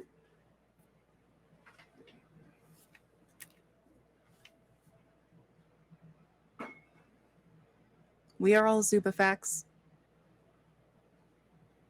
Gives... perhaps not by guild, but by heart. Which means we should be the only three to know. Correct?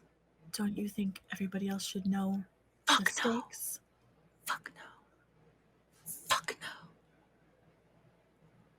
When someone says the gods have not been seen since the wilds, and it's been hundreds of years, Okay. who are you to think I Okay. should be the one to break that seal? Okay. You know, okay. If she Okay. wanted to be known, she would make herself known. That's fair. Cool. Okay. I'm gonna be up there. Let me know if you want me to do it. And he like pulls a deck of cards and starts like fucking shuffling it back and forth as he goes back up the stairs.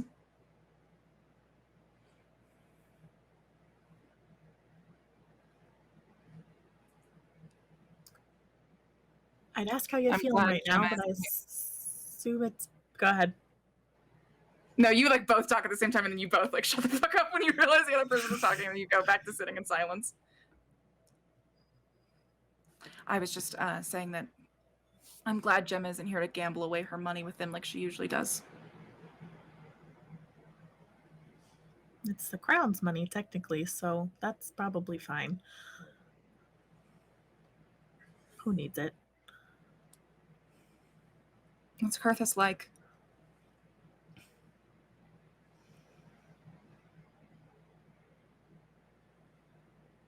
Dangerous. Not like Terrapine, but sneakier. More insidious.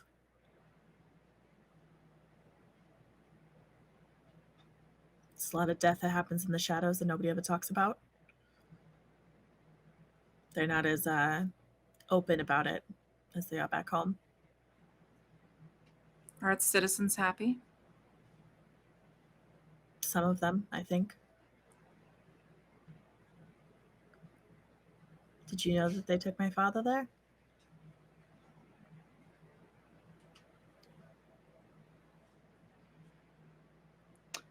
Gavron had 2 or 3 openings. It was whoever was leaving the docks first. I knew that was one of the options. Okay. I don't know if he's safe, and I can't find out until we're done. And that Isn't sucks. Kurthus supposed to be stiflingly safe? That's what they claim, but I was nearly ripped to shreds by a fae on its docks. So Your dad gets into less trouble than you do, Brian. unless he's being framed for destroying a grove, yeah.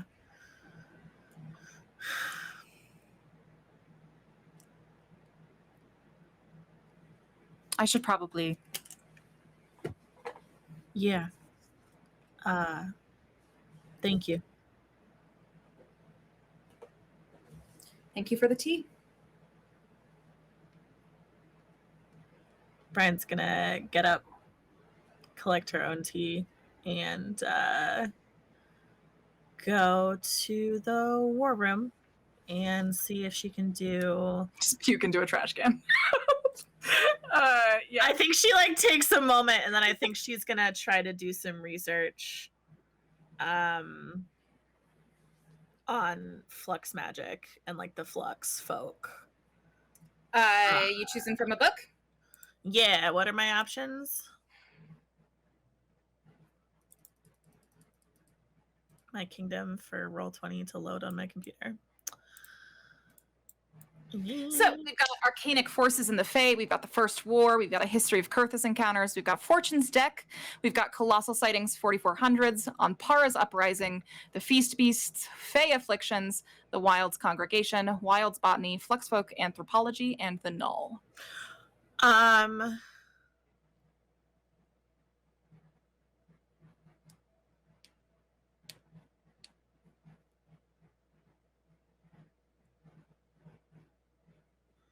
I think I want to read about Arcanic Forces in the Fae.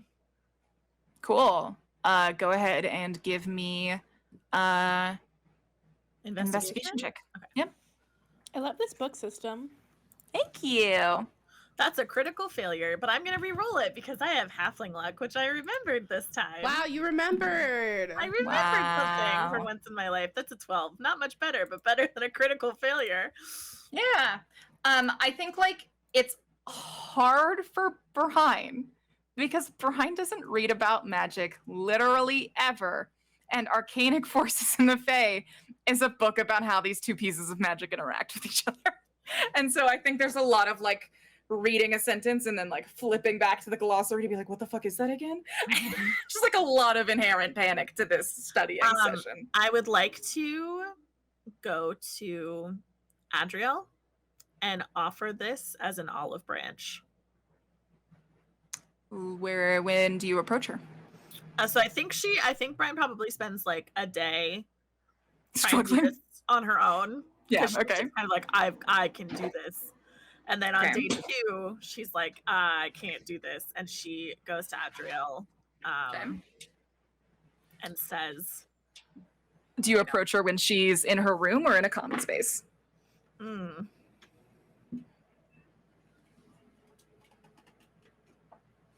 I think she would approach Adriel in a common space because, again, she doesn't want somebody to feel like they're being cornered. Okay, cool. So I'll be probably when Ystera and Mara are not in the observatory. That's probably where Adriel is reading. I think Adri spends evenings there. Ystera spends mornings. Yeah, we've so- like worked out a system. Like all 3 Anxious Yeah. babies have I worked out a love Brian system. just being in the observatory, just like meeting with various people. I think like I what I do think happens is like you receive this news at sunrise, spend the whole day struggling, and then like leave the war room, and across from the war room is the observatory where you can see Adriel. Yeah, okay, that makes sense to me. So I have this book with me, and I'll approach Adriel. Do the same thing, just kind of quietly clear my throat and say, do you have room for one more? She's gonna like look for a second. Kind of sigh. and be like, yeah. Brian is going to sit, and she puts the book very kind of carefully and deliberately on the table in front of her. Oh, thanks. I was looking for that, actually. I've been trying to read it all day. I don't understand how your brain works that you can understand these things. And I'm sorry that I was an asshole.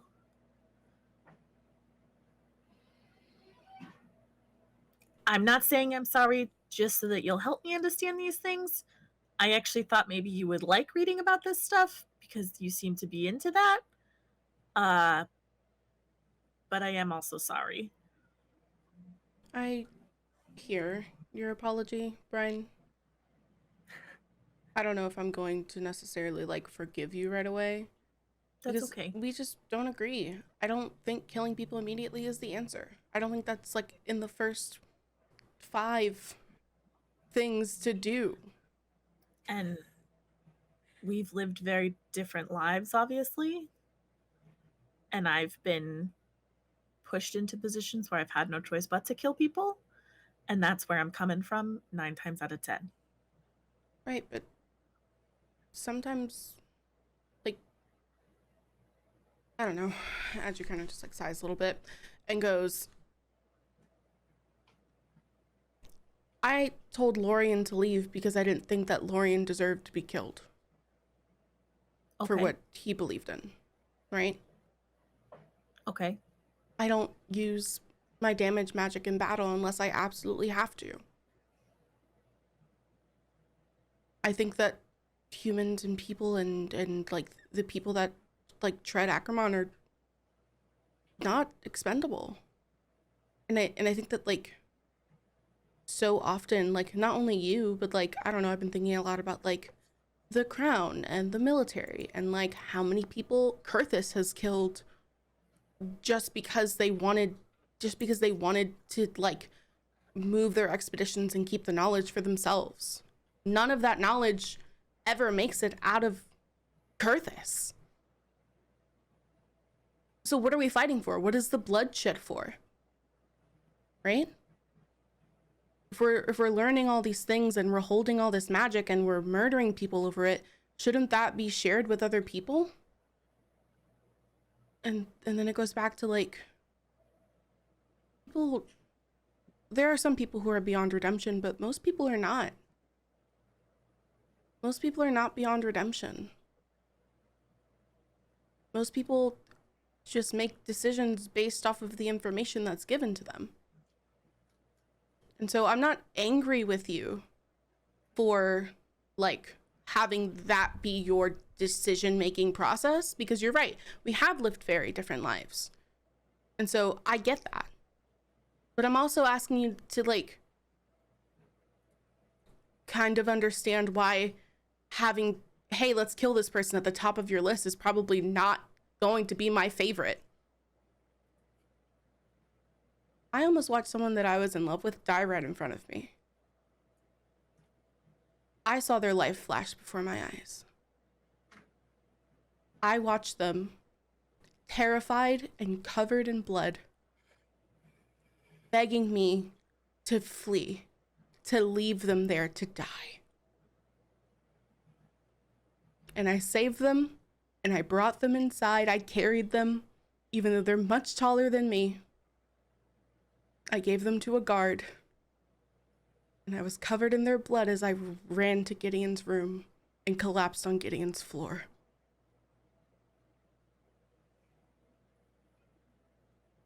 Okay? I don't want to watch someone die unless I absolutely fucking have to. Which is why I did what I did when I saved Ystera. I knew that I couldn't control that magic. I barely understand it. But I wasn't just gonna fucking stand there and let her die. And I also get why she did what she did to save you. Okay? Can I use my I've seen things you wouldn't believe move? I would like to see it. Ooh. Should I, just for the class, refresh what that is? Please. So I'll click on it, right, to make it go. What is that? Yeah. Yeah. So when you roll emotional support, you may share a story of something you've seen or done that you think will help. If you do, they answer this question: does hearing about my past help you? If they answer yes, you may clear a condition even on a failed roll. And if they answer no, lose a string you have on them or mark a condition. I want to ask if it's possible for me to like take a string on Adriel since I have no conditions currently. I would say yes. Okay. Sprang kind of takes this in, and she's very quiet. She seems very serious, and she's very focused on you, like as you're saying all of this. Mm-hmm. And then she kind of takes a breath, and she says,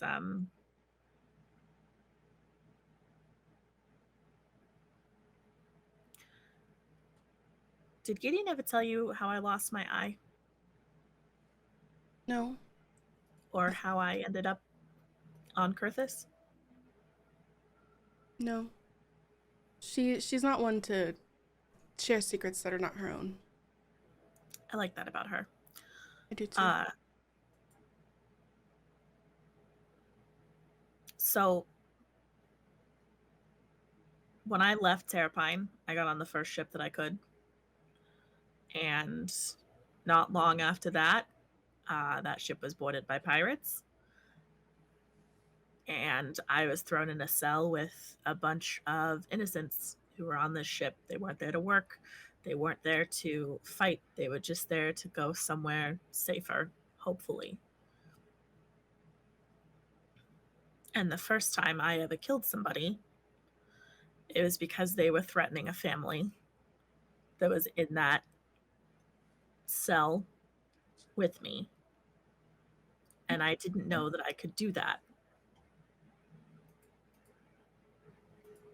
And then after that, I briefly joined a pirate crew because it was the only way for me to get from point A to point B without dying myself. And I was lucky enough to be with one that wasn't overly brutal.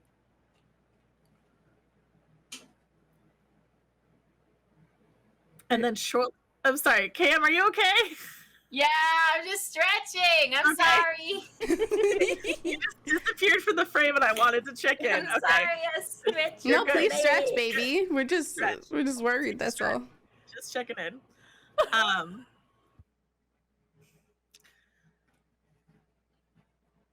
Not long after I got to Terrapine, I was meant to get the jump on somebody who was essentially trafficking.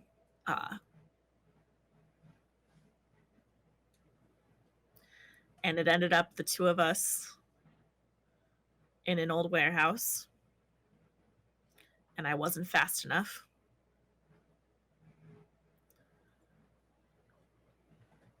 And they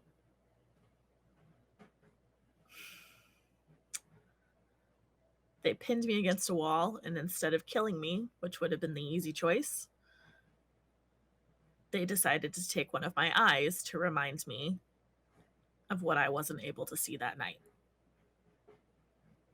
And to escape that, I had to kill them. And from that point, killing became the thing that felt the safest.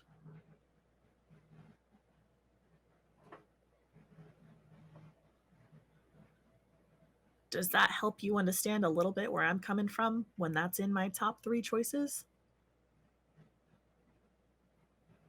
Even for people who are not actively threatening me but could in the future? Yeah, it does.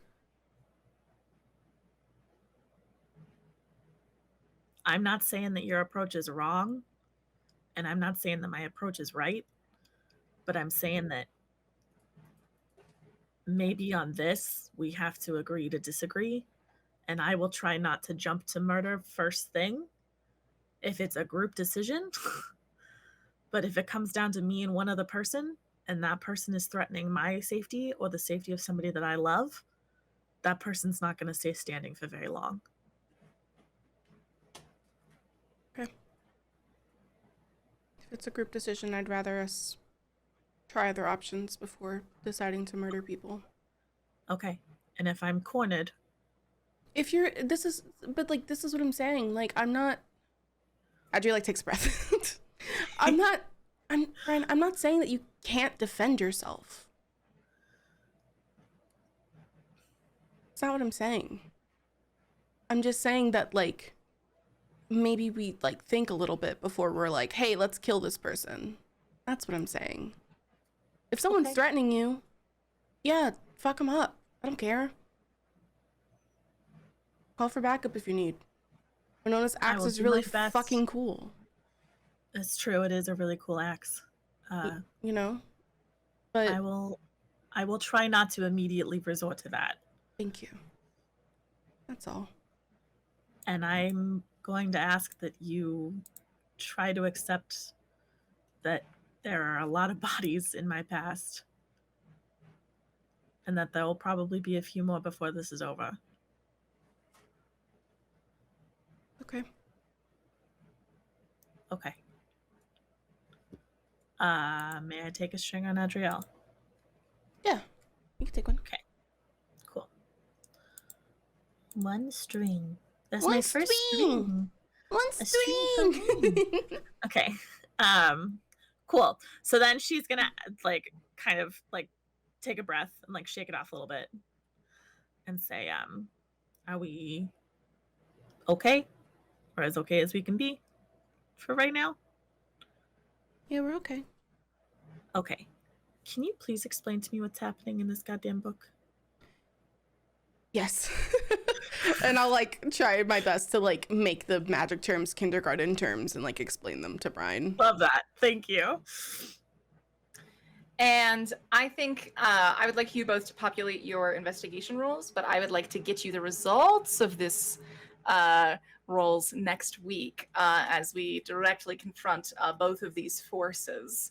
I just want to carry it with you. I have a question. If I read with my speeding glasses, do I get advantage? This is not no, because this is not attached to your downtime. Okay.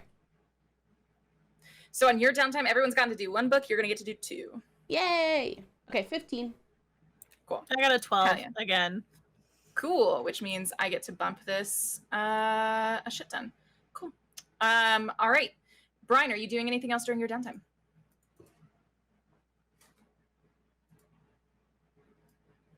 I don't think so. Okay, cool. Wait.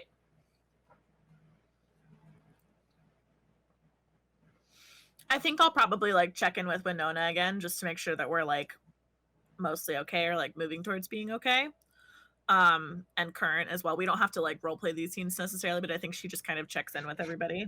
Yeah, do we say that like Brian and Winona start talking again? Albeit a little bit at a time. Okay. Sounds good. All right. And then with Current, I think she's just trying to reach a point of like we're working towards the same goals from very different places, similarly to Adriel. But like, I'm sorry that I fucked with your shit without your permission.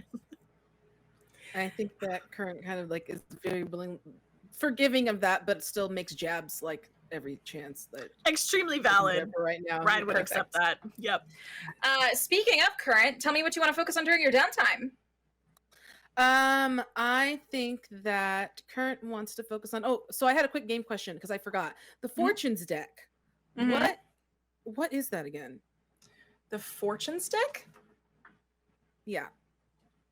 Oh, the book. That's about the Arcana. Yeah. Okay. Because Discord is like, because with the flower story, it's like fortune telling, Fortune's deck, right? That's what this deck is about. Perfect.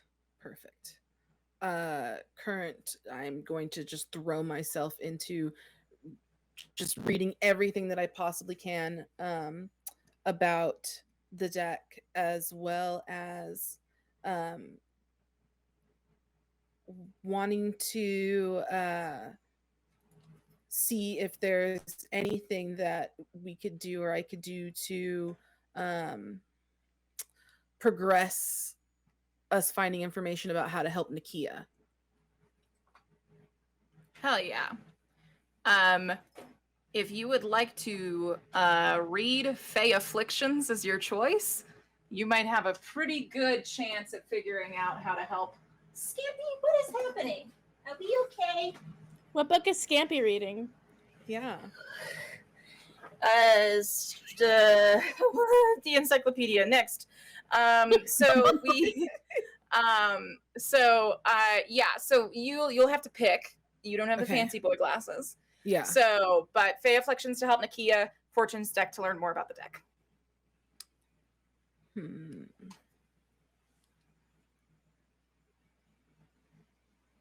I think I'm gonna do Fey Afflictions. I think Nakia needs to be up.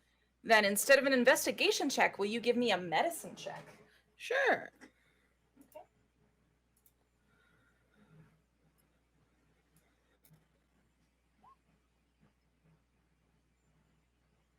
Okay. 15. Hell yeah. Okay. Scampy, can we be cool? Get. Thank you. All right. So, you are pouring through this book, trying to figure something out. And also like something that both Mara and Ystira have missed or like have not been able to get to yet. Going through it, trying to figure it out.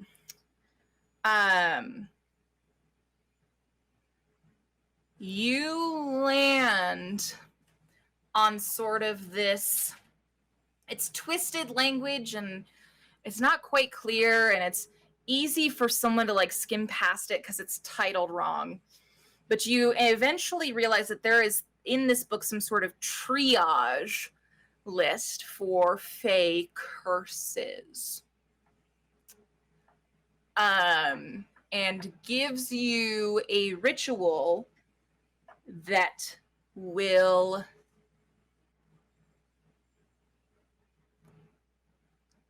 in grim words reset a curse to its original state. Maybe that's why Ystira and Mara didn't really think about it, because resetting a curse, they're both thinking about fixing it. But if you can reset it, then she'd theoretically be awake.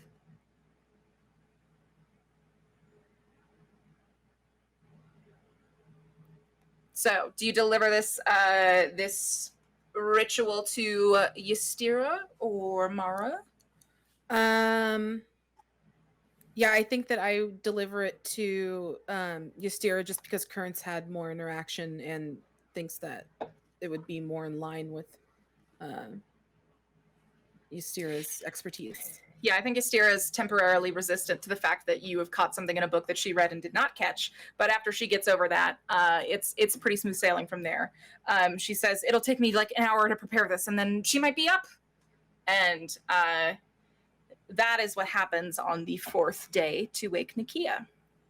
What do you do between days 1 and 3? Anything besides a good read? I think that I maybe try to go to Lusso and just poke a little bit about his history in Isis Fidelity, or his history directly relating to Simpira. Like, if he's turned, then how long has he been, with Simpira, and kind of like just to see if he'd give us any more, give me any more information about how Simpira runs things. What specific information are you looking for? I want to know if he knows any information about what she wants to with the cards, or not the cards. Okay, so I want to know if Simpira, what he knows about Simpira bestowing abilities on people, like Ystira's abilities on her in exchange for like what, if that has anything to do with the cards, basically. If she's using yeah. I think like it is in this conversation you learn the following. You learn that Simpira is obsessed with diversifying power assets. Sure, it is good to be strong, but you must also be stealthy. And sure, you must be stealthy, but you must also be rich. And sure, you can be rich, but what does money matter if you don't have the magic to defend it? And yes, you might have your mankind magic, but if Fey magic has been wiping us out, then I should probably learn that too. You know? So to that end, he says, so are you speaking to Ystira or are you speaking to Luso? I blanked. So Okay, yeah. So he basically like says like, it's all kinds of power. She gives the right kind of power to the right person.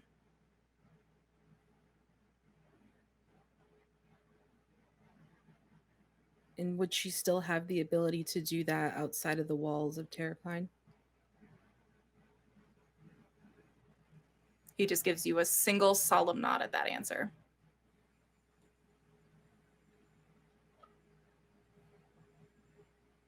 Yeah, and I think that was the main information that I wanted from Luso. Okay. I think like in that conversation, it kind of becomes more clear that like, yes, Alonia is Flux and was facilitating the Fey pact connection between you learn the name Malaya Pira and Luso and several other turned members and soon to be Ystira. Luso also informs you that Ystira was a special case, but Luso did not know why. Okay.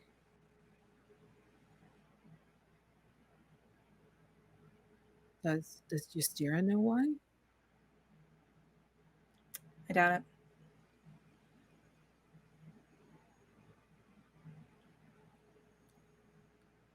So then we should be prepared. We have 2 of her most valuable assets on board. We should be very scared.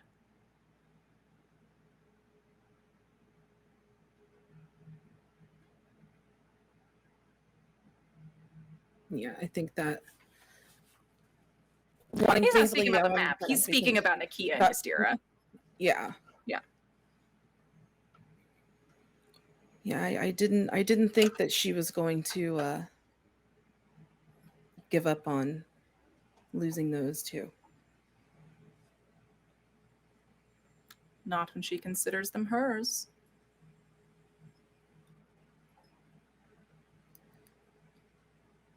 She'll just have to learn that she doesn't own the world. Yes, we'll have to prove it to her. Do you want in on this round? Yaldek has also been sitting here. They've been gambling this whole time playing poker.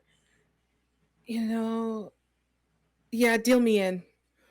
And Current becomes part of the gambling group. You are now invited to gamble with them every night. Can I just get like one performance check so I can see just like how good of a gambler you are? Oh no.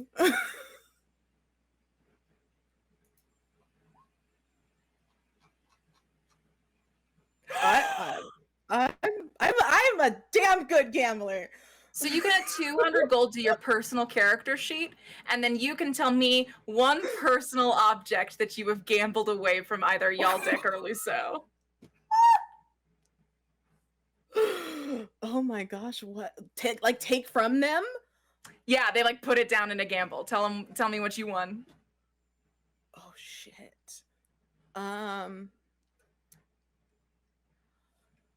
Oh, that's hard. I think that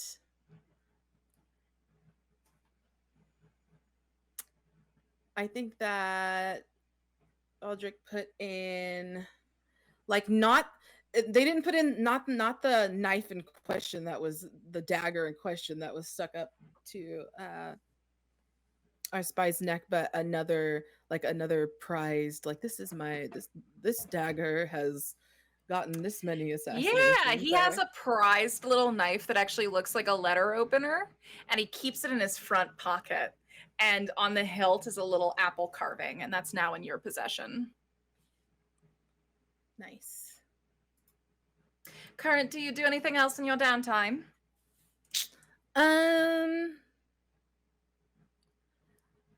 No, I think I might go. I might have gone back to my room at some point and spent some time actually just going through my keepsake box again and kind of focusing on this mystery bracelet.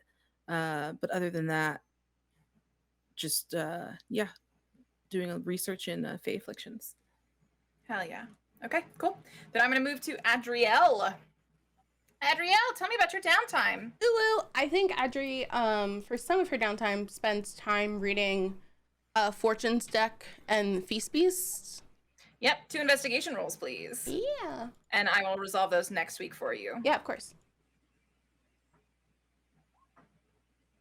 I don't know 22 and a 9. Where do you want to apply to each? I'll take the 9 for the Fortune's deck, and then I'll put the Feast Beast at 22. Okay, cool. Yeah, so you spend some time reading up. It's very nice with your new glasses. What else do you get up to? Yeah, I think she also goes to talk to Misha about the iron daggers. The iron bead daggers. Okay. Wait, why'd you say it like that? I can do something else. No, we continue. No. Please talk to Misha. Now I don't want to. I thought do you want me to be honest? I thought you were I'm gonna go talk to Misha about their missing sister.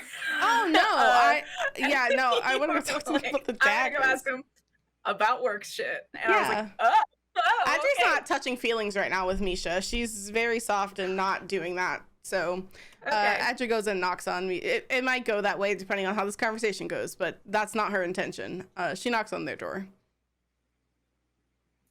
Come in. Adri will come in. Misha's just like bent over a book at the desk. Hey, I was wondering if you had some time. I know that we have a few days on the ship. If you have some time to teach me or show me how you made those iron beads for the daggers. I know a few of us have used our daggers. I haven't, but a few other people have. And they might be useful in the swarm. Lovey is an artificer. She can make as many as you need.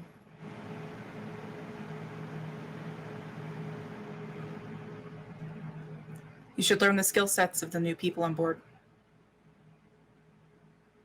Does it have to always be like this? Misha finally turns to look at you. I'm just saying, it's a good aspiration.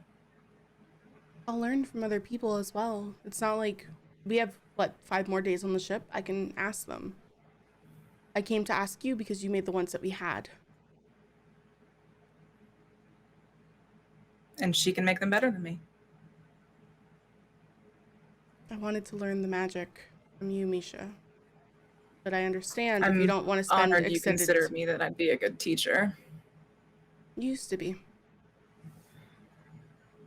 That was flowers. This is blacksmithing. I pick up things quickly. You know that. I was not saying it was a fault on you. It was a fault on me. I am the bad teacher. I'm not, insulting you or trying to insult you, Misha. I'm just trying to understand, I guess. Edgy, sighs and, starts to, back toward the door. Did Gideon tell you? About Zara? Yes.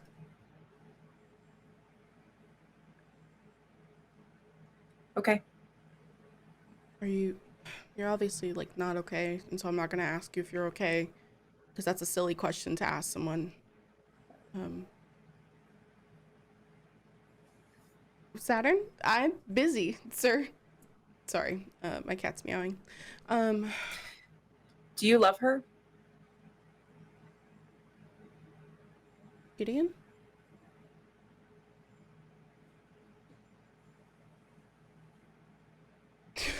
Adri sits on the edge of Misha's bed.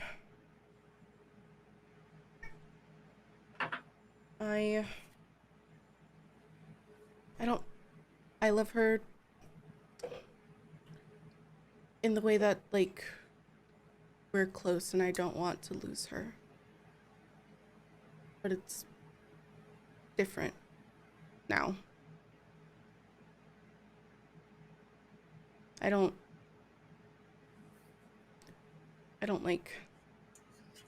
dream of our wedding like I did. And I don't think about like the future in which Gideon is like my life partner and is like standing beside me. But I love her in the sense that like I want to go to her for everything. And if she wasn't in my life would be dark and scary, and I would feel like I was falling with no end in sight.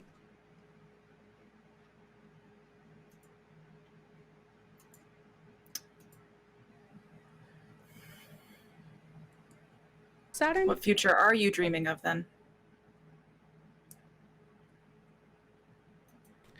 I don't know, a future where knowledge is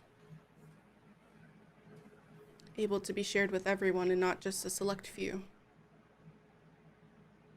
A future in which people can choose the leaders who represent them rather than people being grandfathered in, for lack of a better word.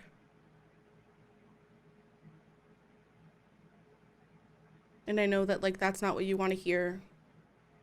And so I'm sorry that my choices have I am not upset you. opposed to democracy, Adriel. And you've not asked me. How could I ask you, Misha? Every time we talk, we get in a fight. I'm not saying it's your fault. I'm just saying that every time we've talked since you've been on the ship, we've gotten into a fight, whether you were Misha or Julian. The first few were on purpose. Yeah, it doesn't make it better. To throw you off my trail. It only made me upset and angry. And the upsetness distracted from the truth. It was a pretty good strategy for a minute. No, it Agree to wasn't. disagree. We can't do agree to disagree for everything, Misha. It's not how it works. She kind of like stands up and like goes over to their desk and like, I don't even know how to describe this. Like, is standing behind him and like wraps her arms around like their shoulders and like rests their head on his head. Or their head. I just want us to be friends again, Misha.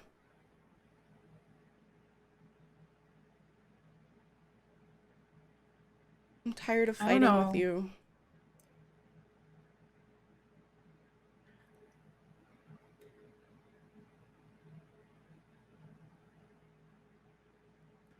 If this trip has made anything clear, Adriel, it's that I don't know what friendship is.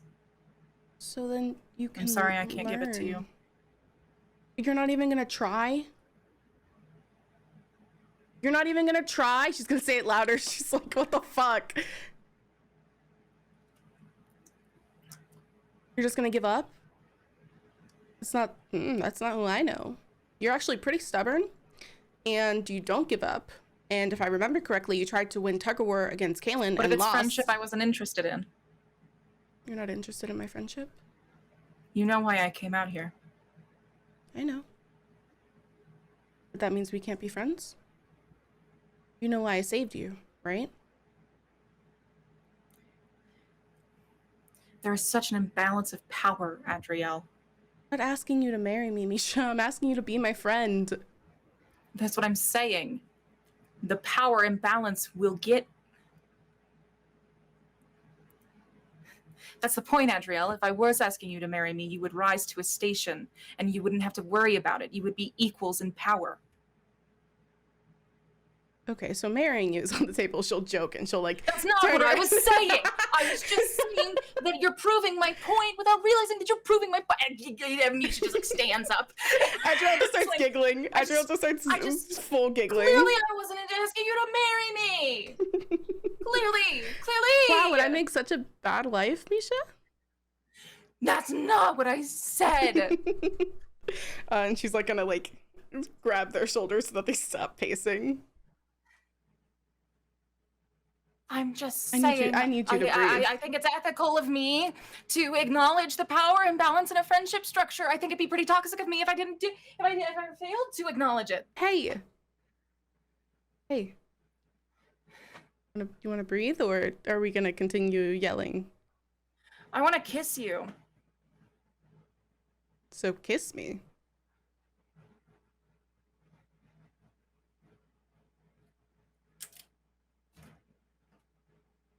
I kiss you. Yay! Adri like cups their face very very gently. Adri like cups their face very gently and just goes and like pulls back a little bit and just goes. You know, you could have did that instead of like all the arguing you did. That would have been easier. Adriel? Yes. I'm gonna pause. What feelings are there for you? I think there's like confusion and like excitement and like this like weird I think the way she feels right now is that like she is watching Misha basically like on like the precipice of like the person that like they want to be and the person that like the crown has like decided for them that they should be. And I think that like the prospect of like getting to know Misha under this lens excites her. And I think that like I don't know, I think she's like very like excited about this. Is something that like she's thought about for like a long time. And I think that like those like butterflies and swirling emotions are like still there even though like they've fought this entire time.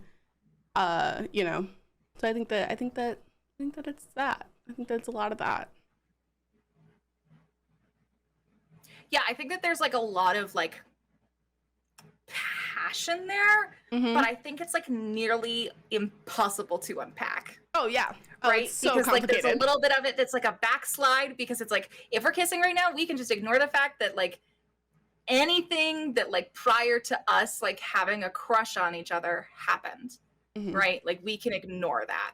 Right? Like it ignores the fact that you guys don't agree on strategy. It ignores the power imbalance. It ignores the fact that like Misha has obligations that you have decided to reject. Right? Like it ignores everything. And it's also like weird. You know, it's like it's time sort of suspends itself. And I think you both feel the same way afterwards. And like Misha like pulls away and like is keeping a hand like on your face. Archie like leans into it a little bit.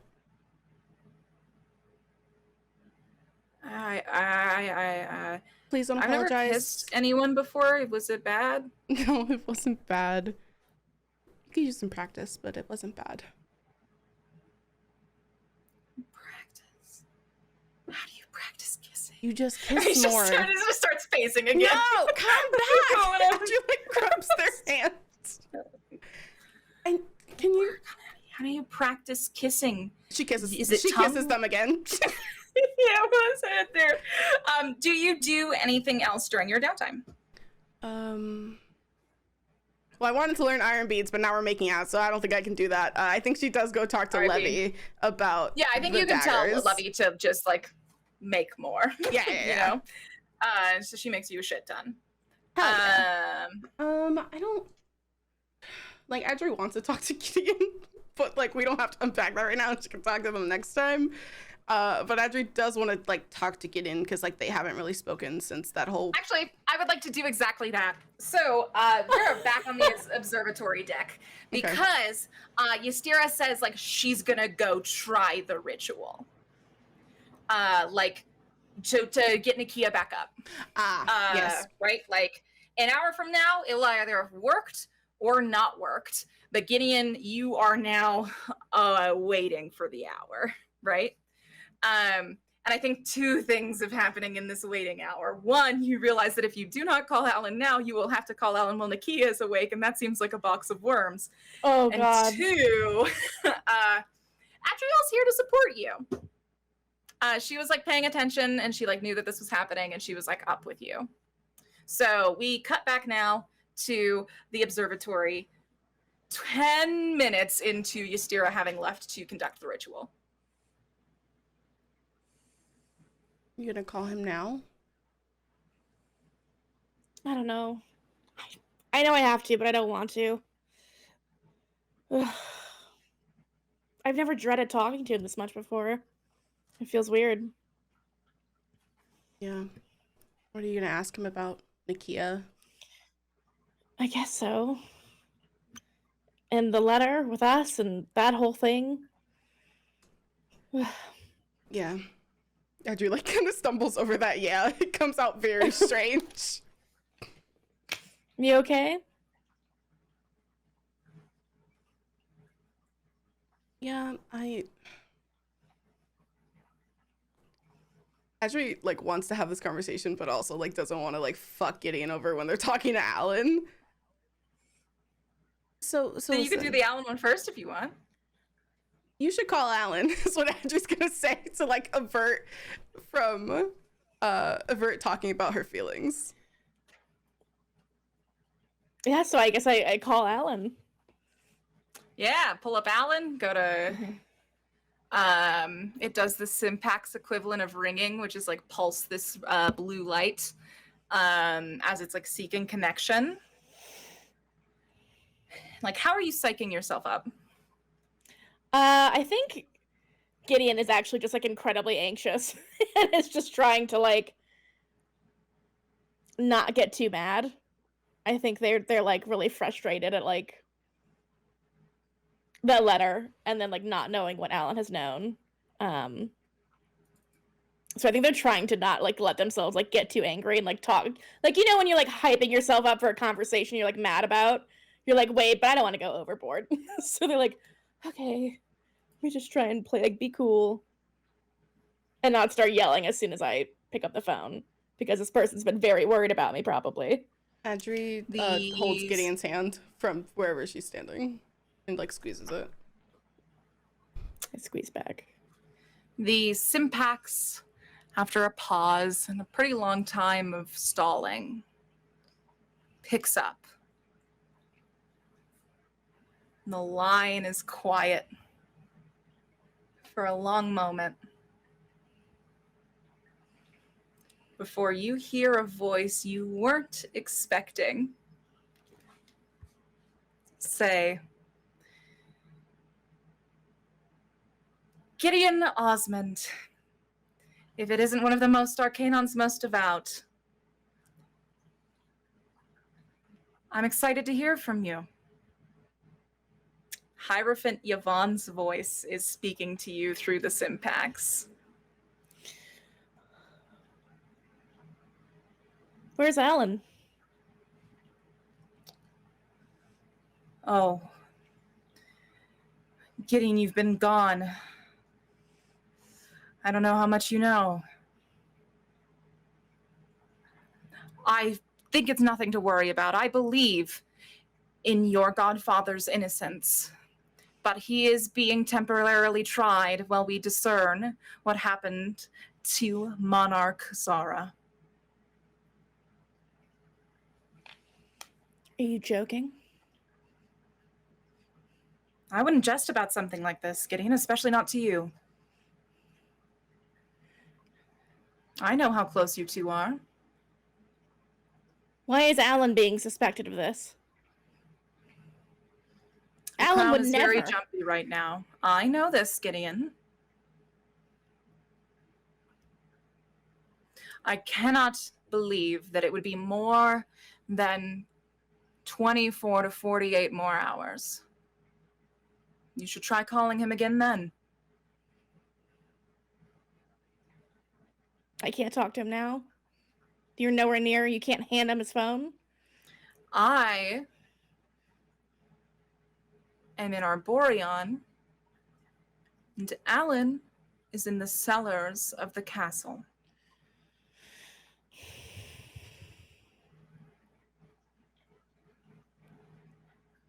This is bullshit. Gideon hangs up the Sympax. You didn't know what happened. Alan's. I think it was on speakerphone. I don't think Sympax is speakerphone. Okay. I think speakerphone is the only option for Sympaxes. And did she say I can't, like, what's the 48-hour period? 24 to 48 hours you can call him back. She was like, I'm sure he'll be released, like, once he's, like, 48 hours. Okay. I'm scared that that's, like, a time window before he explodes or something. Well, you think about it, 48 hours from now, you're going to be in the middle of a fucking temple. Oh, yeah, I literally can't do anything. Well, Oh no. Gideon.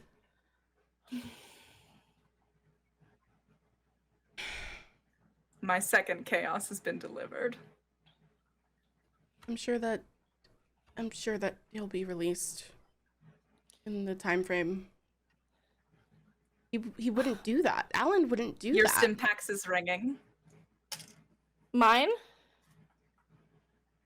I think before I pick up, I look at Adriel and Gideon You just want goes, me to get it? No. I know she has something to do with this. I just don't know what. Okay. And then I think they like wait, and then they flip it back open. Gideon, I think our connection got interrupted. Yes, it's storming outside. Yes, this is why I called back to hear about how your mission is going. We've not heard from either of the other two groups. Interesting. We believe one's in Terrapine. Other than that, no leads.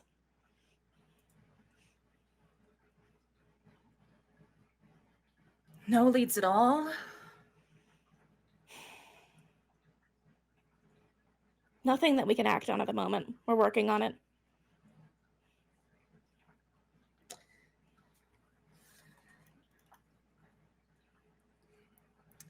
Gideon. I mean this with every word of adoration when I say that I've watched you learn to lie since you were a child. Would you like to tell me the truth this time?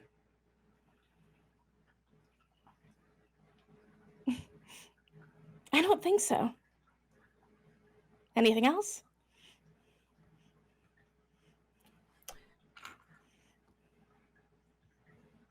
I would just encourage you to remember who your family is. Remind you that you swore the binding edict of magical intent.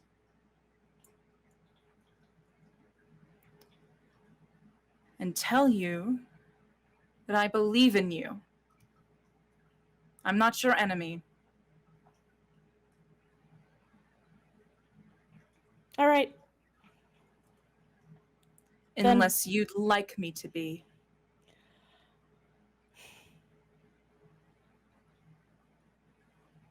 That depends on how safe Alan is after those 48 hours.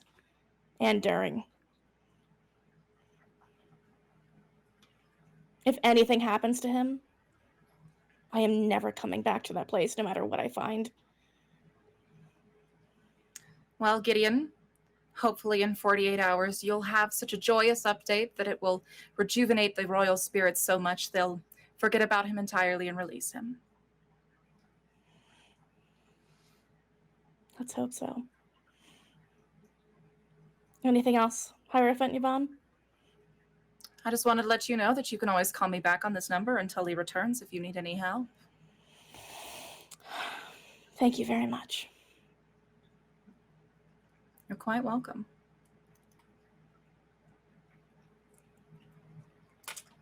And I think Gideon hangs up again. Adri has, if you look at her, this has been, so, how do I even begin to phrase this? So Adri, upon listening to this, kind of got like smacked all the way back to reality, and is crying silently, but is crying. Oh, Adriel! Gideon like goes and puts an arm around her. No. You're the one who needs comforting. Please don't worry about me. As she like what's wipes her wrong? eyes. I'm fine. I'm just mad. What's but not at you. What's wrong?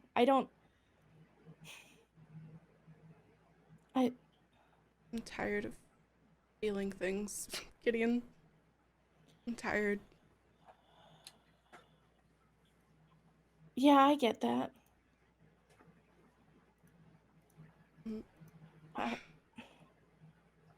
She like wipes at her eyes again.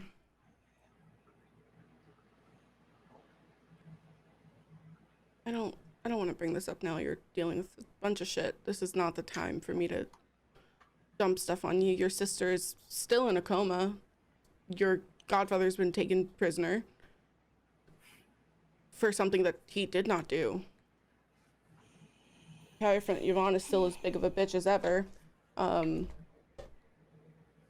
know, I don't...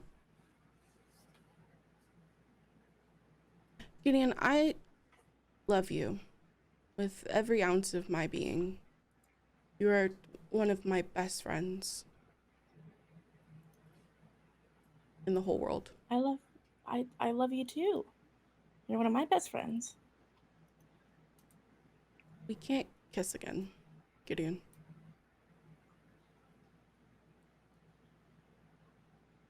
It just makes things confusing, and like I see the way that you and Brian look at each other, and it just makes me feel things that I don't like to feel. And it's Okay. not up to me to take that from you, so I need to not do that anymore with you. I think Gideon's just like gobsmacked, like after that conversation on the phone, to this immediate emotional I'm so whiplash. sorry. They have absolutely no idea, and they're just like, okay. I didn't mean to make you feel weird. No, I'm I sorry. I mean, don't look that sad. I'm awake now. Nakia. And with no fucking time to process in this conceivable universe. Oh! Nakia wakes from the dead. Nakia is literally standing next to Ystira at the entrance in this room. Oh. I Nakia, made I'm you so glad you're cookies. awake. I know, I'm very lovable. Audrey like laughs a little bit at that. Not in a like disbelieving way, but just in a like, ah yes, the teen has awoken on the ship.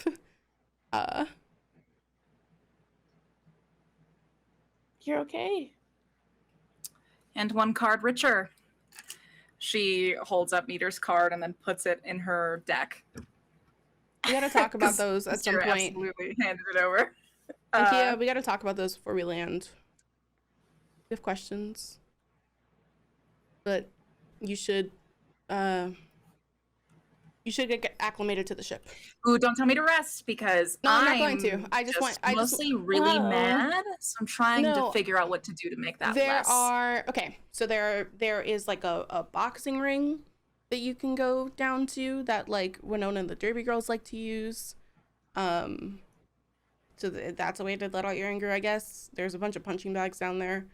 But yeah, I just want you to be I'm not going to tell you to rest. I just want you to be able to be acclimated to the ship. Ystira says, yeah, I can give her a tour. Do you want us to? And I think Ystira's kind of more likely to pick up on this than Yeah. Nakia is. Well, Adri wasn't even trying to kick her out. Adri was genuinely Okay. being like, hey, and then Adri sees what Ystira is picking up that Adri's not picking up, and Adri's like, yeah, if you could give her a tour, that'd be great. Great, I'll do that, and then we'll plan together. Come Yeah. on. Nikki, let's go. And Ystira thankfully steers Nakia out of the room. And I think Adri, like, takes a second and then goes, I want you in my life forever, just not in the way that we planned. And I hope that that's okay. I'm not trying to hurt you. Adri's like never broken up with anyone before, and so she's having a very hard time. I think he like puts a hand up and goes, I get it. We just went from one I'm thing sorry. to another thing, and then Nakia came in and I said like one thing because I was dissociating from the other thing, I'm sorry. and then we just jumped right back into it. I'm sorry. Everything you're saying is fine. I'm not mad at you. I just think I need to go. I think you need to away kiss right now. Brian so that y'all stop eye fucking each other at the dinner table. Adriel, I'm being honest. Also, I kissed Misha. I don't think it's gonna happen again, but that happened. Yeah, I don't know how I feel about it after that phone call either, so. Okay. Well, I guess it's just all coming out then. Okay. I just needed Well, to tell no you everything. I secrets? can't just like walk away from you and not tell you that. Why would I walk away from you and not tell you that? We're best friends. We tell each other everything. Audrey's like spiraling now. I can't be there for you right now. I'm not telling you to be there for me. I'm just saying what happened. It's okay. I would receive this news much better if this were handled more delicately. I think Adriel and Gideon don't see this, but I think absolutely, like, just the audience can see Yaldek and Lusso literally peering down, like they're both like clearly watching this, but they can't see it. It's just the audience just seeing this, just like. I think And now we Gideon- watch the rest of the scene from this angle. I think Gideon goes, I wish you'd handle this more delicately. And I think Adriel goes, Gideon, I've never broken up with someone before. I don't know what it's supposed to look like. You did break up with someone before, Adriel. It was Me. fake. It was fake. It wasn't a real breakup. It felt real then. I'm sorry. It feels real now. It's I'm okay. sorry. It's okay. No, don't It's comfort okay. me. No, stop. Stop doing that. Stop just watching your don't feelings want for you other to people. I don't want you to feel bad. I'm gonna Once feel bad regardless. So Okay. Radiating powerful energy is now in the doorway. Back to this. You see Nikia's standing there again without Ystira. Terrifying. Nikia says, while staring daggers at Adriel. Hey, Gideon. Ystira's a really bad tour guide. Can I borrow you? Please. Bye. Goodbye. Gideon.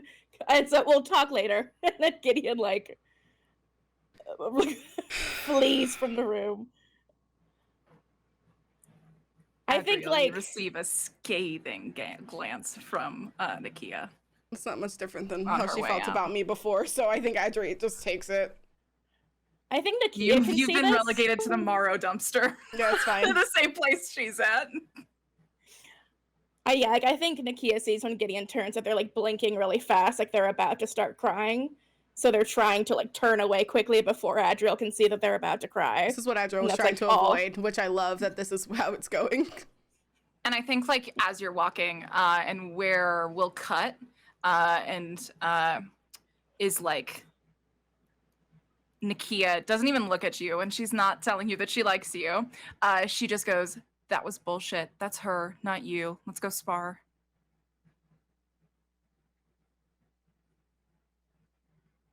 And then she goes and beats the shit out of you in the fighting ring, because I think you're like sad and like not paying attention. It's just Nikia beating the shit out of you, because I don't think you're also like a combat trainer.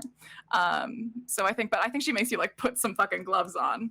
I think you also notice Misha watching, but we cut now too.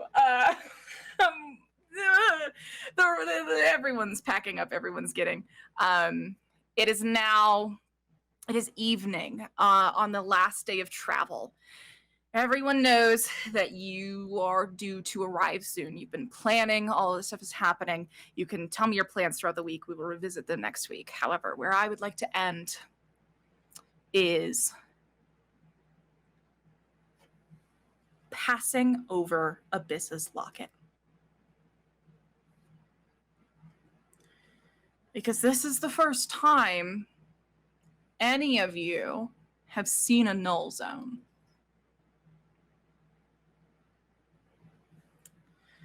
Lovey like warns you to get ready for landing. I think like a group of you have like agreed to go stand out on the deck just so you can go like see your enemy, right? Like that is valuable information. So you're all standing at the bow as we watch the ship come down from the cloud line towards Abyss's locket itself. This beautiful lake, used to have completely clear water.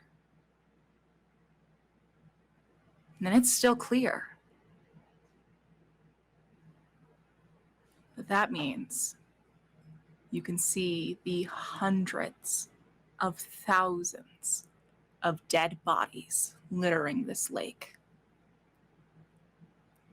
The ship swooping down so close to the edge to avoid the ire of a colossal you've not seen yet, that water is spraying up all around you, creating this beautiful mist, rainbows catching in the light, that being the only color that you can see all around you in an otherwise desolate place. Even in the distance, you can hear the snarling of the void.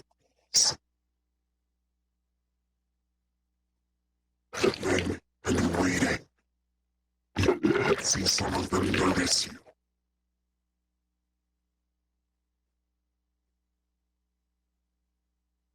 You are in their web. You sail. and sail closer and closer to this small mountain range in the distance. And you hear Luso pop over the speaker and say, "So there's going to be like a 180 flip here at the end. Don't fall off." And that's all that's said. So this time you're bracing yourselves as you come in hot. Because if you're quick, less ghouls to notice, right?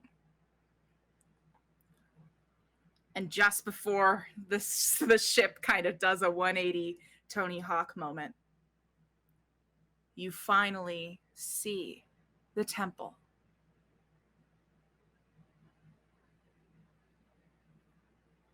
This gray wasteland, a desert almost, with these alabaster trees protruding, almost like extending dead hands, all around you. Eventually, the trees clear way, and you see it, built into the side of a mountaintop. The moon beaming down on it.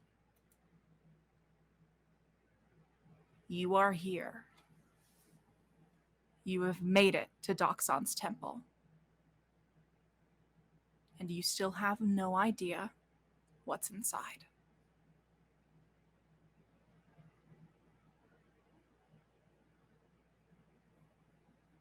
And that's where we're going to end this evening's episode.